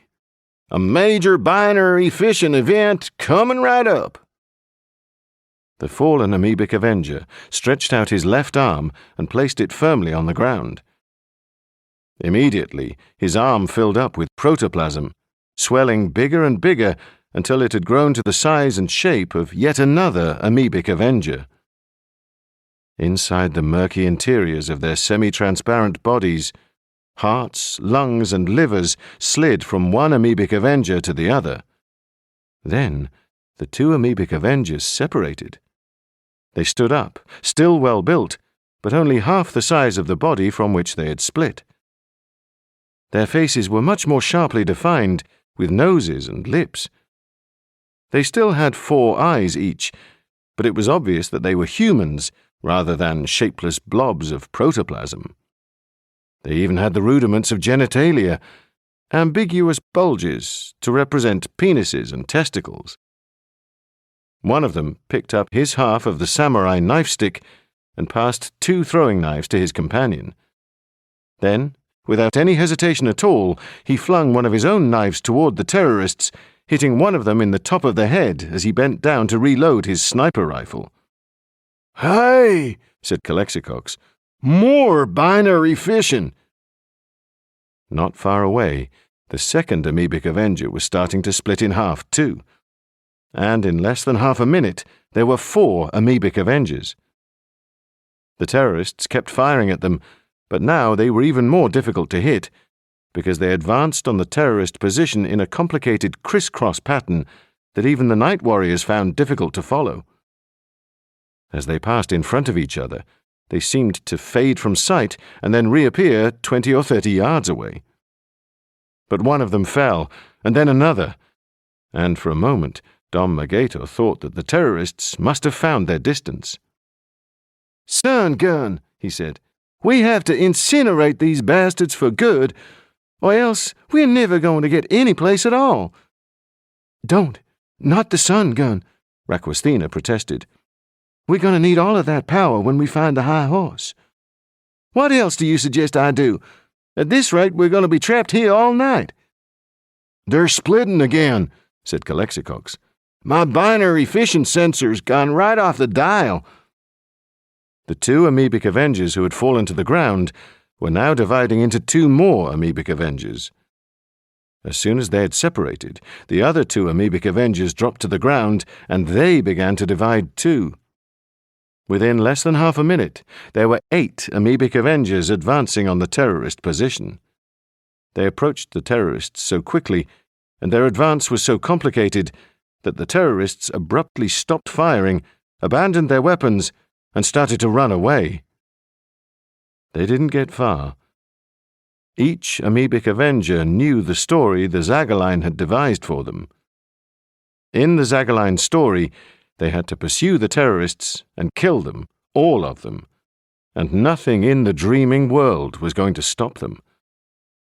Dom Magator, winded as he was, rose to his feet. It was one of those moments when the night warriors defeated their enemies, and he wanted to witness it. Xanthis stood up too, and then Calexicox and Raquistina. The sky rolled over them, purple and unforgiving, but they had beaten the terrorists, and they had every hope now that they were going to beat the Winterwent and the High Horse. The terrorists were running now, their ribbons flying in the wind, but the amoebic Avengers were faster. When the terrorists leapt from the second ridge below their original position, the amoebic Avengers were there already waiting for them. Even the Zagaline couldn't understand how they had got there so quickly. Confused, frightened, the terrorists turned left and right, but now the amoebic Avengers were surrounding them. 8 amoebic Avengers, tall and semi-translucent and ghostly, their hearts visibly pumping, their arteries visibly throbbing with blood. The terrorists dropped to their knees. Their leader called out, "Save us, High Horse! Save us! In the name of all that we have sacrificed for you, save us!" "What are you going to do now?" Dom Magator asked the Zagaline. "Exterminate him. What do you think?" Dom Magator said nothing, but looked away. He had used the successive detonation carbine, and he would probably find himself using many different weapons before this war was over, but somehow he was beginning to feel that killing was no longer the answer. Maybe goodness in itself was enough to defeat evil. Maybe reality in itself was enough to defeat dreams. By now, the 8 amoebic Avengers had encircled the terrorists and joined hands. One of the terrorists jumped to his feet and tried to break away, but the amoebic Avengers wouldn't allow him to break the circle and pushed him back. "I'm a mercenary," he screamed at them. I was doing what they paid me to do, that's all. The amoebic avengers didn't answer him. Their faces were as bland as melted altar candles. They drew their circle in closer and tighter. One by one, the rest of the terrorists climbed to their feet, and now they were jostling against each other in panic. Slowly but unstoppably, the amoebic avengers joined together. First, they intertwined their arms. Then their torsos seemed to flow into each other. Their hearts and lungs intermingled and swam together through their collective body. At last, they had formed themselves into a single vast lump of protoplasm, one huge amoebic avenger, as the Zagaline had first created, instead of 8. Inside him, the night warriors could dimly see the hysterical terrorists struggling to escape. Their arms and legs jerked spasmodically, like insects trapped in glue. Oh my God, said Xanthus. They're being digested. Although it was difficult to see the terrorists clearly, Dom Magato could make out their combat outfits being reduced to rags, and then their skin turning into liquid. As his digestive juices began to dissolve the terrorists' flesh, the inside of the amoebic avenger filled up with clouds of scarlet blood. All that Dom Magato could see now were thigh bones, a rib cage, a fleshless pelvis, gradually sinking downward. He turned to the Zagaline and said, I think you can switch him off now. Raquisthena nodded her approval. I think he's more than served his purpose, don't you? Okay, said the Zagaline. He switched off the amoebic avenger program, and instantly the huge heap of protoplasm disappeared. The terrorist skeletons fell to the ground with a muted clatter. That was all that was left of them. The night warriors gathered around them. Raquisthena hunkered down and picked up one of their skulls. It didn't resemble a human skull at all. It was narrow and pointed, with long incisor teeth and eye sockets that were far too close together. All the other skulls were similar. What the hell are they?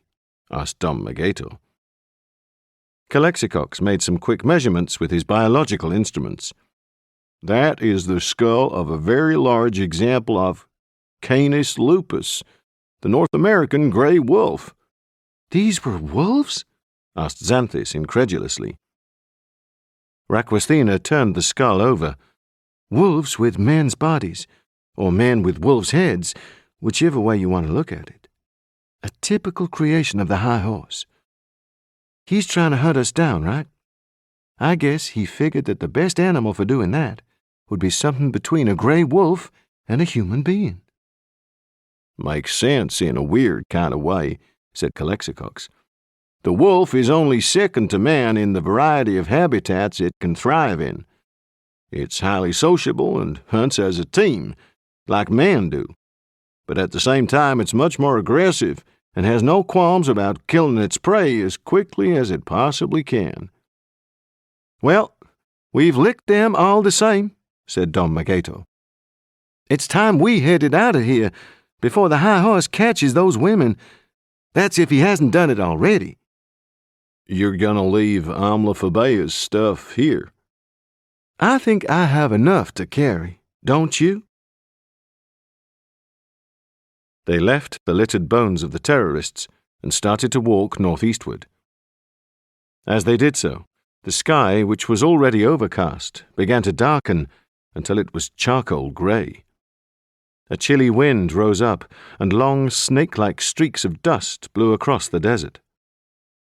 After they had covered nearly a mile, they saw a cluster of posts standing in the distance, and they heard a repetitive clacking sound, like somebody knocking 2 pieces of wood together. The posts varied between 20 and 30 feet high, some of them upright and some of them leaning at an angle. As the night warriors came closer, they saw that they were wooden effigies, strange and ferocious faces with staring eyes and vicious teeth. They were all hung with beads and necklaces fashioned out of dead vegetation, and some of them had shriveled decorations that looked as if they could have been human ears or strips of human intestine. There was something infinitely horrible about these effigies, as if they represented the depths of human hopelessness.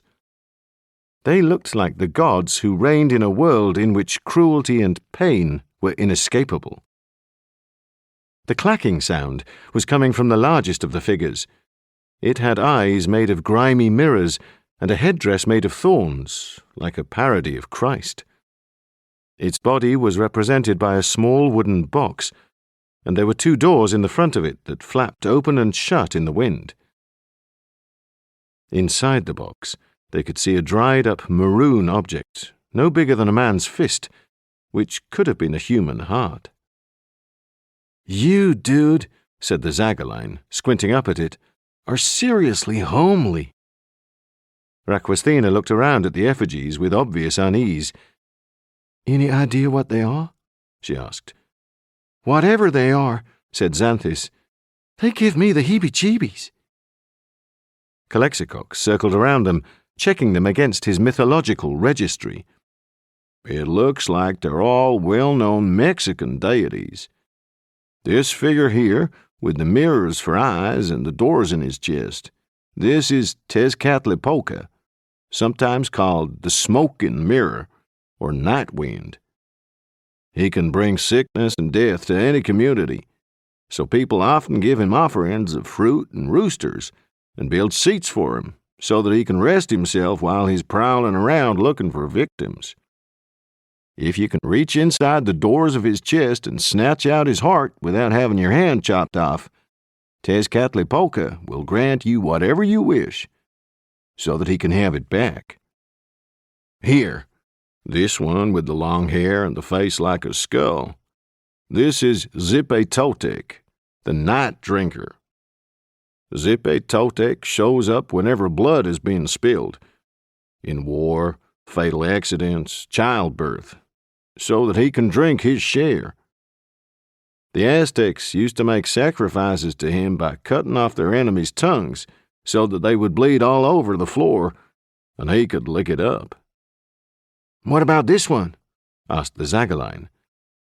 He pointed up at an effigy with crooked teeth and grey painted lips. "It's more like a dog than a god." "Zots," said Calexicox. "He was supposed to guard the treasures of hell. But anybody who tried to creep into his chambers to steal any of his riches would have their head bitten off. I guess he was kind of a cautionary tale against venture capitalism." "So what are they doing here, all of these highly unpleasant individuals?" asked Don Magato. "Do they mean anything? Are they another crossword clue or what?" "I think they must be, but maybe only part of a clue. What we have so far is range and flags and seaside.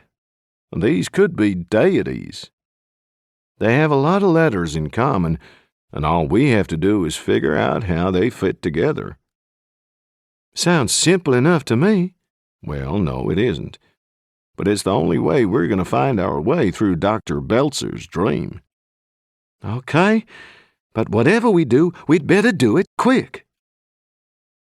They carried on walking across the desert, leaving the effigies far behind them.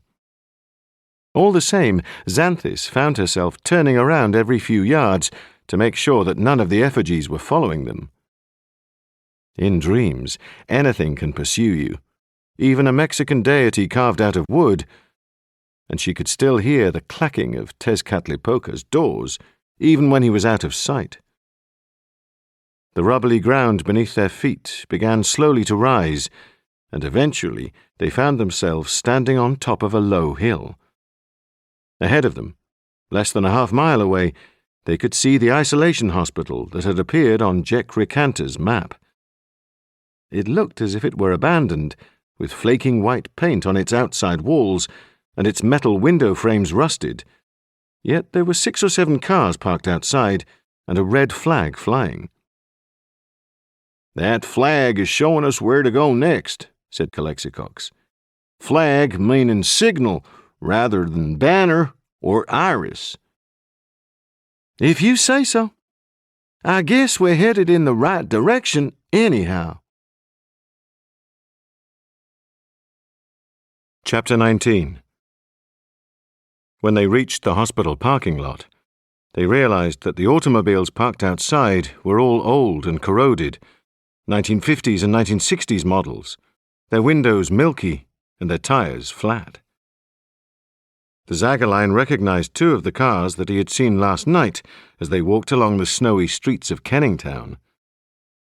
This disturbed him because he couldn't think how Nurse Minor and Dr. Belzer could dream about the same cars.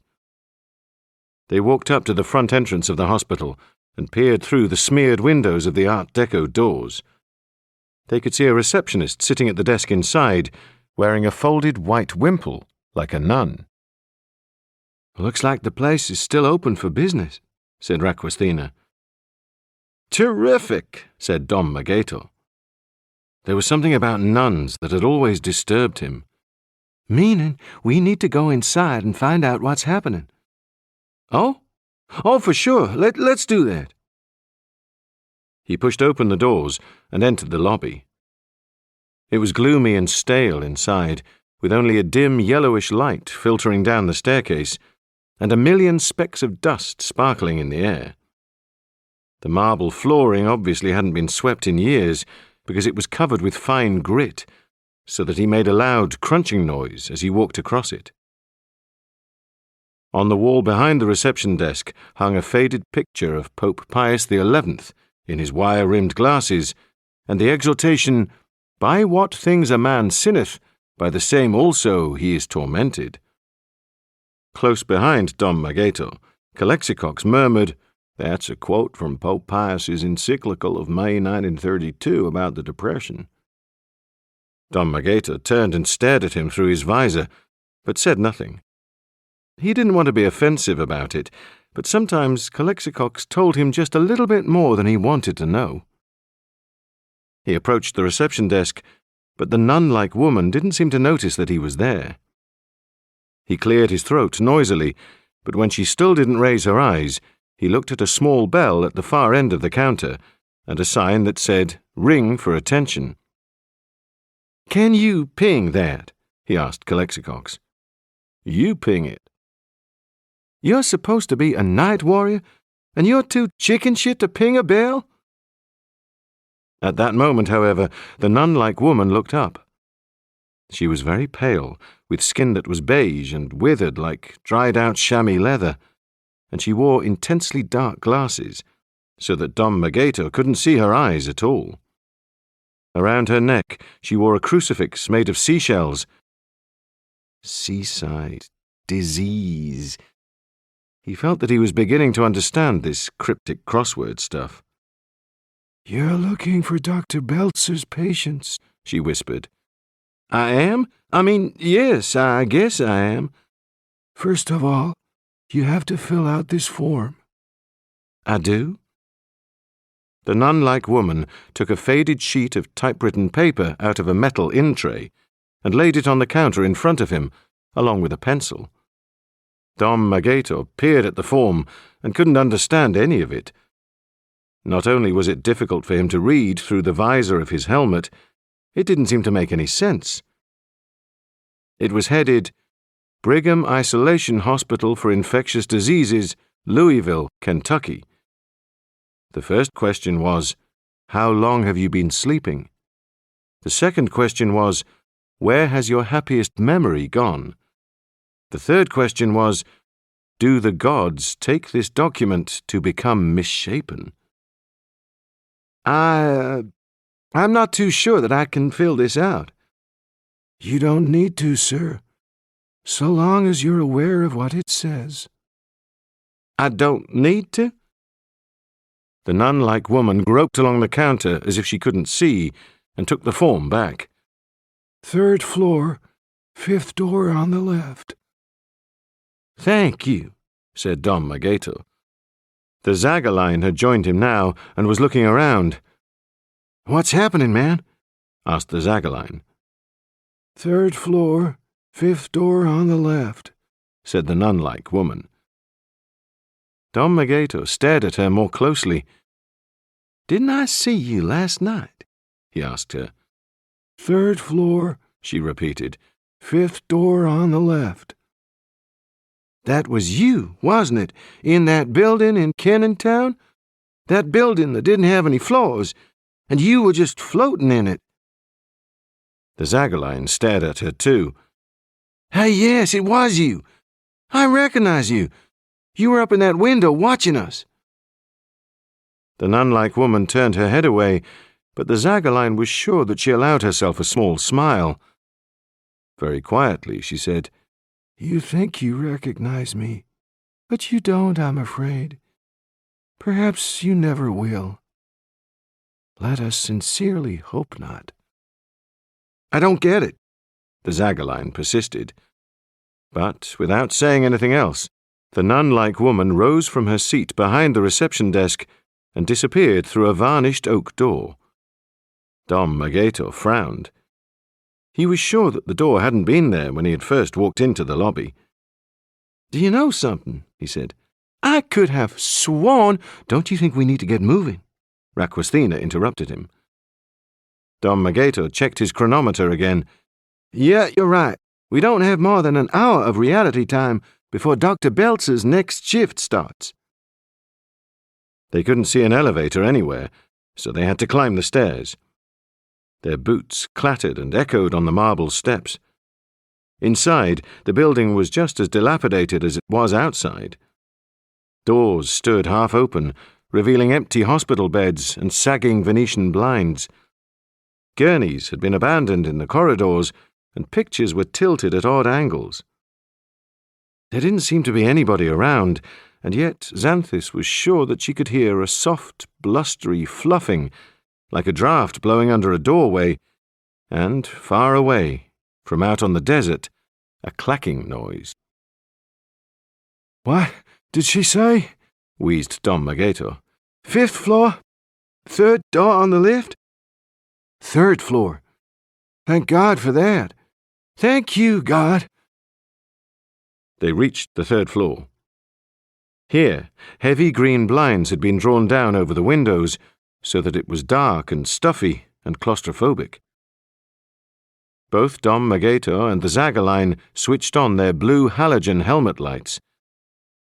The corridor was an obstacle course of upturned chairs and oxygen cylinders and soiled, discarded mattresses. As they negotiated their way forward, their lights threw nightmarish shadows on the walls, which hopped and jumped every time they turned their heads. The fifth door on the left was closed. It was painted a dull hospital grey, but it was covered in criss-cross scratches, some of them very deep, as if lions had been trying to get in. A sign on the door said, "Mobius Syndrome Ward." Dom Magato tried the handle. "Locked," he announced. "Maybe we've made a mistake here." "I don't think so," said Calexicox. "Dr. Belzer happens to be an expert on treating Mobius syndrome." "Yes, but what is it?" asked Xanthis. Mobius syndrome. It's a very rare congenital birth defect, a kind of facial paralysis caused by the absence or underdevelopment of the 6th and 7th cranial nerves. It makes it very difficult for the baby to suck, or even to smile. "That's terrible." Well, that usually isn't the half of it. Mobius babies often have other symptoms, such as strabismus, severely crossed eyes, or clubfoot, or webbed fingers. It's also associated with Pierre-Robin syndrome, which can result in a child having an unusually small jaw, and Poland's anomaly, where babies have irregular development of one side of their chest. "And?" We're talking about deformities here, aren't we? And that was the answer to the crossword clue. Question 3 on that form that the receptionist gave you was, do the gods take this document to be misshapen? Gods are deities. Insert the word form into the middle of deities, and you get deformities, which is what we're going to find behind this door. Say what? I really believed that I was getting the hang of this crossword malarkey. So, said Raquistina, are we going to kick this door down or what? The Zagaline unholstered his perforation pistol. I could open it with this. Sure. Why not? Said Dom Magator. Go ahead. Just remember that it kicks like a mule with a jalapeno pepper up its rear end. I can handle it. Gripping the perforation pistol tightly in both hands, the Zagaline pointed the muzzle at the door.